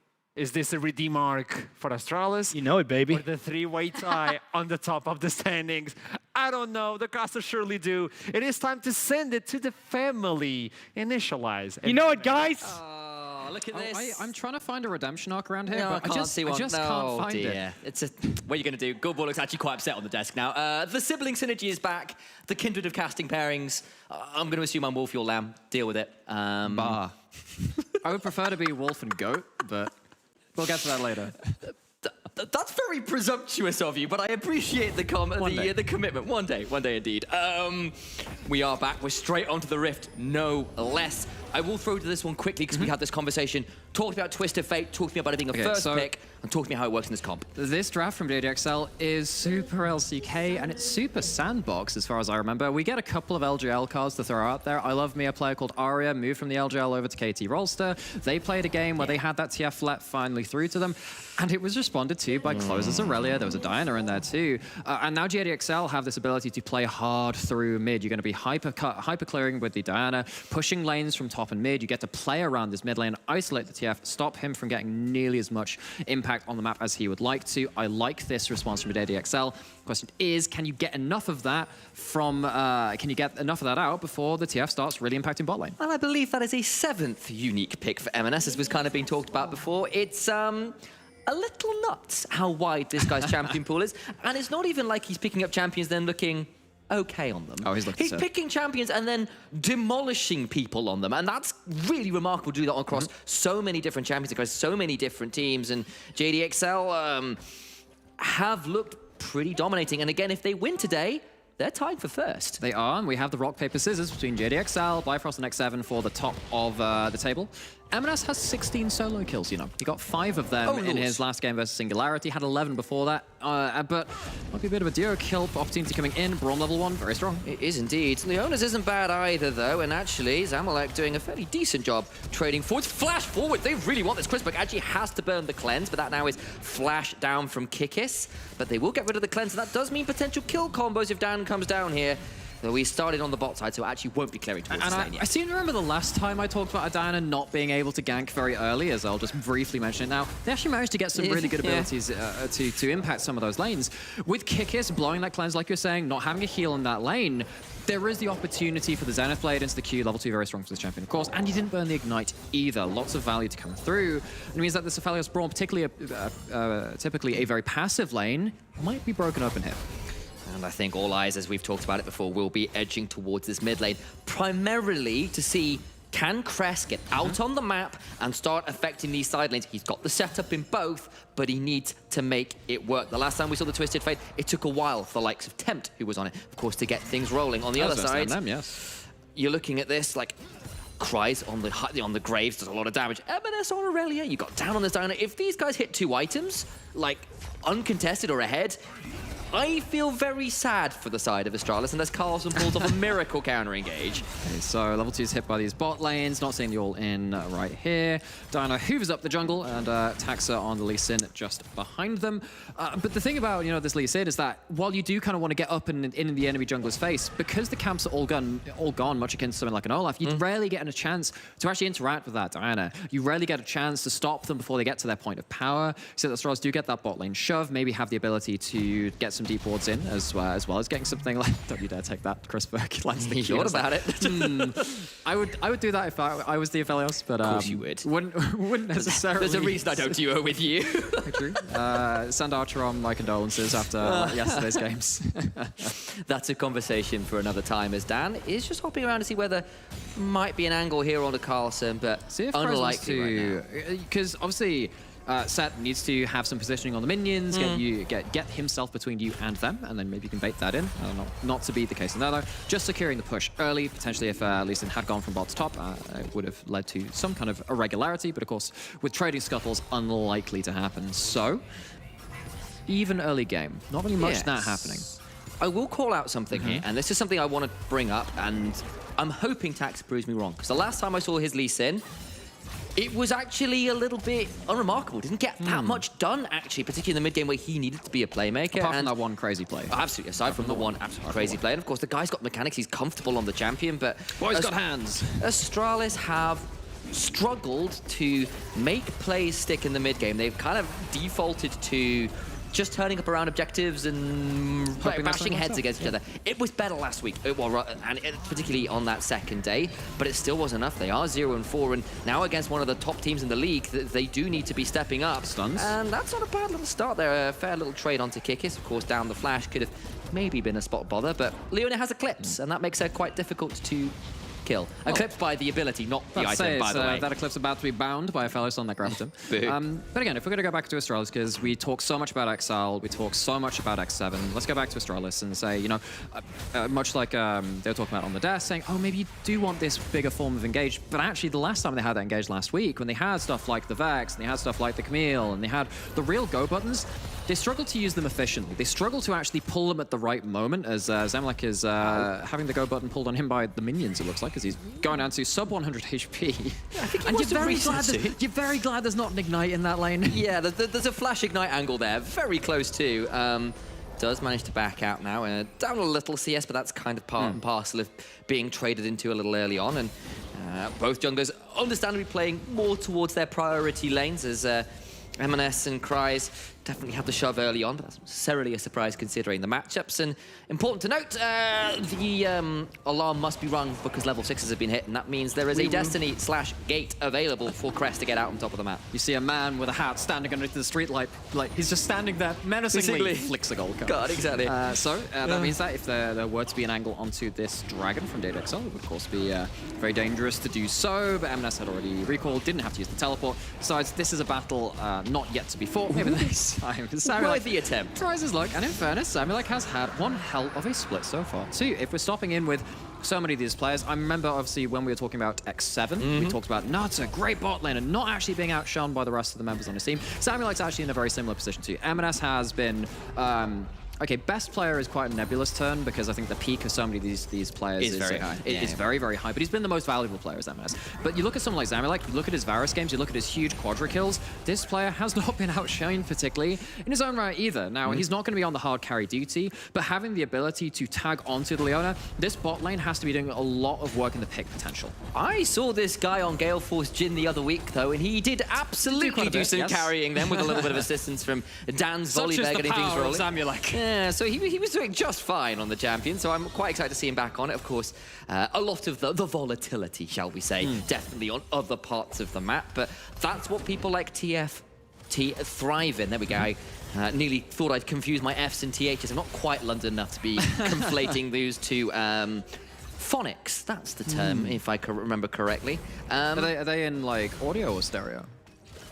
I mean, I was always a fan of stereophonics. We've gone on a lot of very unusual tangents from tangents there, which is quite impressive, but par for the course for us, really.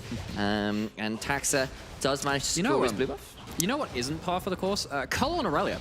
No. Now, I would never go this on Aurelia, I have to say myself, but if you think about, because you were talking about volatility, right? And that's been the real thing which has been lacking from Astralis, which is good and bad, but they don't really have these volatile players which are going to flip this way, flip that way, and flip the other way. If you're going to have a Cull coming into a quicker 2-item spike, a quicker 1-item spike even as well, if it's going to be, if you're going to be farming up as well as M&S is, that buys you, again, an extra route into the game and a point of power where TF is looking for his first impact on the game. Zamalek does manage to get out of that river bush, and importantly, the Herald has spawned. Dan is on it, and Chrisberg hasn't really managed to get much of a shove in bot lane, so I'm not sure the standard trade of Herald for Plate's going to happen. In fact, he's slow pushing. Yeah, he wants to try. This could be quite an interesting play from Astralis because you can see that they're starting to slowly build this up, wait for the second wave to come in. Tax is coming down. Samulek spots him. He knows that there is a dive potential, but there's no one here to help him. Where's the TF? This is danger now. There's the Twisted Fate, and they're not going just for the place because they're looking for the dive. Kick into the wall, into the Moonlight Vigil, into first blood for Cress. Volatility secured. And I hate to say kind of like, I told you so, but that should have been fairly obvious when you see the fellows not hyper-pushing the wave, not hitting all of those minions. Samulek just caught out the wrong place at the wrong time, maybe didn't see Taxa early enough, who was already under the tower by that point. At least in the mid lane for JDXL, they respond with a lot of plates. Diana, very good at killing that with the passive. Aurelia not too shabby at it either, so some gold traded back. Jhin, Samulek, this player who has done so well for his team so far, though, is the not the beneficiary, the other one, the bad one. The loser fishery. There's probably a word for it. The loser fishery. Here we go. This is getting... we'll call it a neologism. A new word invented here on the cast. And that has cost Zamalek a lot of CS, that play. That's what that's done. It's gotten Chrisberg an advantage in terms of discrepancies there. But on the other hand, M&S got funneled a lot of gold. Dan on the Diana, the carry jungler that wants some items, got funneled a lot of gold, and that's a dangerous trade to make. Maybe we should make a tradition out of you teaching me a new word or making a new word on cast, because if we're going to go talk about traditions and setting that stuff up, it's a pretty traditional set of leads for both of these teams. Oh, boo. You give me like 10 seconds to think, I'll think of it. So Chrisberg gets some resources, gets a plate or two down in that bot lane, and then M&S gets to share some of that gold with his jungler as well. So now both of these players who are used to playing from ahead, used to playing with that lead, now find themselves in a similar position. Difference is, though, as you were talking about with M&S, doesn't matter what you put him on, he has an impact on the game. Chrisberg struggles to do the same.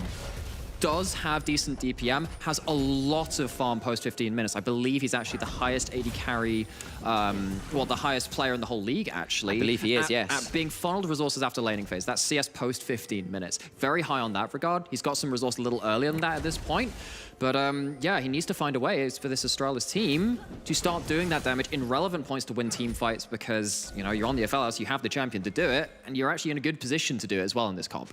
Well, those plates into Dan's back pocket has earned him the first mythic of the game, got himself a proto belt in, so he is ready and willing to pull the trigger when necessary. And we've only seen the one kill thus far, and honestly, the goal is very close, only about 600 or so. That is in Astralis' favor, and they'll be pretty happy about that, but I do need to see another one of these TF plays relatively soon, because if it comes in even, things get a bit scary, and scary enough that we couldn't show that on screen. In fact, it would be too graphic for all involved. I was about to say, like, oh, you got to get ready for the serotonin burst of the cold getting popped, and you see that gold just pop up, and I'm like, that is not serotonin, that's the fear one. That's the other one. That's the adrenaline burst.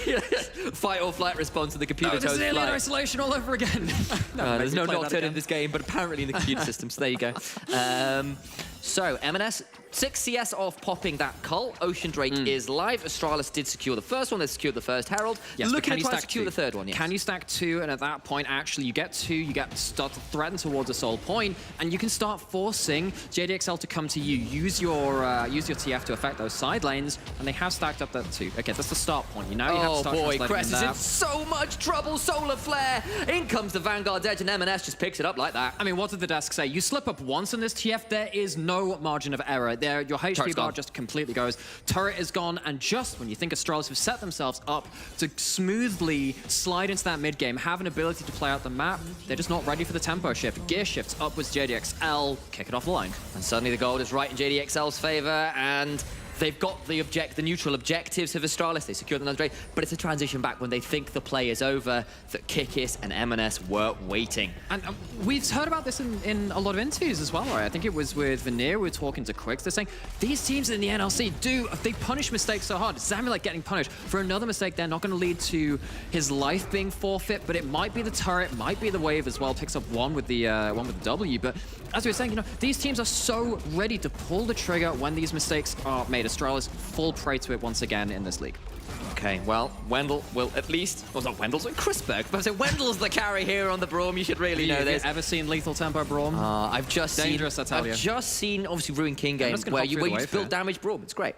But Dan was thinking about that. He was just hanging around to see whether someone might dive too far forwards. And, of course, Diana plus Irelia is pretty dangerous. I mean, that would have been a very me kind of play. I'm like, yes, I'm going to queue through the wave into all summoners bot lane with double ults. That would have been... Look, your junglers there. You just have to missing ping them when they can't follow up off the miles Sam, you've dived forwards. My friend, my brother, I would do that if the jungler was or wasn't there, regardless of whether it's their fault or not. The number of times you've called me off Gromp when I'm like, my man, I am a long way away. Oh, no, that's because Gromp's a bro. Gromp's a friend. We got way back. We went to secondary school together. No, you didn't. You can't prove that. You don't didn't have a yearbook. start playing League till after secondary school. Damn, you're right. Wow. Time really flies. Time flies. There you go. Flies. All right. Crazy. All right, JDXL still in the gold lead, still about 2,000 gold up. You've got about 3 minutes until Dragon. It is a Hex Rift. You can see it by the gate all over your map. And that does mean for some potentially even more flank angles for various teams, and Aurelia turning up behind you sounds pretty awful. TF with even more mobility also sounds pretty rough. Yeah, and what I love from JDXL, it's quite simple versus TF, of course, but they're just shadowing well, right? You know that M&S is probably not going to be under any threat when he's got the Merc Treads, first item, flash, blah, blah, blah. He is safe at this point, so whenever you are pushing in the wave, you need to make sure you've synced up the waves at the right point, that you're not losing stupid farm across the map. You get to the objectives at the right point, but you're shadowing everyone from an opportunistic TF ult. He has an exhaust, he has an ignite, he's popped the ult, he's going for a fight. Zamulek has to flash over the wall, but Chrisberg still got vision into that Moonlight visual, and Chrisberg secures the kill onto Zamulek. I think his leading KDA might be being shredded a little here. 2 deaths and nothing else to his name right now. Well, it might have been rhyming. Second verse, same as the first. Put him in a bind and put Zamulek in a hearse. Goes down 0 and 2, hasn't completed their mythic, and Zamulek, as much as we've called them kind of like this secondary carry of JDXL, really struggling to get access to any resources. Chrisberg, as we've known him to be so far, again, mention it again, has found the resources yet again, and he's having a much easier time between these 2 AD carries. And honestly, that is... Kikis has been roaming around a lot, but you leave the AD carry by themselves versus the Braum, the Aphelios, and the TF porting in. Not a lot you get to do there without Flash or Gale Force, so he dies again. I believe that didn't secure mid lane tower, so there's at least that. And JDXL still in that gold lead, but I appreciate Astralis still finding those important picks. But I need to see some more, because if it stays like this, it gets a bit tricky. It does get a bit tricky, but I mean, at least keeping Zamulek out of the game on the Jhin so far, that's a good step. And oh yeah.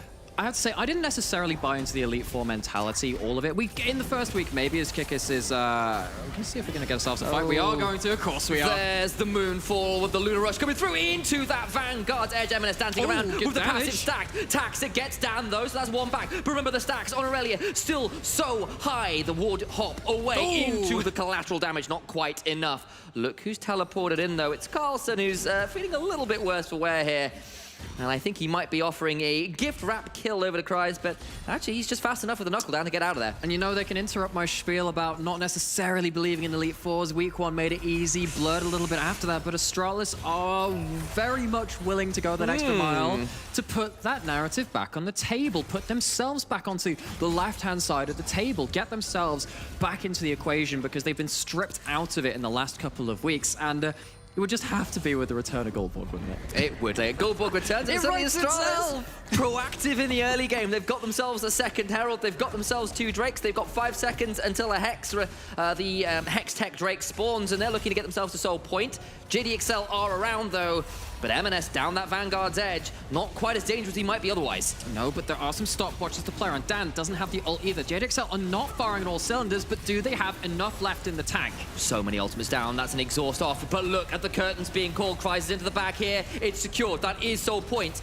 Infernum comes through, lands onto 3. TF porting, but he's into a very deep backline. M&S hops forward, out range of that concussive blow. Dan goes down before the Moonfall comes through. Kick is so low, so is Cries. It's a double for Chrisberg. It's redemption for this man. Zamalek is dead as well as Carlson gets on top of him. And Astralis just wipe the fight. What has this squad been since week 1? What has happened to them? They come back, and they come back storming into the Rift. We knew that as soon as those first 2 dragons came up, Astralis would be fighting around those objectives. Cries has the ult. Taxa is safe for now. And that was with M&S down the Vanguard's edge. Dan just got the Moonfall in, but it was just too late. Doesn't complete. And ult advantages. They come out with the they're at Soul Point. They come up with the kill lead. The gold is pretty much even. But I wonder whether JDXL realized that. I mean, they were fighting without so much of their arsenal, their inventory available to them. Yes, M&S kind of dealing with Cress, and you know that Aurelia wants to go for these isolated plays, split up the team, get that extra HP regen, but the rest of the team just can't hold steady. They just cannot deal with the brunt of the damage, of the gold, of these levels reached at this point. Astralis rip them apart. They do, and now they're at a point where this Aphelios 3-0 and 3 Chrisberg, who was on the Aphelios last week, and overstepped so often, went too deep, too far, got punished. This time, this high resource AD carry is doing so much better, is in such a position to carry. How vindicating is that? And also for Cress as well. Cress is making big plays. Yes, they get that one pick off. You know that's the nature of this matchup, though, so you can't hold it too much against them. But Cress, Chrisberg, Carlson kind of continuing his own form. He's been the real standout in the dark weeks for Astralis. But, you know, JDXL, one of these kind of crazy strong teams, the top 2 that we saw coming into this split, we expected to be so strong. Astralis are not looking cowed at all by them. No, they are not. Now they're looking to secure a 3rd tower for themselves. Cress is here with Taxa to support. And again, a much better game from the jungler of Astralis. Looking to be involved, doing significantly more work on this champion. M&S, though, up a lot of CS, gets another tower to their name. They really are not far off that second item, and when the Immortal Shield Bow is through, it gets a lot scarier. And they're going to try and find the angle in mid lane. Chrisberg is going to get behind Wendell. Crest teleports in with the Destiny Gate as well. Kick is so low and goes down. He might be too deep. Cries is here. Has to burn the collateral damage to get outside of the Glacial Fissure. And they do get the kill and get out. Overdrive from JDXL. Okay, but there's the Ghost pop. They're going for gold cards. Can they get a follow-up? There comes the Bifrost. And that's M&S actually teleporting in, thinking they might chase too deep, and that's a teleport down as well. Okay, maybe I got a bit hyped with that, but whenever I see a TF with Ghost, I'm like, oh heck, he's going to be running down for a second gold card now, isn't he? Doesn't end up landing, doesn't end up sticking around long enough for that to come back off of cooldown, but once again, Astralis taking the fight that's given to them this time. This is, of course, they've been making a lot of their own plays, so credit to them for that. Was something we've criticized them for in the past. Only right to call it out when we see it. But JDXL in this case, I mean, you're diving onto, again, like this full resource, full cooldown bot lane, and it's great weapons to peel back with as well. It's the Crescendo, it's the Calibrum. I love that weapon combo. You don't always need the Severum to stack up Chakrams. Sometimes you just need to play around that extended range. Chrisberg is hardly touched, and I mean, yeah, Astralis kind of been handed the plates to them, but let's not forget that they've been making a lot of them too. And it's also important that with a minute and a half left to this Soul fight, Astralis have got some second items in and complete, and while M&S has just completed his second item, Zamalek a long way off his, and that could be a serious problem. Maybe JDXL have found the turnaround fight, though. That will be Wendell left alone, flashing away. Tax are pretty low as well. Kryze gets stunned, but Wendell, even with the use of that Shirelius, or sorry, the Lock of the Iron Solari will still fall down. M&S picks up a second kill to his name. Still has a Vanguard's Edge, and actually JDXL just thinking about returning to the Baron base. Okay, because you don't have the Braum, you suddenly don't have the same degree of safety for Crisper. Kikis is on the flank, has flash, has ultimate, and isn't spotted just yet. Carlson, I don't know if he saw him. I don't think they saw him. That's the Zenith Blade. They're going to get the root afterwards, but the damage afterwards so big, it's a shutdown onto Taxa. Carlson tries to get out, but it's 2 dead already, and look at M&S doing so much work. Carlson is still alive, and we've got ourselves a little bit of lag on the server. Who's dead? Who knows? Kryze got a double. Cress is trying to run away, and it's freeze frame, stop motion. It's too aggressive to show on air, and JDXL are...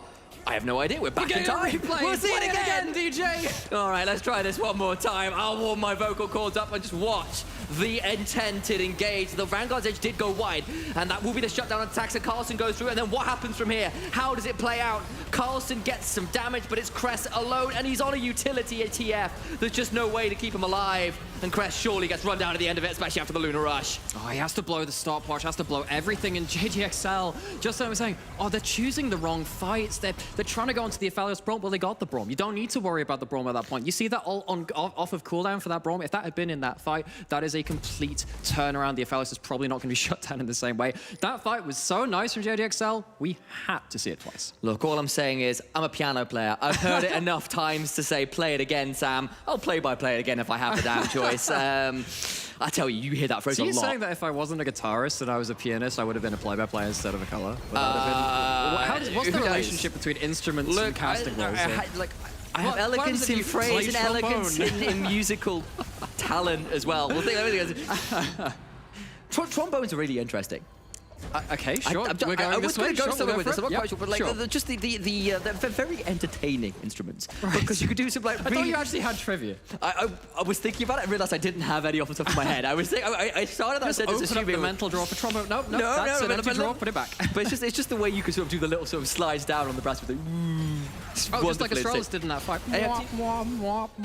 Basically, that is. M&S now 3-2-3. I am interested to see what that third item is going to be. Looking potentially like a hull breaker. What's that? From M&S, I mean, he's got the Rage Knife, but then if you're building through into the Rage Blade, of course, that builds out of a Crit Cloak as well. So that's actually not going to be through that. This could end up being something. I mean, I doubt it is going to be a hull breaker from that. It could also be something like a Death Dance. Oh, that would make a lot more sense. There you go. There we go. That would actually, that's exactly probably what it is. It's getting changed in the next couple of patches. I mean, with the Caulfields, you know, it builds into so many random items. It could be actually something with like, oh, you forgot about Atmas and Paolers, which is just not in the game anymore. You can see why I'm the play-by-play there, because I had no idea what item that was going into for the longest time. Took me a moment. Zamalek, 0-3-4, still struggling a little bit in this game. Chrisberg, 3-4-1-4, still pretty strong, but honestly, Astralis still in this game. Still proactive, but it's another one of those mid-game moments where it got a little bit dicey. JDXL stopped the Soul after the end of that fight. They didn't get the Baron, though, so Astralis still in an okay position, but they can't allow another one of those fights to happen. One of the problems is, even if you do get something like a Baron from Astralis, if you end up trading that for another Dragon or something, like, the problem with this kind of comp is that you can always get engaged on if you're grouping up to Siege the Leona, everything flying in from the sides. It's very dangerous to group up with Astralis if you don't have full vision, and if you're pushing too hard, that can get very dangerous. So watch for the objective trades, because I feel like Dragon for Baron favors JDXL in some ways in regards to the team comps and how it might play out after that objective is taken. Just look at the vision control. So many control wards. And again, basically, Astralis need to play with vision. They cannot allow to get flanked behind the Braum shield. And all the while, M&S is in that side lane. He is just a complete... I don't think there's anybody who wants to duel him in a side lane right now. He is so strong. He kicks over the back. There's a teleport into the Destiny Gate. The curtains are called. We've made this reference before, but I think this might be the last act, possibly. Over the wall go Wendell and Carlson. The collateral damage doesn't quite secure Tax, who's still alive, and the fight continues. Look at Chrisberg, Severum, Crescendum, and so many chakrams secure the double. M&S into the backline, so tanky. That's the explosion onto the Aphelios, and this is the problem. If you don't keep your Aphelios else alive. The damage afterwards is so damn high. It looks like a 2 for 2, or 3 for 3 rather in the end, but the HP bars very much in JDXL's favor. An absolute bloodbath. Yes, you do have the Death Dance completed for Eminem before he comes into that. I think he did before the teleport. Actually, don't quote me on that, but what was the really important thing? Eminem doesn't land the ult. It is a clump, but it somehow goes wide with a number of flashes and mobility spells used. We see, not for the first time this game, JDXL finding a way to corral the entirety of Astralis into this kind of choke. Try and find a way to get their multi-man AoE brawlers into the thick of things and close that distance. This time it's not quite clean enough. They didn't quite kill Chrisberg fast enough, and he managed to get 2 kills before going down, but after that, you've then got a rampaging Graves and Aurelia to deal with, and no damage to finish them off. Well, I mean, credit to Carlson, actually. Carlson's been playing Disruption fairly well in these fights so far, because Chrisberg has teeth, but you can still give a good sucker punch to knock him out. Carlson is someone that wants to get in there and just buy that extra time, but if you... The thing is, once you go in as that set, if you end up taking a brunt of that damage, you press that W, you cannot be stood on that side of the fight. That is potentially 2 or 3 people left limping after that point. So I'm really looking once again for the next couple of fights onwards for Carlson to be that bulwark to buy the Aphelios that space he needs. Okay, and once again, we have to turn up to that top left-hand corner of your screen. I was going to turn down for what, but sure. Okay. We've got a soul fight coming up, and I think some HP bars might be getting low as we're all dancing in the club, I mean the river, and yes, I made an Apple Bottom Jeans reference and I'm not apologizing. You're so good at this. I knew I kept you around for a reason.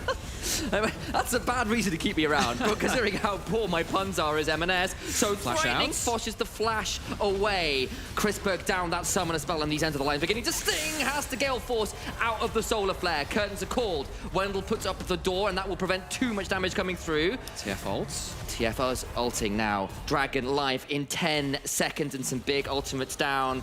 Bot laners from Zamalek and JDXL down their ultimates, but Chrisberg down the flash, down the cleanse.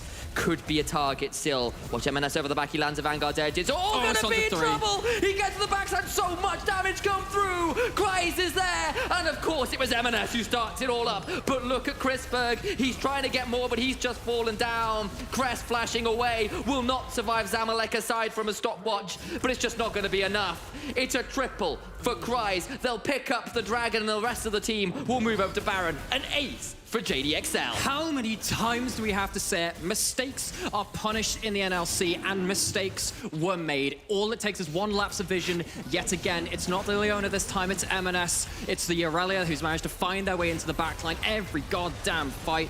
Dragon goes down to the JDXL, they stop the Soul once more, they break open this Baron, they're going to break open the map with it. And you might burn everything to kill M&S, to kill Dan, but the problem is so hard to kill. You're now looking at the Graves as well, at 3 items, who even if you burned everything, they've done enough damage, and they get to murder who remains. We'll see it in the replay. M&S finds the perfect angle. And again, Astralis understand they want to claim that territory, but I mean, Carlson walks up, the Vanguard's head pops on them. Doesn't matter that the initial mark is not on Chrisberg, but credit to Astralis' talent. I mean, you see them very quickly react with the Brawl Mold, very quickly react with the shield, try and buy a second, 2 seconds, buy enough time for the ult, and the ult does go off, but it's not enough at that point. Zamalek, though he's been struggling for so much of this game, is the AD carry left alive at the end of it, and that's what counts. It is, and Chrisberg has finally got himself a hold of a stopwatch because this is a hard game to stay alive. If you don't catch everybody in your disengage, if someone gets to follow up, it is very, very hard to stay alive in this one. M&S might be in trouble here, though. That's a 4-man gank. He gets Showstopper, trying to stay alive best he can. There's a lot of damage. Stopwatch buys time, trying to wait out the Showstopper, not Showstopper, the Haymaker, and he does fall down. But because 4 members went to take out the Aurelia, the inhibitor in mid lane does fall. So, okay, they find one piece of this machine of JDXL crawling through their base, and they break it apart. Okay, that's one thing down. It gets them some gold on the table. And maybe you think, actually, if they had gone to respond to that 4-man unit, maybe everything starts falling apart as the House of Cards falls down. M&S, very important for that side lane pressure, isn't probably going to be too dismayed by that death, buys a lot of time with it. Maybe the stopwatch was a bit of an investment too far, but as you said, objective taken for JDXL, they return to the map. Long time now until objectives come up, and Astralis, it's another mid game. It's another late mid game where oh, come some on, of these plays this go is wrong. so much. This is night and day compared to the last week. And in fairness, it's absolutely true. It looks better again. They got to Soul Point, but the problem is, I feel like they didn't get quite enough early. And actually, the fact that JDXL still had a bit of a gold lead, still managed to get some dangerous items onto a Graves, who is now 4 items, by the way, and Aurelia, who is 3 items and still terrifying at the back end. And yes, Zamalek was pushed behind, but look at the rest of the map. And they can still win this game. They can still pull it out, but they are now down 8,000 gold. And it's looking pretty hard to do. You're right to mention that, in fairness, of course you are. I mean, it is worth mentioning, of course. This is a much better look from Astralis than we've seen since week 1. But they didn't accelerate the map with the TF. They actually had to play very defensively. JDXL's kind of LCK answer to it, working out fine. As Taxa trying to get in, and TF entering the fight. Crisis here, they get the kick back onto down, but of course he's got a Zhonya's, and look how much damage goes on to that Lee Sin. Oh, here's Eminem. And it's straight into a Moonfall. Yes, it's some damage back from Crispy, but he's in the middle of everybody. He just goes straight down to a Gale Force coming through, and the wind knocks him straight over. There is no more weapon of the faithful. He falls down, and Guldborg somewhere out there in the green room, it must be in despair.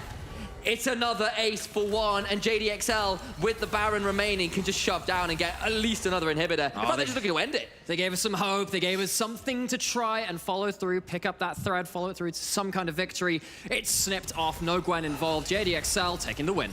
And Chrisberg, from such a good early game to so much damage, but they just couldn't keep the Aphelios alive. And JDXL tie for first. 3-way tie, baby. Reach for the sky, throw those weapons down. You got to throw out a whole like backpack of weapons flying out for the Aphelios, who tried their best. You know, in fairness, again, really have to stress, while this is another loss for Astralis on the back of so many, I think they have to take credit where it is. This is a difficult team to beat, a very difficult team to beat. In fact, it's one of the top 3 teams who are all tied together in a rock, paper, scissors. And, you know, I don't want to take it away, because, of course, Astralis going to be so frustrated. It's another loss in a row. But again, you can see the improvement. It just hasn't translated to wins yet. And we've got another tie for first. We've got to throw to a break. We'll be back soon.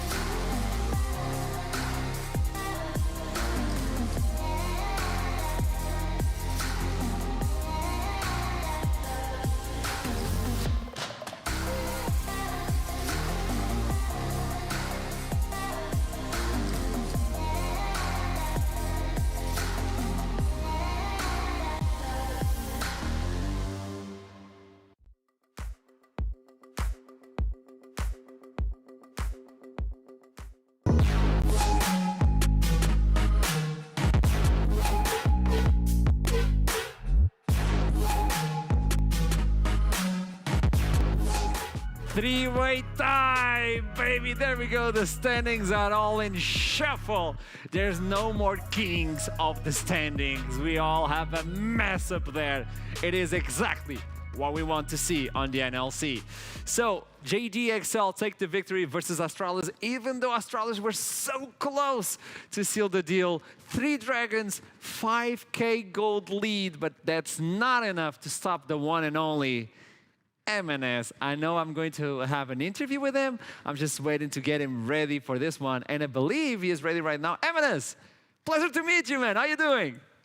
Hello. What an awesome game with it, Elias. So, first question. How many champs do you play? I don't know. I'm world champion. Like, you play every single champion so far. It's ridiculous on the mid lane. It is amazing to see you play, by the way.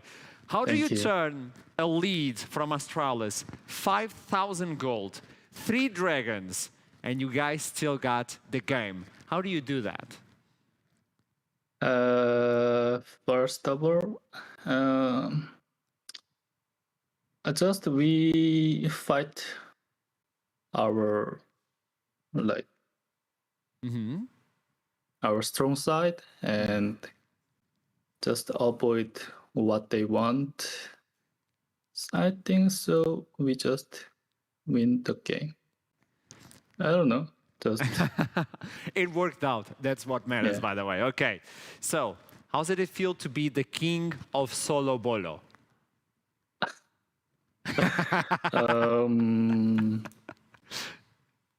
It feels good. Okay. One thing that I've been noticing, and Torok told me about this, we were talking on the interview, is that you are capable of adapting to every single game.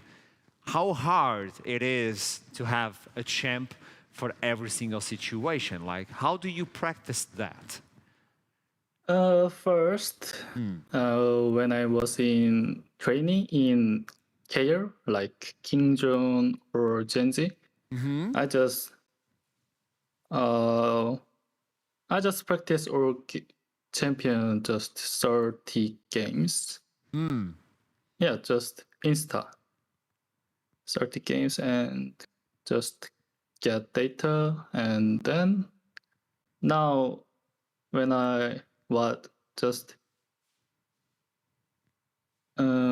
if I want practice some champion, I can play easily. So you take like what, 15 games to get a champion ready now? Yeah. Okay, that is amazing, and I feel really sad because I need way more than that, but that is good. Okay, one question for you. So we have a caster that only plays Ahri mid lane. How do you feel about that champion, and how trash is that champion? Ahri, the champion Ahri. How do you feel about that champion?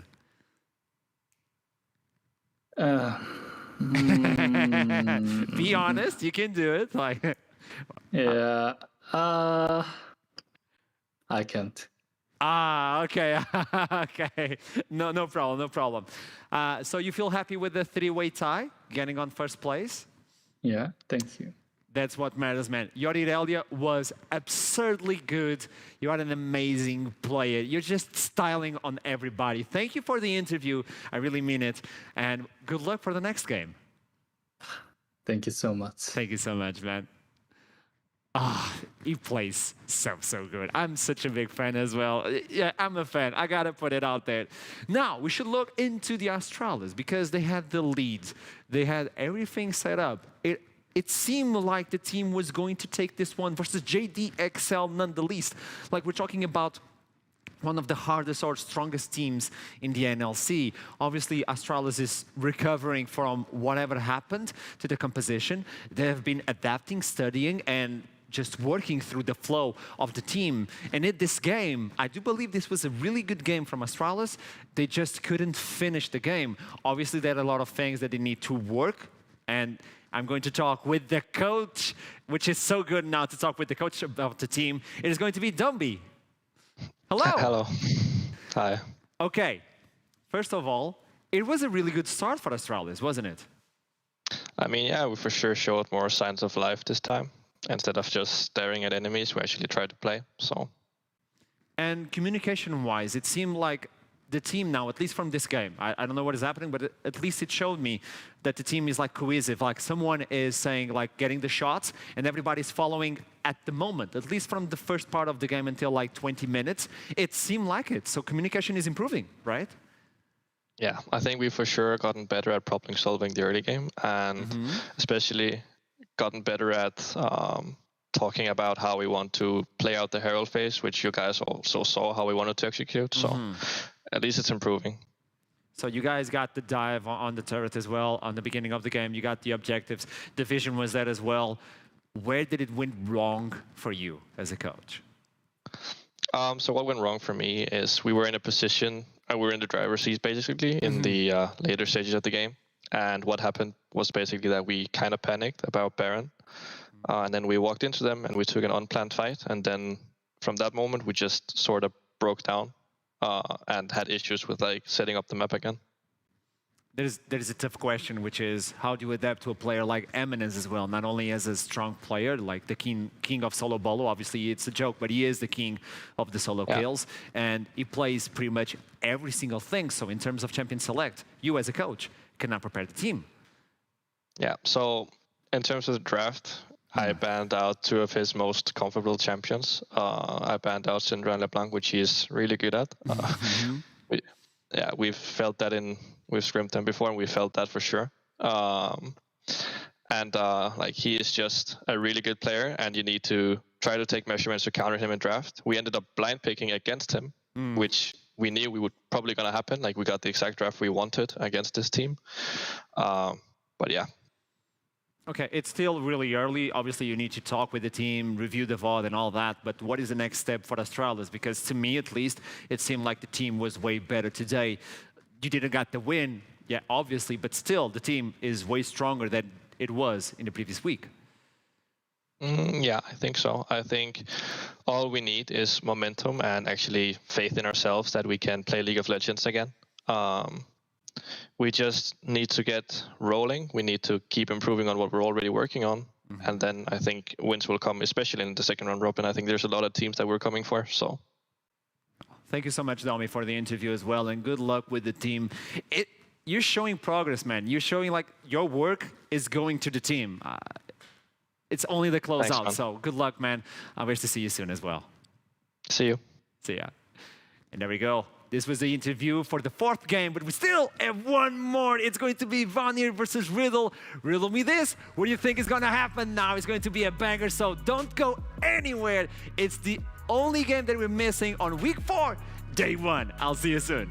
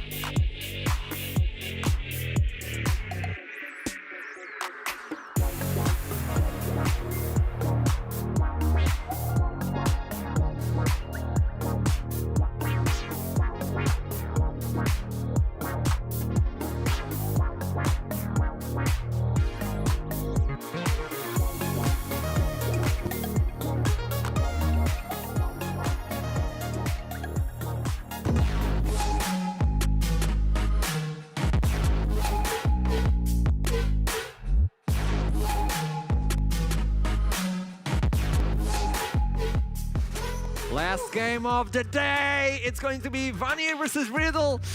I want this to go on, but it has to be done. Vanir versus Riddle. I mean, we've had some great games today already. This has been one of the better days of NLC. I cannot complain about the quality we've had so far. You missed last week? That is true. But I was not there, so the quality could not have been that good. Touché. Wow. This is also an important game as well for these teams. They're facing almost each other in terms of standings to get like a lead over the other. It's really important for Vanir to gain some distance, but if Riddle win this one, they might get a distance on Vanir, like try to catch up with Vanir. Honestly, I love how you phrase this because I feel like Riddle should be in the middle of the pack and they're not. They're just like hanging literally right below the middle of the pack. Whilst Vanir have had arguably really good showings and again, arguably against an easier schedule versus like easier on the table of the standings teams. I feel like sometimes their inconsistencies do come through. But it's the same thing for Riddle, but Riddle show a lot more. I think there's some inconsistencies when it comes to draft and champion pools as well for the side of Riddle. And I feel like even though Vanir do have the same issues too, it feels like their individual skill manages to pull them through a lot. It's an interesting conundrum, right? Because for Riddle, it's like, oh, this one of their drafting aspects is one of their strengths, but sometimes if it's probably pinpointed down as well, then it also becomes their weakness. And I completely agree. Are we thinking the same thing? Yes, we are. I completely agree with you on the standpoint as well, because I do feel like these players, they're all individually good. I like even the bot lane was my biggest question mark coming into the season, but I think they had a solid laning phase. They've shown games where they can actually get kills for themselves as well. But then sometimes once we reach that mid to late game, it seems like, once again, the lack of ease of execution or the composition being a bit more difficult comes back to bite them, because they are not at that point yet as a team where we can go just look at them and say, okay, this is a well-oiled machine. Where on the side of Vanir, they had a few mistakes in the mid game once we came in the first week, but they really cleaned up their game. And I also really like the way Vanir plays the game, because a lot of people can argue that Vanir overreaches in the mid game, but I'm like, I love this, because then you're gonna figure out what you're doing wrong and what you're not, whilst trying to get that lead extended for yourself without having necessarily going into stalemate through the mid game, which like a lot of teams do as Astralis. Now, is it gonna be a third AP jungler, Mr. Gulborg? I mean, Gwen is back in business in the jungle too, so that's definitely something we would do. But taking a look at Riddle as well, you can clearly see who they're attacking right now. They're taking away Quickset's 2 most played champion, they're taking away the Lulu, they're taking away the Thresh. But what this in turn does as well is also hindering Kevo a bit with his team fighting capabilities, because he's gotten so much room every time he plays with Quickset, Thresh, or the Lulu, and there's actually Riddle themselves that takes away the Gwen. Now, of course, Twisted Fate has been left open, Akali has been left open, Caitlyn has been left open. We've seen a lot of teams really value the Zinza as well, because it's an all-around, well-rounded champion where you can engage, where you can disengage with. And I wonder what Vanir is actually going to prioritize here, because Sahira does play the Twisted Fate, but again, Zinza, he just fits in every single comp. He's like sold for food. Corki's open as well, and the blind is already taken away. Like, I see so many power picks here you can go for, and then we just have it. And I think Corki has gone into that stage where it's like, oh, he feels better for Twisted Fate in some scenarios here, because when it finally comes down to this mid to late game, we just saw it last game. They didn't have any AP damage from Astralis. The Twisted Fate was the only one, so they really struggled to kill off an Aurelia, for example. With a Corki, you're guaranteed damage in the late game. It's always going to be there. How do you feel about double burning carpet? I mean, it's definitely an option, but it's gonna. I don't think I like the damage mixed together there with double AP jungle.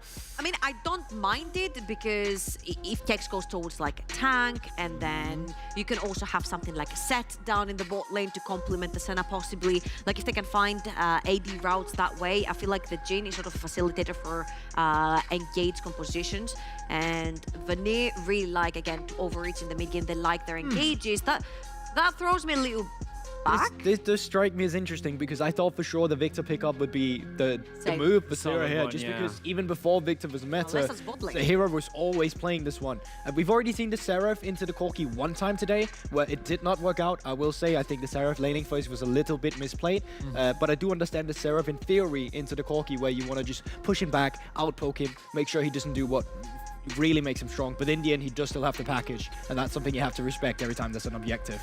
I'm gonna agree with Coolbook here. I feel like the Victor would be a no-brainer. Sahir plays a lot of Victor as well, unless they're trying to bait and this Victor ends up going in the hands of Pixeth as a support, because the Nautilus does really, really bad into any sort of heavy poke lane. But then on the other hand, if the Nautilus gets first hook, then whatever squishy champion in the bot lane just ends up dying. As a support Seraph abuser myself as well, paired up with Jhin, you hit your W, they're slowed, you hit the Deadly Flourish, you can hit the Q, it's the E, it's like, it's really difficult to play against that lane. So you can have this as a bot lane if you want to, for sure, and try and just outrange the center, make sure that she doesn't get to play the game. Level 6 is that sniper route where you get like so far away. Exactly, it's so annoying. It is. So, I'm thinking here, you've got the setup from the Nautilus. You've got the setup from potentially an Ornn that could come in the hands of Keks. What stops you from peaking the Rumble here? Because I feel like for MC, this is his bread and butter. Xerath and Jhin play from such a long distance that the second the Nautilus ultimate goes down on the Ornn Horn, you can lay down the carpet with the Corki, you can lay down the carpet with the Rumble, and somebody gets toasted alive. I think they need a winning lane here in the early game with the jungle role will become incredibly difficult. So I actually agree with that GP ban as well, because if you pick the Ornn, then the counter matchup will be for Vanir, and they will have a lane where they can just push you in. Yeah. Theoretically, if the Seraph is going bot, that is double ranged against 1 million range, you will have priority, and then you also have the counter pick for the Corki. So this Xin Zhao, already from what we see so far, should be having a field day in the early game. So I think you pick your jungler here, someone who can actually contest in the early game, and I'm not too sure I agree with this one. I think you're throwing away your early game a little bit, but I do agree with the team fight composition you're getting in the mid game. So you have to suffer on the beginning to actually transition to the mid game. I know you want that Rumble, I know you want that. I'm just rubbing them already, man. I can see it. But can you actually look into this as a Trundle to face off the Xin Zhao in the early game? I mean, honestly, right here, I would put my Xerath in the mid lane and I would lock in a Braum.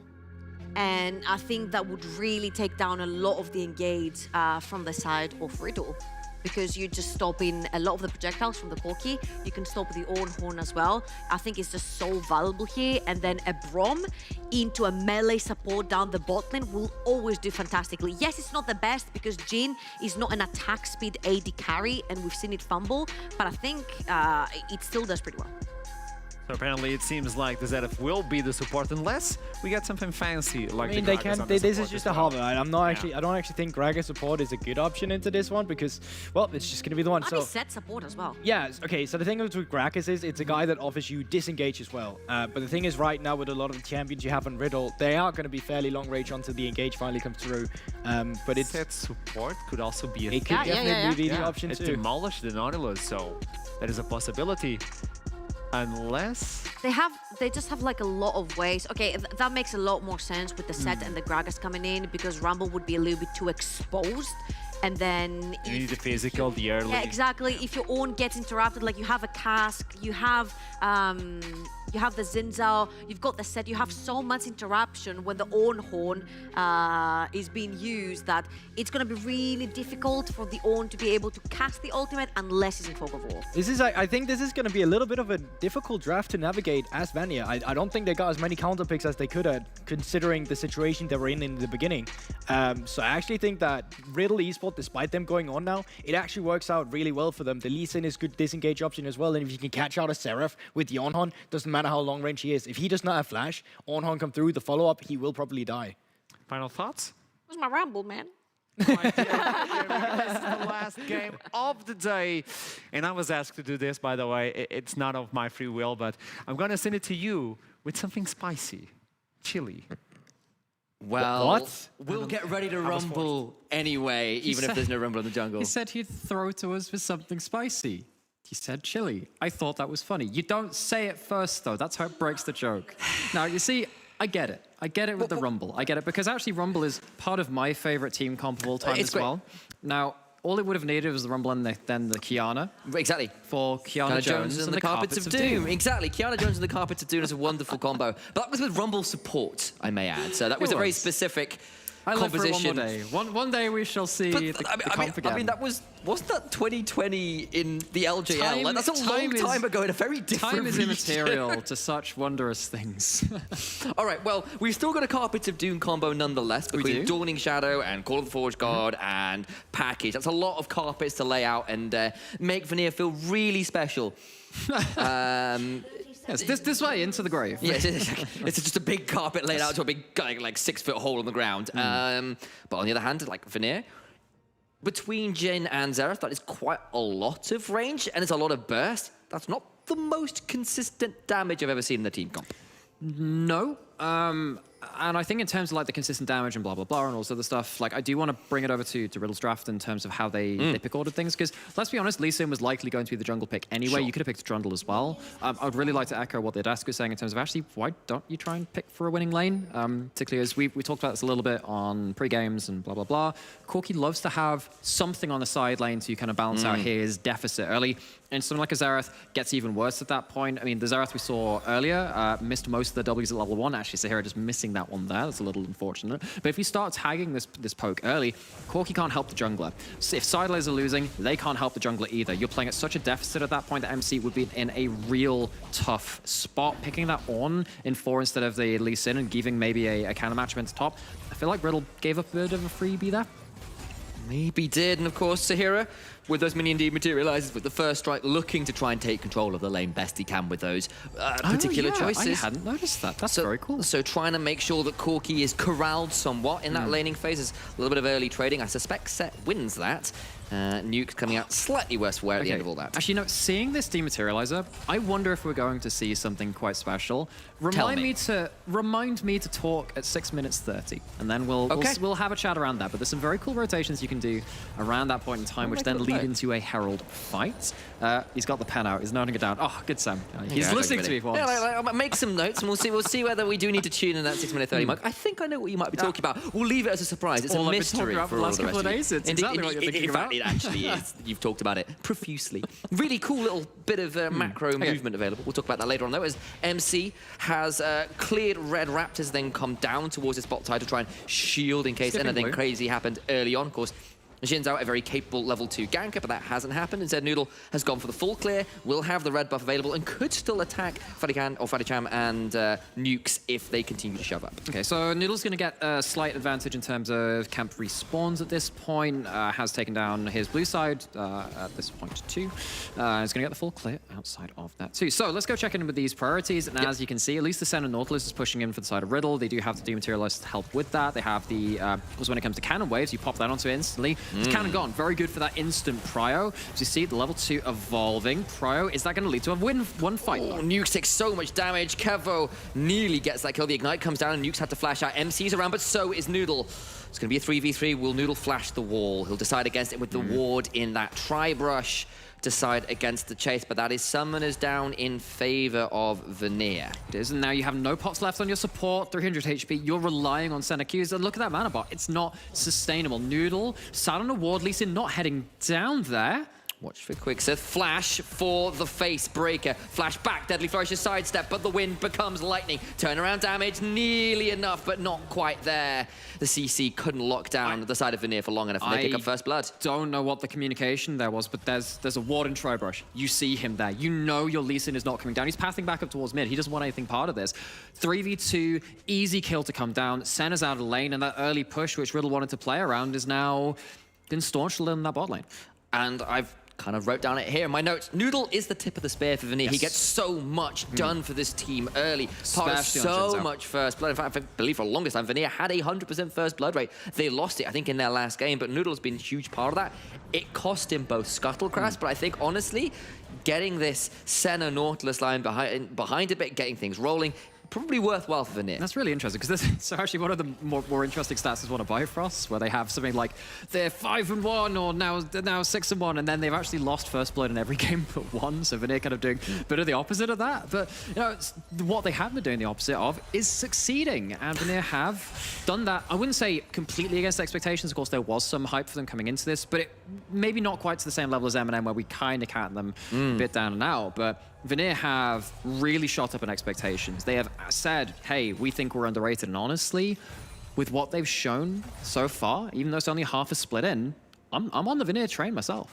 If Vanir win this game, they'll move to 5-2. They'll be one game behind X7, JDXL, Bifrost, those cream of the crop teams that we've seen here in the NLC Div 1 that seem kind of a ways above the mere plebeians below them. And like, I exaggerate somewhat, but Vanir definitely putting their hands up as a dark horse to be joining that upper echelons of teams. Yeah, and we'll get back towards what's happening in the game a little bit. It's been a little bit slow, so we get a chance to kind of wax lyrical about this, because obviously on the other side, Riddle, you know, long-time standing NLC team in their own right, I don't think anyone expected them to be struggling quite as much as they are. What I've kept returning to in my casts, and what we've seen here too, is like, they've had some great performances from the likes of Fatachan, from the likes of MC, from the likes of Kags, blah, blah, blah. But are they all doing it at the same time?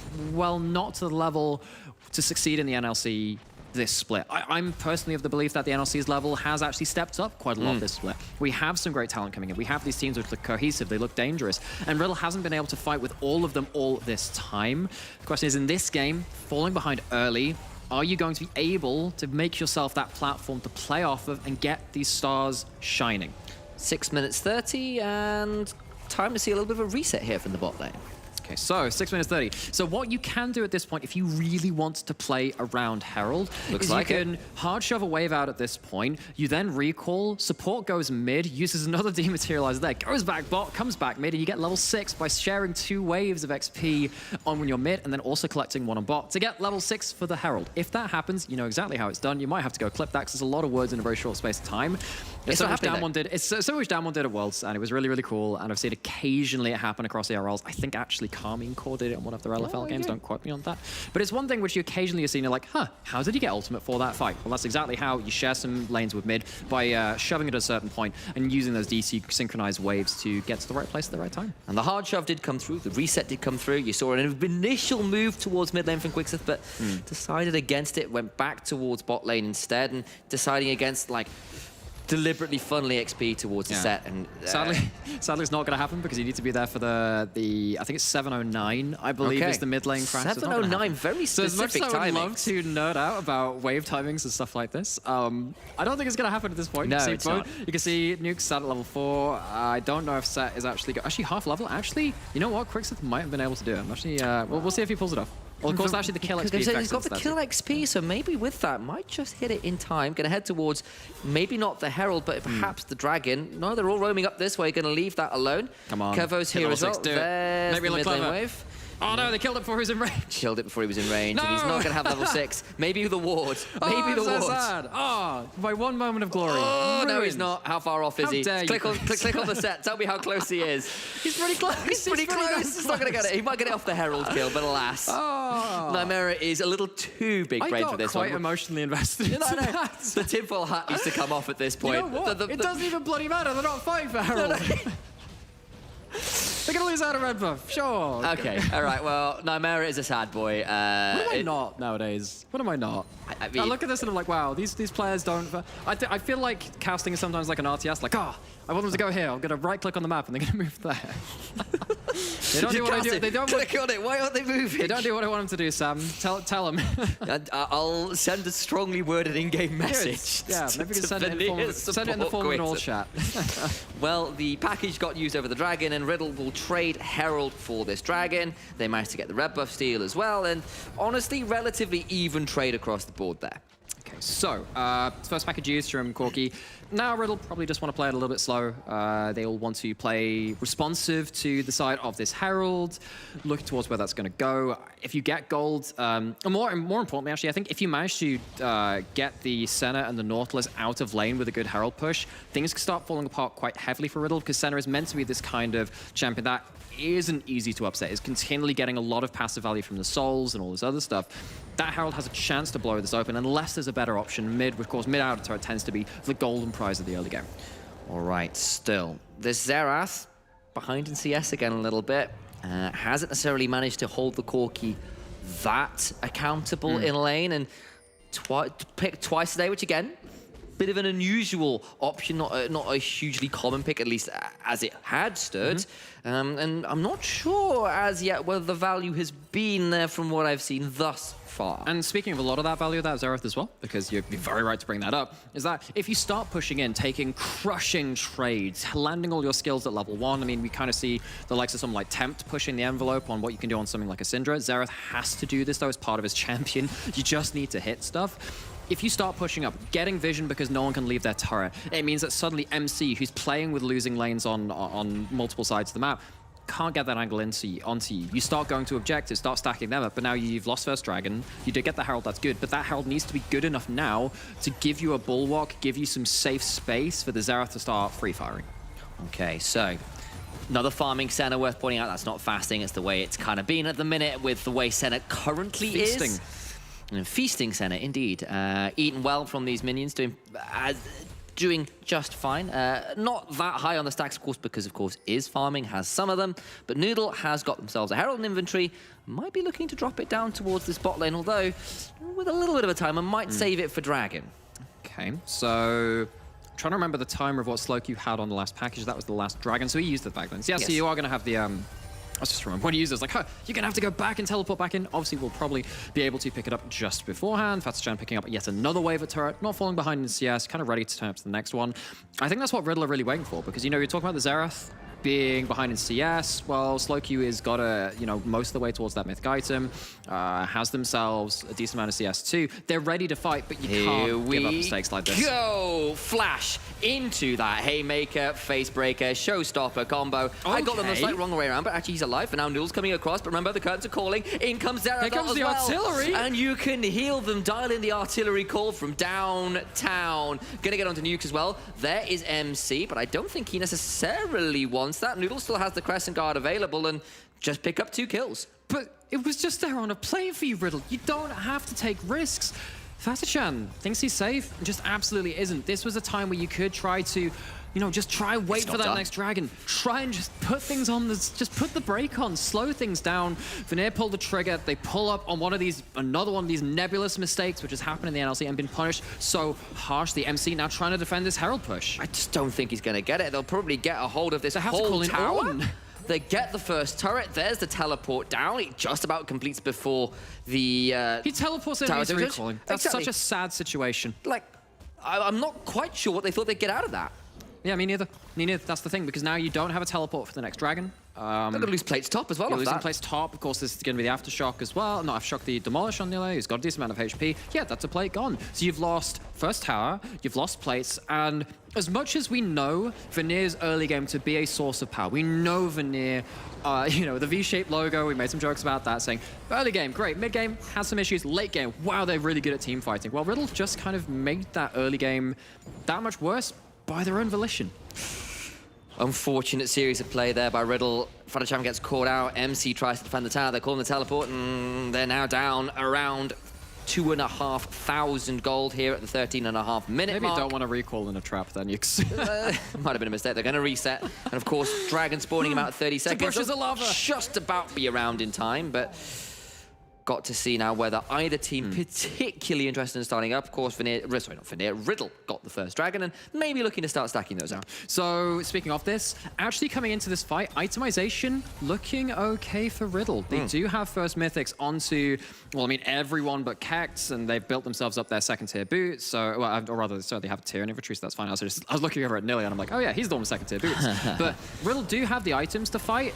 We do have a text flash channeled the other way. Quicks is looking for an angle, does not find it. Trying to buy access to the river are Riddle. And here begins the Dance of Dragons. Well, never mind the Game of Thrones reference, because this might be a bit of a battle turning up. I was going to mention that battle and realized that's probably inappropriate for broadcast, so do with that as you will. The battle of the very bad people.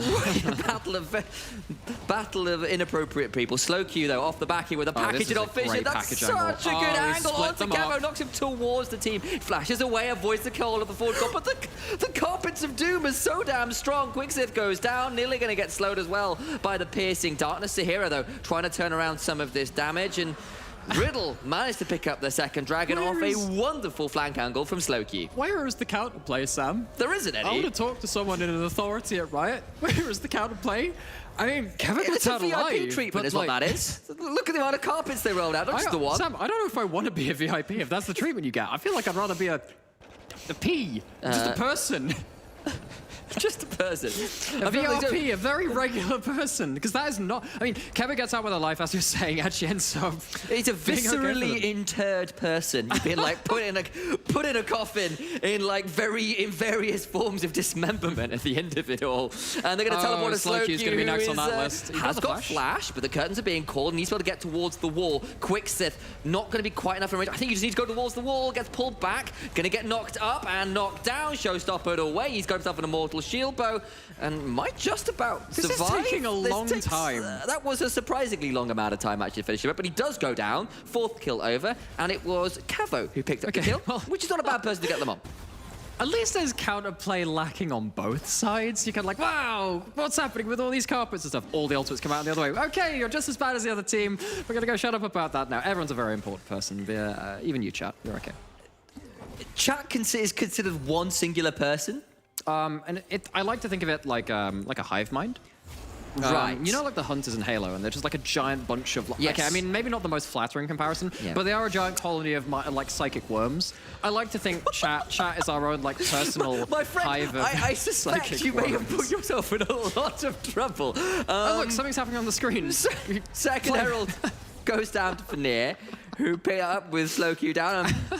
Not going to follow you down that track because I value my Twitch chat experience and don't want to be flamed for that comparison. They're going to summon the second Herald up topside and pick themselves up tower number 2. Riddle yet to secure one for themselves. Of course, Slowq got punished for shoving down bot, trying to get secure one earlier. They haven't had prior to do that. They haven't been pushing with the Corki, even though that the CS has been up on that front. Senna's been stuck under turret. Kex has been set under the turret of the Ornn as well. Yes, they have made their way down to a couple of fights, but actually they're looking to get right on top of this Xerath, but are you even going to force flash? Yes, you are. They do get the flash. Noodle's going to come forwards now. Remember, there's turrets available, and now Kex taking a lot of damage. Gets knocked on the tower. A lot of damage coming forwards. Force Kex to flash, and the arcane barrage starts flying right at the arcane. Not quite enough damage, and Kex gets out alive. Oh, he hits the level 11, so has the extra shot. Only connects with the 2. Maybe a third would have taken them down. Heal comes through from center on the Q, and that summoner spell, but a little bit of a dive too deep from Riddle, but at least they get the flash away from the Xerath. Very important thing to watch out for. Xerath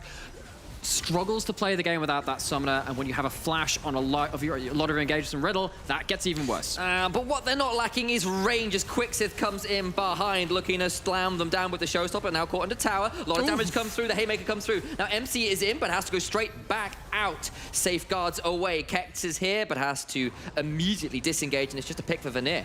It's a pick for Vanir, but this is coming off of Siege from one side into Siege from the other side, trying to find these rotations and faults. And Riddle, as we said, they overengaged. They left themselves without a real ability to fight the elongated fight at that point. Corki didn't really want to commit back to that. Wants to just farm out a damn side lane for once.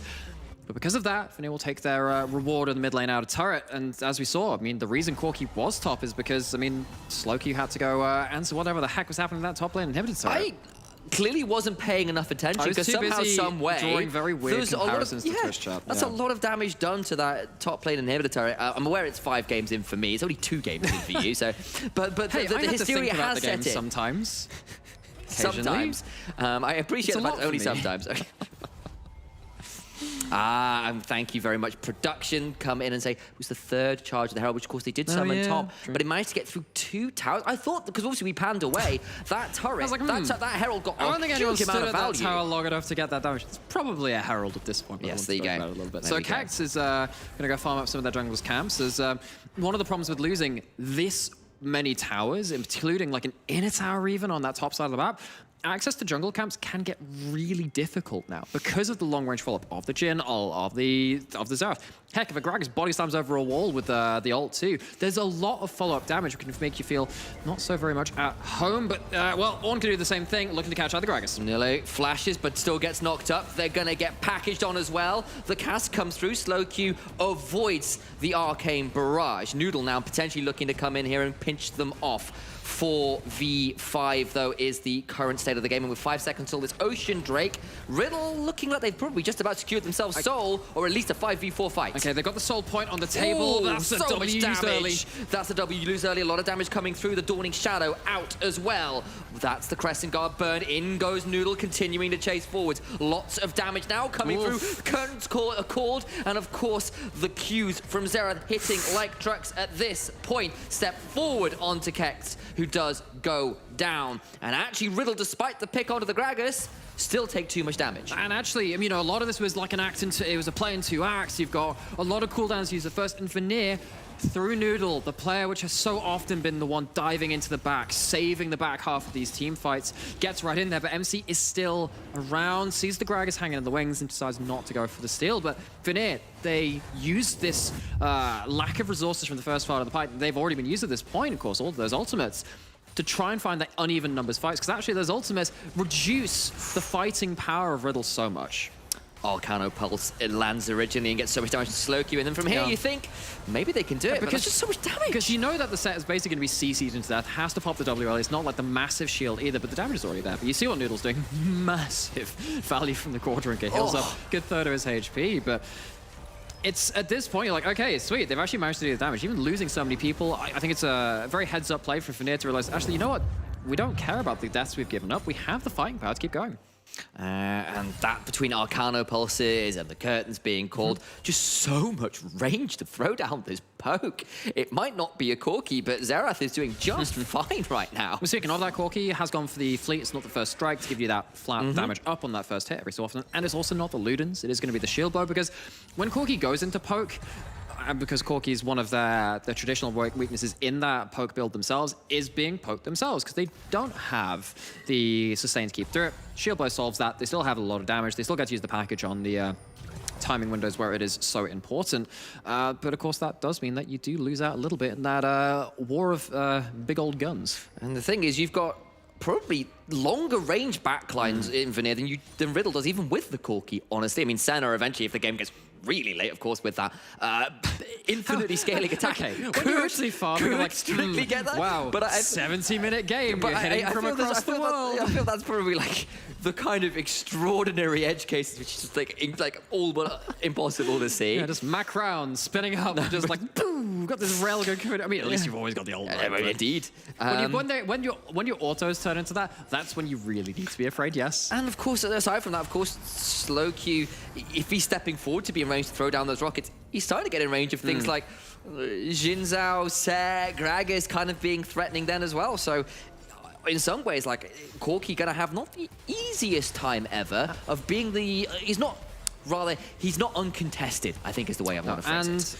If we're going to go talk about difficulties for these carries to Riddle, because of what Vanir have picked in terms of their own ultimates firing into the backline, actually one of the biggest picks into Senna when she was last meta, speaking about the other carry on Riddle, was Ziggs. And you'd see just all these Sennas going towards the Kraken Slayer into the Rage Blade because of the interaction, which was so strong back then. Still strong now, it's just not as untapped as it was. But Zahara kind of does similar, right? If you have a set setting them up by punting one of your frontliners right into your face, I mean, I can understand the same kind of logic in terms of Senna does not get to survive the long fights, does not get to fight front to back. I mean, obviously the artillery just ignores your front line. And it's led to Vanir getting themselves a strong mid-game lead, but they've had strong mid-game leads quite a lot before this, and from here on out, it started to get a little bit dicey for Vanir in weeks previous. They've got themselves 2 items pretty much across the board. It's a chem tank build from Gragas, not Everfrost, worth pointing out, but they are in a position right now to take a hold of this game, and they've certainly got the siege units to make it hurt under the towers. But okay, so just quickly revisiting some of the things that we talked about before.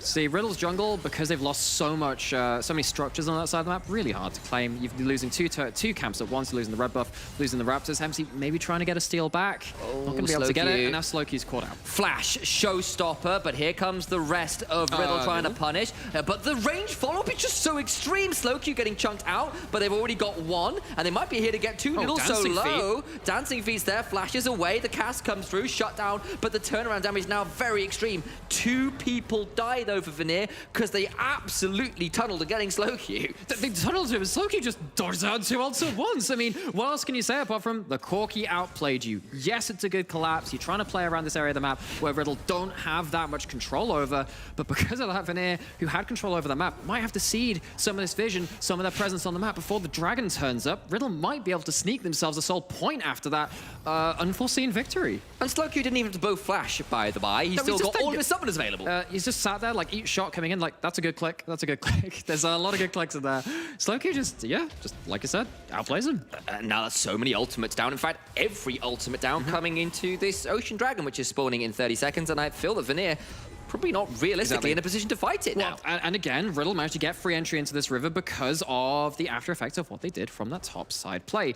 Slowq has the package, picks it up in time, able to start harrying around the fringes with that unstoppable ultimate, or passive, rather. It's pretty much an ultimate on their possession as well. So Vanir responds to this, trying to get mid-pro, because getting mid-pro into walking into that river is one good way to kind of force Riddle between several bad decisions. If they lose mid lane into, in a turret, that could be quite difficult at fighting around Baron at that point, because you've got no structures outside your base on the top side of the map. And actually, that's what they are saying. Let's go up towards Baron, force the issue. Riddle have to respond to us. Between a Xerath and a Jhin, I don't feel like they've got the fastest Baron take ever. Yes, it's 25 minutes. Of course, the Leandries will help, but it's not going down at a particularly rapid rate. It will force Riddle to come on over, though. But they're just not worried. They just back away and say, fine, we'll take that bet. No, that's a really good point you bring up there, actually. Vanir's Baron speed very, very low. Nile gets caught out, has to tank it up. So much damage in Vanir's mid-game. It might be haunting them again. Vanir lose themselves a top laner, and now Slowq, he's got himself 2 items, and all of that poke earlier on that he was having to endure, it's time for him to start turning it back with a vengeance. The root under tower, though, maybe they can start turning this one back. Kex takes a bit of a chunk, but they still managed to finally secure that mid lane tier 1. And as much as actually Riddle is a team that I've maybe called disconnected before, we've used that in terms of, oh, junglers are not connected to laners. We've talked about so many teams with this. I mean, this time it's Nile is not connected to his team, just walks up as the Gragas, maybe looking for some kind of pseudo-engage. All he does is eat a boatload of CC and goes down for it. No return fire, no ability to threaten the backline, just throws out the ult to try and disengage, goes down for it anyway, and now Riddle take that mid lane out of turret, which has been so hard for them to get. That's their first turret of the game, but you wouldn't have been able to tell it because Riddle are fighting pretty evenly right now. And that gold lead, which was 4,000 a few minutes ago, is now only 1,500 apart. Like, that is very even, when, especially when one of that's lower than it was. Indeed, by significant margin is more what I was getting at. And if you cast your eyes down to Slowq's infantry, you can realize he's now got 3 items. He is very strong right now on the cookie. He is at critical mass, so to speak. And also at a decent amount of critical strike, because you go to the Muramana. You can't go for something like the Inveg in second unless you go for a very Bwipo GP build, and lots of crit close aside that. Riddle, once again, finds themselves into the mid lane. Quixis is just going to get popped. Lordy, he takes so much damage, doesn't even get to showstopper properly, and all the while there's a fight going on in mid lane as MC forces Kevo not to pull off the curtain call. Double kill as Noodle falls, and Slowq now stepping forwards. Look at the damage he's putting down. Just not quite up. But the root comes through from the Deadly Flourish, and maybe they can get him. Force the flash, the cask is good, but they just can't finish the kill. Quixis is on the flank, and we kind of criticized him a little bit for this against JDXL and their loss there. Goes up a little too far beyond the safe vision line. Vanir looking to a way to re-stabilize this game, but Slowq flies in right at the Valkyries, burns him down. Watch for the Arcano pulses, watch for the shocking orbs. Can Sahira do the damage required? Baron has been started, Kex and nukes off vision in 2 separate bushes as Slowq tries to be obnoxious from the angle. 3v5. Kex is there, but that's a good route. The turnaround did a fantastic job. Court Portugal coming through. Sahira off the backside trying to get some damage down, but it's just not quite enough. Kevo flashed away, still gets knocked up from the searing charge. Quixis is back in now. The damage starting to be pretty good. MC misses the Sonic wave, and the Baron has been taken. All the while, we didn't get to it when Quixis gets a good haymaker, but it's only a 1-for-1 trade. Good stopwatch from Sahira stops MC being able to execute him, but Riddle get out with 4 and a Baron. But if you didn't have this gold lead, or rather like this gold lead demolished by Riddle, that fight could have been so much better for Vanir. That felt like the window of opportunity to keep fighting. Sahira, Kevo, not part of that initial engage, and they actually managed to survive right through to the end of it. I mean, Riddle feels like they almost overplayed themselves, but they still come out with a 2-for-1 at the end of it. The gold now dead even. Vanir's mid-game haunts them once more, and Riddle, with this scaling composition, with the Ornn, with the Corki, with the Senna, with a Wormfallen sacrifice in Senna's inventory as well, courtesy of all upgrades. Please do. Yeah, absolutely. Indeed, thank you. I appreciate that. Certainly looking to put on a fireworks display with those items. Very ready to fight, very ready to take this advantage and turn it into a game win. I was going less for the fireworks and more for like the sitcom thing, but it's more like sit and mid-com, and it's not actually that comedic if you're a Vanir fan, because it's actually really difficult to deal with the center at this point too.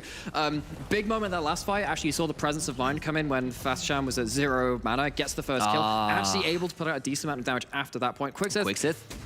This is going for the long looping flank while they're trying to potentially engage in the mid, but Just can't get it. Again, they just can't land anything. Riddle too poised, Riddle too aware of the situation. And early plays from Quickstep were excellent, but the last few attempts have led to his demise. Of course, he is kind of the playmaker. He has to throw his face at it, but exactly. it's come with it getting broken, which of course is a little ironic considering the champion he's playing. But hey, what are you going to do? I mean, but I appreciate that mentality because you can't afford to be a KDA player. You are going to have to use your face. You're going to have to probably give your life for the cause and try and find yourself some kind of engage. Quixis once again sat there on the flank trying to find something, has a flash, can maybe cross one of these walls. Let's see how much damage you can do throwing an Ornn or the like into the back of the team. Right, Quicksith, got to look for that angle, but here comes the Archon Barrage. The Ocean Dragon has spawned and Soul is on the line. Fatchan has to flash away. Look at Quicksith though. Misses the flash over the wall! But all the while, Slowky's been shut down. It doesn't matter. They've got the Corki, and maybe a fell flash won't matter. In comes the Dawning Shadow. Still not enough. Kex taken so low. MC goes in, but look at the call of the Forge God. It's still going to be a little bit too late as Kex falls down over the wall. Goes Noodle. He's a danger Noodle at this point, and his bite is venomous. The wind becomes lightning. Nukes is knocked down, sent straight back to the depths, and MC is now hunting around to try and get something, and Vanir in the late game coming back alive. And flubs aside, I mean, Vanir still approached that fight in a way which is good for them. Again, we talked about it in that Tribush fight a little while ago into this game, and actually the game's been going on for a little while now itself. The extra range to follow up between different parts of the fight. If you split the fight, Vanir are more likely to be able to impact another part of it once they have won. Gonna go get themselves a replay into this to see actually what happens on the other side of this fight. Obviously, we were very focused on what was happening with Quixoth. He takes up the Lee Sin ultimate. But while this is happening, double ultimates come up from Vanir, and Slowku doesn't reach them. Oh my days. Doesn't reach them with the package. Tries to get in, maybe just misjudges the range, gets absolutely blasted with the backline carries. Reminder that Kevo is at 5-0-5 with an Infinity Edge, and turns out they do quite a lot of damage at that point. Corki overdives despite a stellar game before this, gets punished.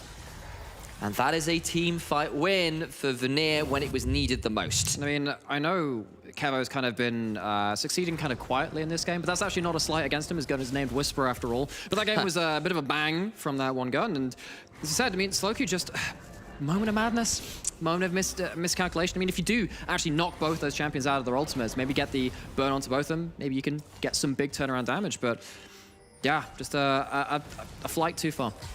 Fatacham, of course, taking so much damage the later this game comes. It's so hard for Senna to play the later with all this damage coming through, just so squishy. Down to half HP, but not dead. These ultimates this late game just don't really exist as a cooldown. You can watch Sahira's cooldown just tick down. And now you're waiting, because of course, if you're not playing around the package cooldown, as Kex is currently caught out, might have a Hex Flash over the wall.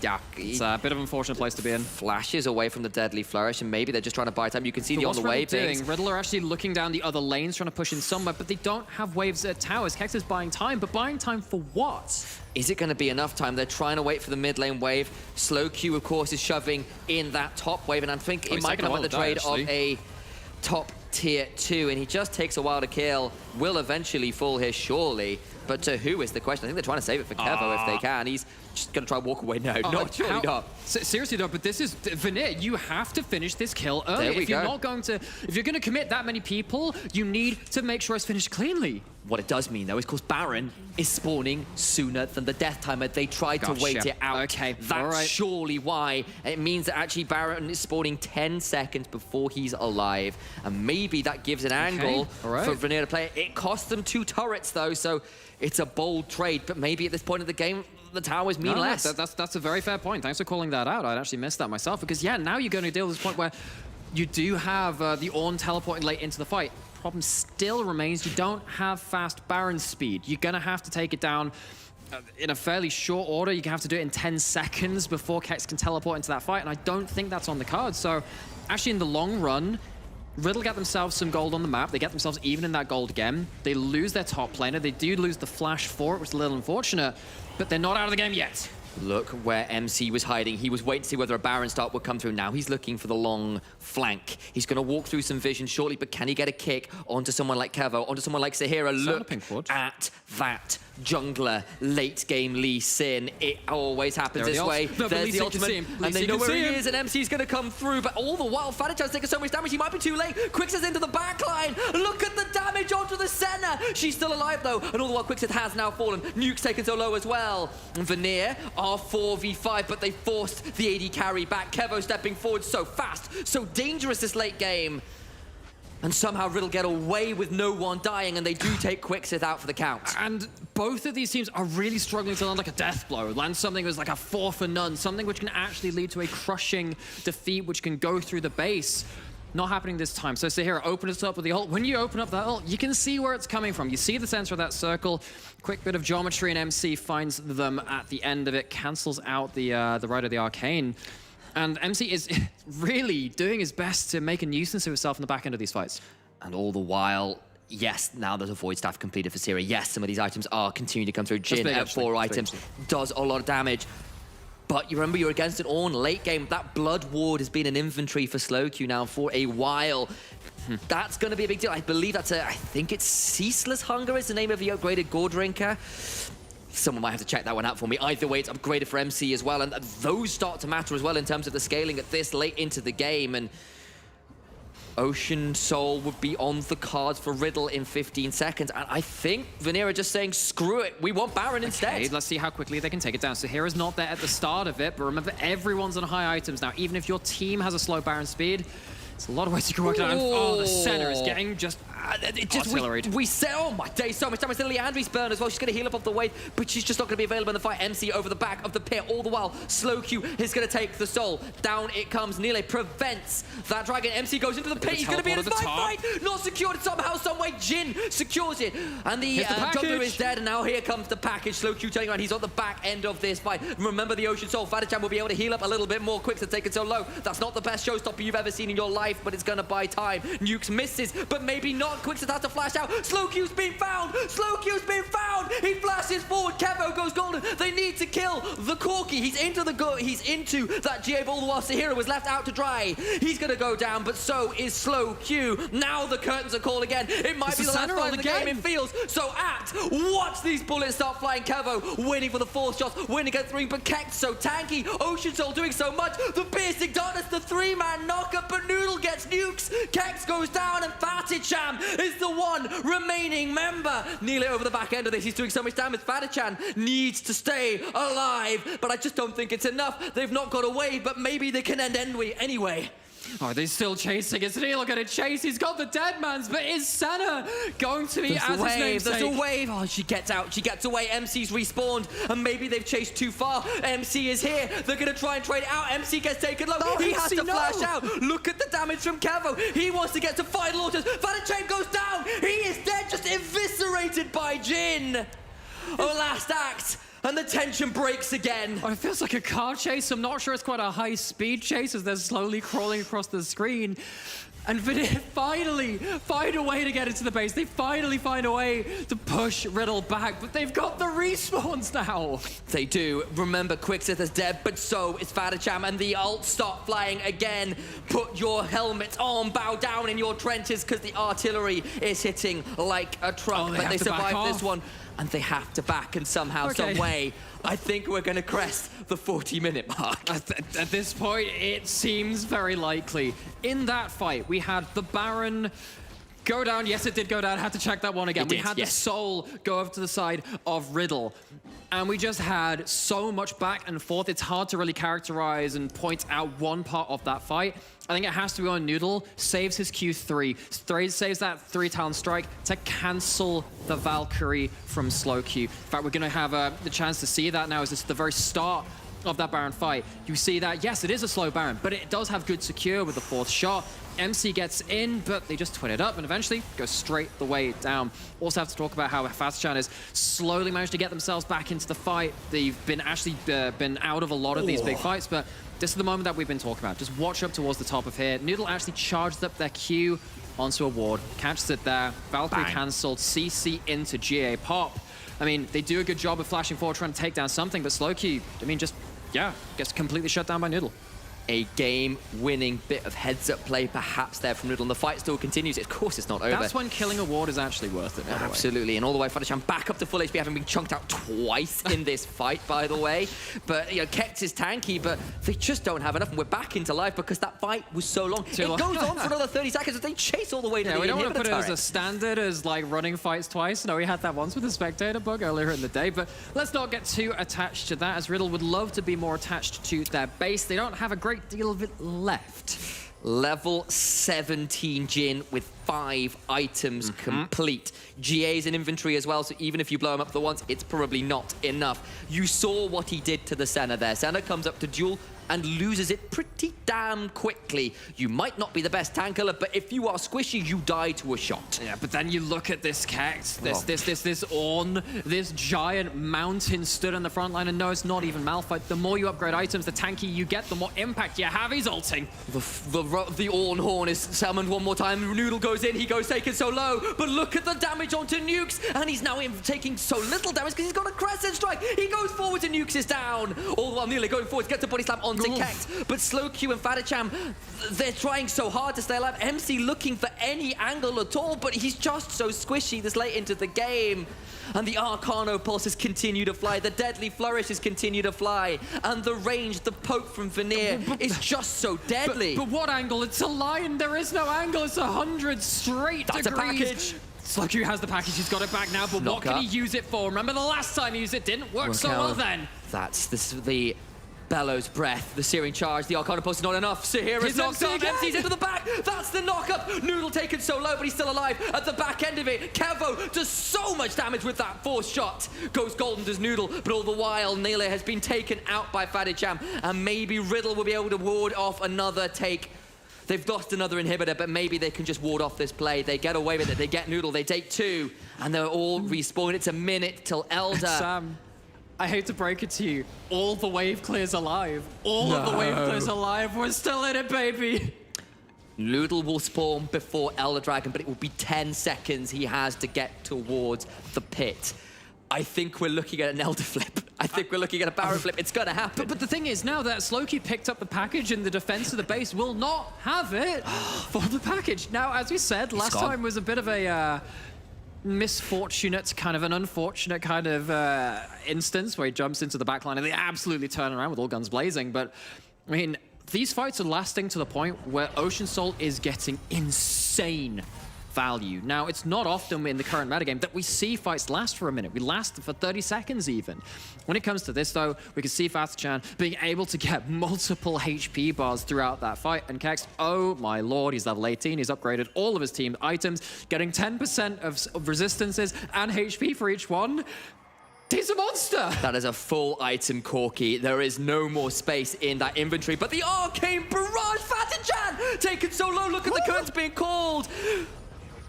You can feel the shockwaves from here. So much damage comes through, but Fadichan stays alive. The cooldowns really aren't that long at this point. Noodle's on the flank, he has an ult! There's the call of the Forge God. They're going to hook onto Quickset. They don't think it's and it's just not going to work. They're going to miss it out. Quickset's still alive. Look at Kevo on the backside. Nukes gets the hook, but he's so much damage to flanking Jin. What is this? Fadichan flashing forward, trying to get the kill. Kevo has to throw down the captive audience as they kill off Nile.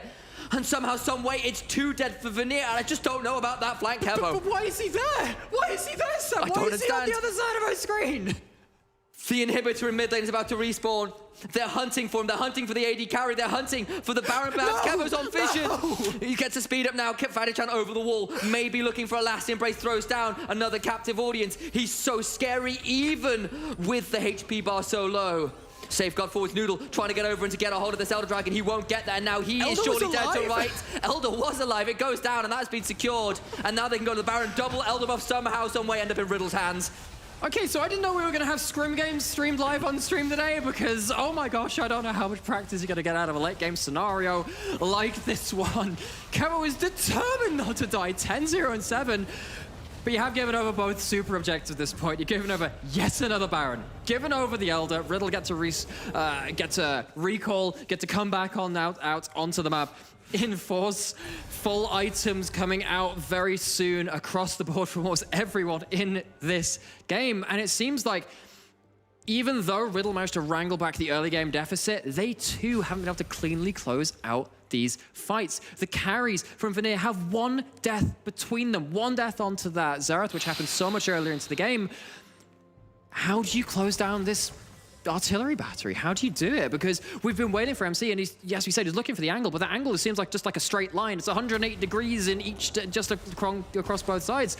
You can't go right down the barrels of them. You have to find some way right the way from the back, and he's been struggling so hard to land those all-important late-game kicks. And it's just about here. Riddle, if they can make the most of these buffs, maybe they can end it, but if they don't get enough, we're back to another even game state. Remember, there are 2 exposed inhibitors. One is still down right now for Riddle. Oh my god, the damage. It's so disgusting. Slow Q and Fatachan both choked out. They can heal it back up, of course. They've got the Ocean Soul. Maybe that will be enough. They lose the inhibitor turret. MC now taxis in a wave in the mid lane. Inhibitor exposed. But you've got the Ocean Soul. All of that poke, it has meant nothing. They've used their ultimates. They're not the longest cooldowns in the world, but they might be long enough. Structures falling once more, but this time in the Vanir base. They're going to try and shove in. They've got themselves so much poke, so much damage. Of course, that Ocean Soul coming in clutch. So much damage to come through. But if it lands a little bit more, maybe you can chuck it as Sahira is chunked. But remember, he's got the fountain to heal back up. But that might now be some damage onto the towers. One Nexus turret has fallen. The showstopper into the backline from Quixis trying to get some damage down. But they just can't finish the kills. Flash body slam. In goes Noodle. But where is Sahira and Kava? Where is the damage coming through? They can't finish up. GA is fucked. A Riddle somehow, some way, with an Elder Dragon, with a hope, with a prayer, will secure the game win in 46 minutes. And you know, most of the time with this kind of game, I say, oh, it takes them a while. It takes them more than just a small while. It takes them more than just 3 strikes. It takes a whole lot of wax at the pinata until it finally breaks open into that goodie bag of a win for Riddle. And as much as we're talking about Vanir coming in so strong at the start of the split, coming in as almost like an unexpected top-end contender, and Riddle actually on the other side of that, unexpectedly below that kind of berth. Riddle walk away with the win, and they once again break open this muddied mid-pack of the league. One of the highest value Ocean Souls I have seen in a long time. A back and forth, long, tense game goes the way of Riddle. But we're cutting to a break. We've got a post show after this. Take a breath, stick around, and chill out. Thank you.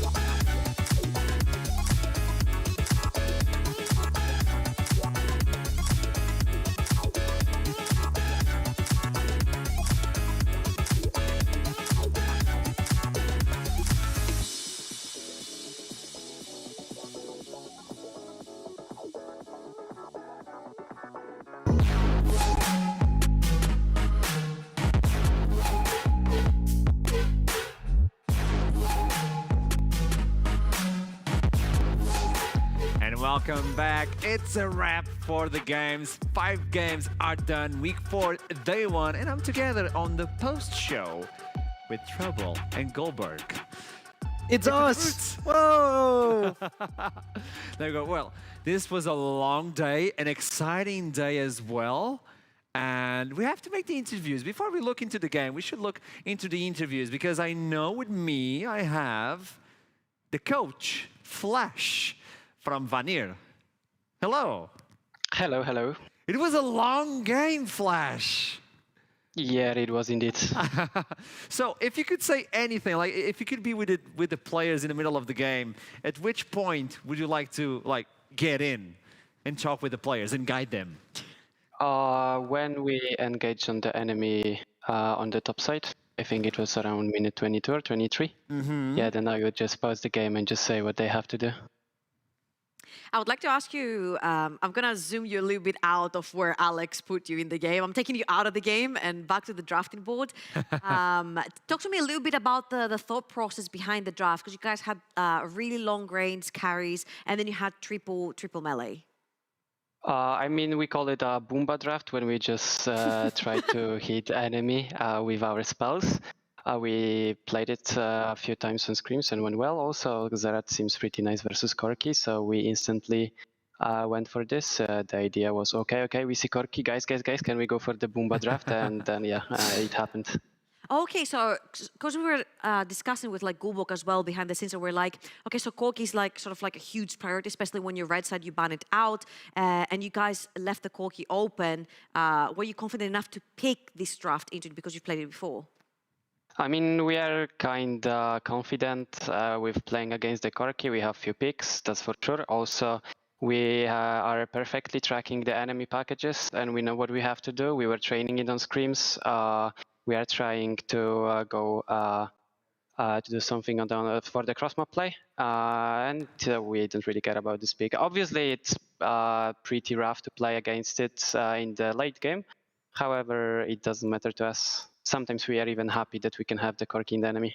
Oh, cool. Yeah, so I'm going to assume you're happy with that, and I feel like you have solid reasoning. You can argue that's a bit more difficult to pull off, but they did so very well for a long time. I was wondering, where do you feel like in the game that this composition needs to be played differently? Like, what is the losing play? What happens in this game that kind of puts you in the point where this composition no longer functions? Is it the comp itself then, or does it come down to some, errors in execution?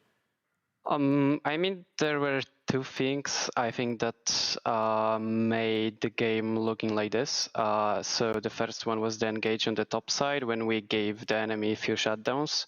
Also the team fight on the top after the inhibitor. I think we were late for the Elder Drake later on. However, we were kind of also handicapped because 2 players tested positive for COVID, but I'm kind of happy with the performance we could pull out today. Really sorry, and we're hoping obviously for a really quick recovery for your players. Just one last question, just to wrap it up. I wanna hear your thoughts and opinions about Vanir as a team and your players in general. Now that the halfway point has been reached, now that you've played every single team, which team your team or any particular players looking to face coming toward the second phase? I mean, I'm pretty happy with the performance overall. We are pulling out right now, and I think this is the best team I have ever worked with in terms of the work ethic and also the attitude outside of the game and how we are talking to each other. Overall, who I would like to face again, obviously, are the teams that have Polish players. So in their team, so it's Eminem, Bifrost, and JDXL, and probably looking forward to play versus them in the second phase. Lovely, I like that. Yeah, respectable. Flash, thank you so much for the interview. Wish you a fast recovery for the players as well, and good luck on the rest of the split. Yeah, sure. Can I say something in Polish? Yes. Yeah, okay. Okay, to pozdrawiam Nycie i również wszystkich kibiców z Polski, co kibicowali na czacie. Pozdro 600, and thank you very much. Thank you very much. There we go. Thank you so much, Flash. Good luck. Have a nice one. I don't know if I approve of that message because I didn't hear the K word, but it's fine. I have no idea what I have. You've come from CS, you know what it is. What? What? It's Whatever. It's fine. Move on. I'm pretty sure the chat got it. Yeah, someone must know. Okay, so at this point, Vanir actually lost a really important game, in my opinion. Was really important because it's like face-to-face. Riddle is now looking for the same position as Vanir, but obviously we still have the second half of the split, so everything can happen, but the standings are getting a little bit more solidified. For you guys, what can you say about this first half? I do believe we still have one more day before the end of the first half, though. But yeah, we do. We do. Yeah. Not the week 4, but yeah, it's fine. I think, I guess our middle teams are still showing the inconsistencies. I guess that's the appropriate answer. I personally think Riddle had the better and easier composition to pull out, but I think they played the game worse today. I think the only reason they won was because their composition was literally easier to play. Whereas when I looked at the players from the side of Vanir, they look more solid. So I think there's still a lot of polishing that needs to be done for the middle of the pack teams, but in terms of our top teams, on the other hand, I really think they are delivering, and I'm happy to see them contesting each other because that means we can push our top teams to higher limits than just one team stomping all of it. Okay, now we do have the coach on the side of Riddle. Don't ban neither. Welcome. Thanks. How are you doing after this win? I'm pretty good. I'm happy we get back on the board. Okay, it is a good win versus Vanir, especially. You're getting near them on the standings, right? Yeah, for sure. It's important that we start winning games now. Any game that we drop now is a game that we would have to catch up in playoffs or to win playoffs. So. Now, Patrick, I need to know, because I think I have, once again, I've just expressed this to the viewers, but I need to express to you. I feel like the draft that was set up for the players looked very easy to play for your team. Now tell me, why did this game become so difficult as it did? What were some of the key factors that went wrong for you? I think we got caught out in bot lane. We took a bad trade and then we couldn't get the push in. And we got a freeze and we didn't respect the set flash. After that, it got pretty difficult, but we managed to get some drakes. I think we could have played better around the 5th drake instead of going for contest. I think we should have just played for top and mid towers. We outscale super hard. We have Ornn items, we have Corki, we have Senna. I don't know why we would go for the fight, but yeah, we got the dub in the end. That's the thing, the team were looking for the really, really late game, and you guys got engaged a lot during the early game. Were you really confident that your team would get to that state of the late game? I think with Corki, you just play for dragons, and you have such a huge advantage with the package. We had pretty safe lanes, so I don't know where they should really attack us. I think the only place they could get a lead is in bot lane. Now tell me, which one of Slowq's packages today was your favorite? Was it the one where he ulted in versus 2 people at bot at the Drake pit? I want to know about the Baron pit as well. Did he think he still had Baron when he packaged, when he TP'd in? Yes, I knew it. It just looked like it. He thought he had package. It was going to be super good. He was going to split the fight completely. Their front line was completely separated, and then he ended up just Wing in, and he did get Jin's flash and GA or stopwatch, but yeah, it would have been a completely different fight if he had package there. He did a really good one. I think it was 2nd Drake, where he saw entire enemy team out, but yeah, we don't talk about the other one. The duality of Slowq, I guess. The double-edged sword. I want to ask you about the draft, because I am a big fan of MC's AP pool in the junglers, and we're talking a little bit while the draft was going on. I was like, if I was the coach here, I would pick R4 on, and then I would possibly look in a Rumble R5. Was that something that you guys were considering? That's just a personal question for me. No, the Rumble wasn't really in the question. When we have Corki and we wanted Ornn, we have Nautilus, there's too much magic damage if we go for the Rumble. We're still looking to play it, of course, but it's not today. Was there a different pick other than Lee Sin that maybe went through your mind? We were reveal all your secrets for us right now. Come on. We were considering the Hecarim, but we ended up just going for the Lee Sin since it was more safe. We didn't really have a comp that wanted to dive in with the Hecarim, so I think it's safer to go for the Lee Sin. It's more peel. Okay, thank you so much for the interview. Don't ban Nidalee. Someday we'll get to see Nidalee on the Riddle composition. No, you won't. I seriously hope. I want to see that, man. One day. The dream is still won't. alive. And good luck for the rest of the games. Thank you so much. Yeah, thank you. See ya. There you go. This was the last game of the day. Who wants in Italy? I want to see the Nidalee. I mean, there's so much hype around that Nidalee that I want to see that on that composition. FC is just going to run away with it. No reason for any team to do it. Nope. Okay, so we should look into the day, the recap. We should look into the games that we had. This was a long game. We'll just skip this one and look into the other ones because they were pretty much bangers. What do you guys figure about today? Okay, let's it's a long start from the very beginning. Where's our B-roll? Thank you very much. Versus Noriki, yeah. Dusty versus Noriki is probably a game that not a lot of people would have expected that it wouldn't go the way it did. And also from the predictions, you saw that the analysts were completely split, right? Dusty have the clear win conditions, which is their jungle is very strong. If they can play together with the middle, they can play. They can take open the map. But I feel like Noriki, from last week as well, they have managed to figure out how to convert their early game victories from lanes into a victory in game. Moving on to Eminem versus Singularity. I think. More good packages. Yeah, but at some point Corky will have to get banned. I feel like these packages around objectives, like I get it, because you can zone him out in the laning phase, right? But every time there's a package around an objective, you just kind of have to forfeit it. Now, moving up to the game, I don't think there's too much to say about this game. Once again, Eminem is on a good trajectory. Singularity, unfortunate on the opposite end of that, not really able to find their footing. And I will say, like, they came in with a plan, but they're just not able to execute on it, unfortunately. This one. I'm not gonna take this one. I'm gonna give it to you, Gulbog, because we were behind the scenes and we're losing our.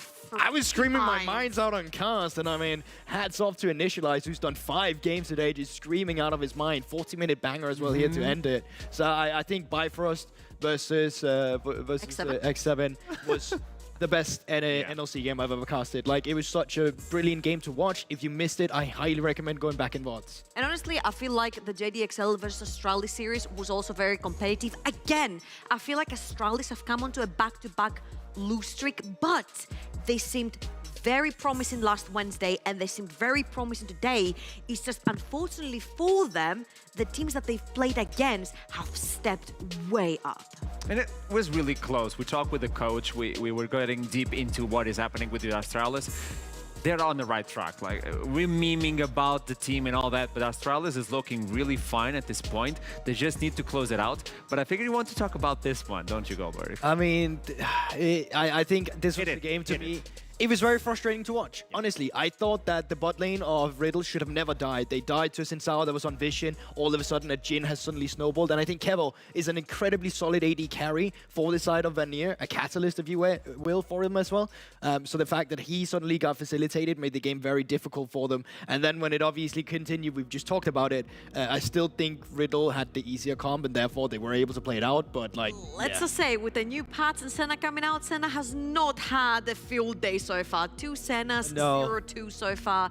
And if we take a look... one Senna did win. Yeah. Yeah, Fachi-chan did just win. But yes, he did. But he was not. But it felt like it didn't feel like a win. But let's look into the standings. There we go. The switcheroo top side of the standings. I love that. I love this as well. We figured out who's going to take first place. But the very funny thing about this team is that Bifrost has lost to JDXL. X7 has lost to Bifrost. And it's rock, paper, scissors. It's crazy because each team has beat each other. So they're like all tied to first place. And honestly, I'm surprised about Bifrost. I was expecting Astralis to be tied and Bifrost to be the gatekeepers after the top 3.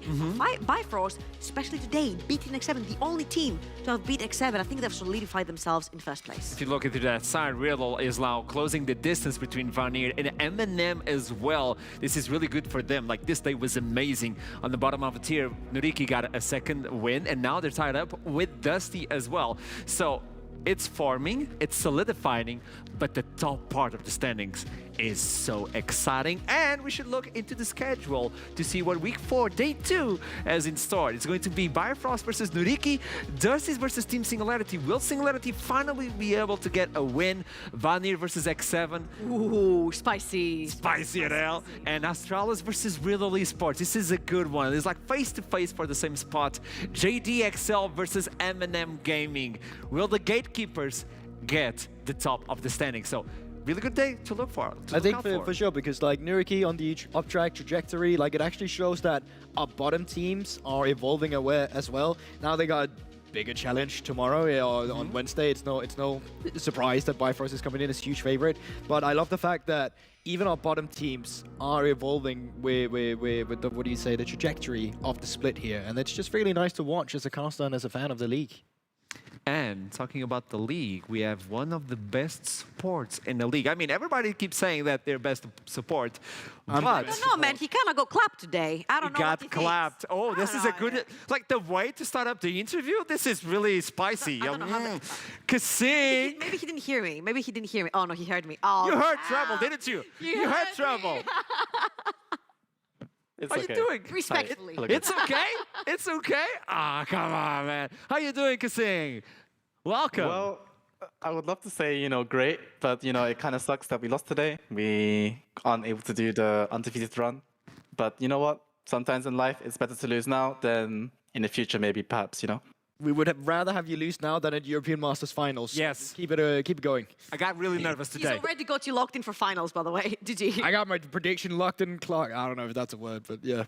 I also locked in my predictions as well, because if I lose, I'm going to paint my hair white. Kasing, help me, please.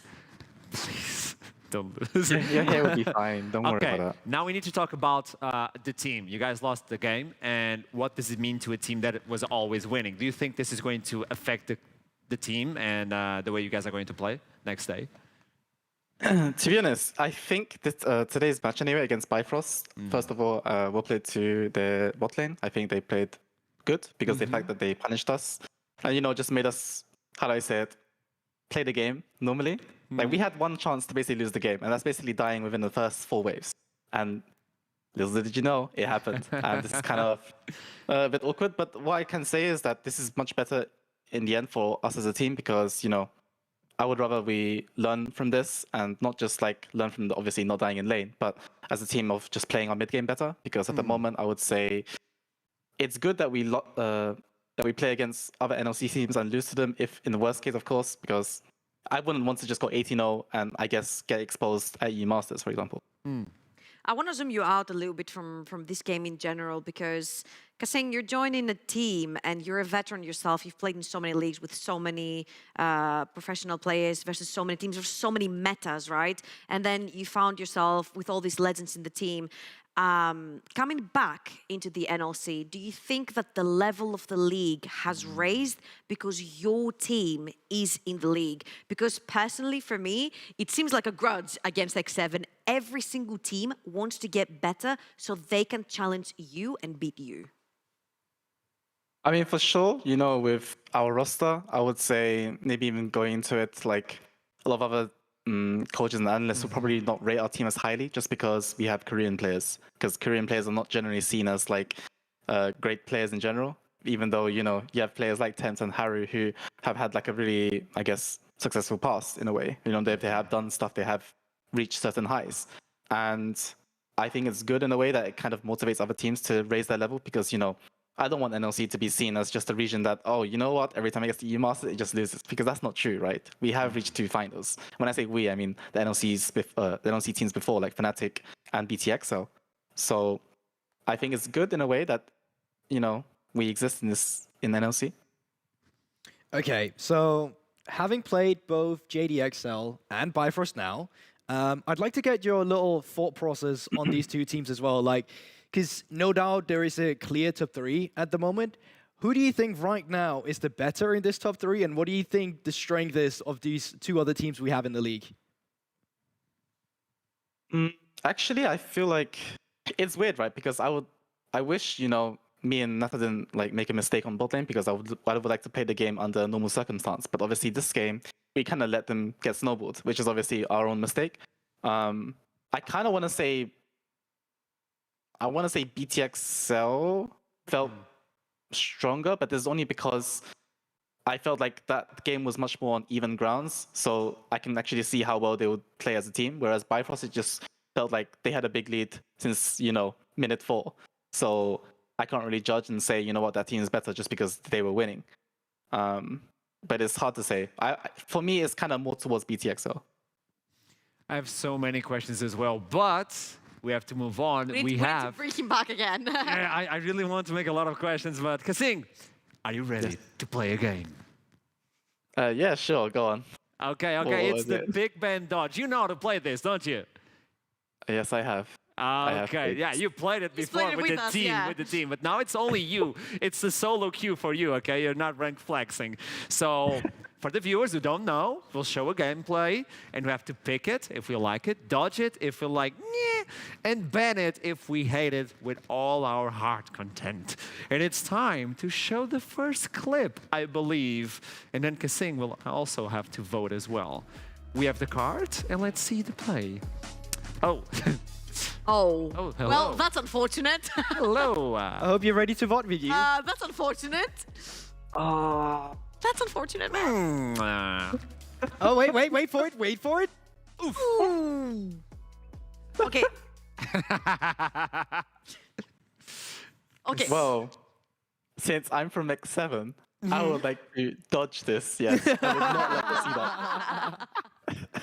that. Okay, to me, it's quite simple. Like, I would pick the... Who are you? No, the Senna ultimate. Okay. But I would ban Gwen. Like, I would delete that champion. I would dodge the play overall. I think it was a little bit too dangerous, you know? And even though Nata's like, ka-ching, I'm just going to yoink that one kill, I think it went really south in the topside dive. So, Actually, if you take in the other contest, I do believe that, I don't know if Drake was taken or the bot side turret were taken, but it was just not like, I don't think it was... Yeah, man, if they ended the game from the bottom of the map, sure, I'd pick it too. Come on. Yeah, it really sucks we brought in the support today as well. I'm sorry, Kaseki. It's okay, guys. You know what? I'm a loser today. It's fine. I understand. I love it. Okay, let's get the second clip rolling on. Oh, is this another X7 play? Oh, man. Wow. Oh, Gary. The production is going hard on you, man. Oh, no. Production, why you do this? Oh! Okay, first of all, right, it was kind of, it's kind of bad because of the fact that there was actually a pause during Akali's E, so he couldn't get his full combo instantly. And also, what was a bit awkward is when Gwen used her W and Akali R'd, her Q actually missed because she was out of the shroud. So it was a lot of unlucky things happened during this time. Do you pick, do you ban, or do you dodge? Actually, you know what? I would pick it. You would pick it? It's actually a nice play. Not gonna lie. Attempted nice play. Attempted, yeah. It was an attempt. Yes. The idea was good. Okay, actually, I'm gonna pick the play as well. I think that Dager played his heart out on this Akali. I give him an A+ for being cocky enough to pull that play and run into 5 people after a pause. So yeah, for me, it's a pick. See, I'm the opposite. For the exact same reason to dodge her, it's a dodge because he ran into 5 people. So, yeah. Listen, I play Katarina, I'm on the same page, I run into 5 people, and it's a flip. Typical I really don't know what I'm going with dodge as well. I'm going with dodge. It was risky. No, I'm going with pick.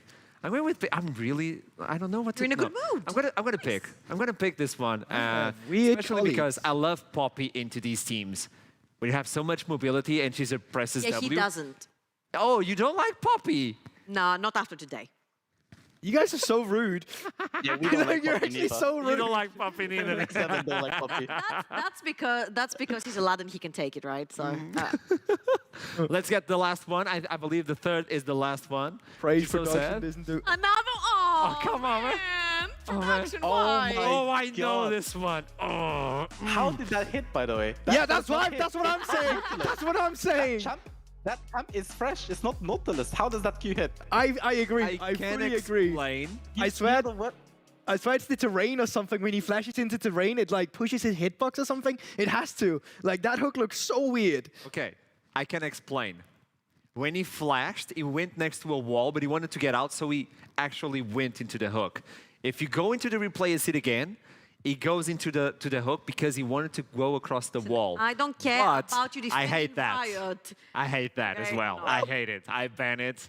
I ban it. I think everybody bans it. What about you, Kasing? I mean, the weird part is, right?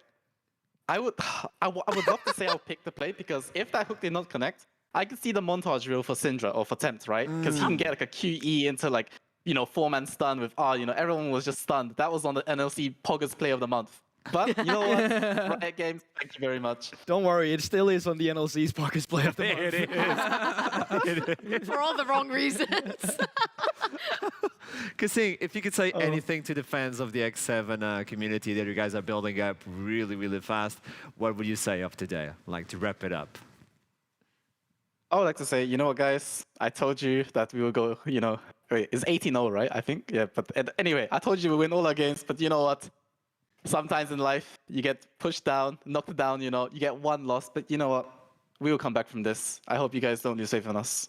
The glory is never falling. It's in getting up when you have fallen. It is. Ooh. Getting to the top is easy, but staying there is hard, and returning to it, let's see what you guys can do. Kasing, thank you so much for this interview and the little time you provided with us. And good luck. Week 4, day 2. I would like to see that. Thank you very much, guys. Appreciate it. Thank you so much. Bye-bye. And there we go. I love that he can take a little bit of my flame. I'm not gonna lie. You're kind of That was a frisky start for the interview. Honestly, I mean, he's banterous as well. We know Kasing, and usually he always curses on the interview. So He didn't today. I was gonna say that was really brilliant. So props to him. Not fined. He's evolving. Yeah, we didn't get fined. And this is a wrap up for week 4, day 1. Do you guys have any last words for the day? Thank you so much, and there we go. It's a wrap-up, week 4, day 1. It was amazing. We have more on Wednesday, week 4, day 2. I hope you guys will join us yet again. We have more surprises, more games, more bangers, everything. So I'll be waiting for you, and have a nice one. See ya.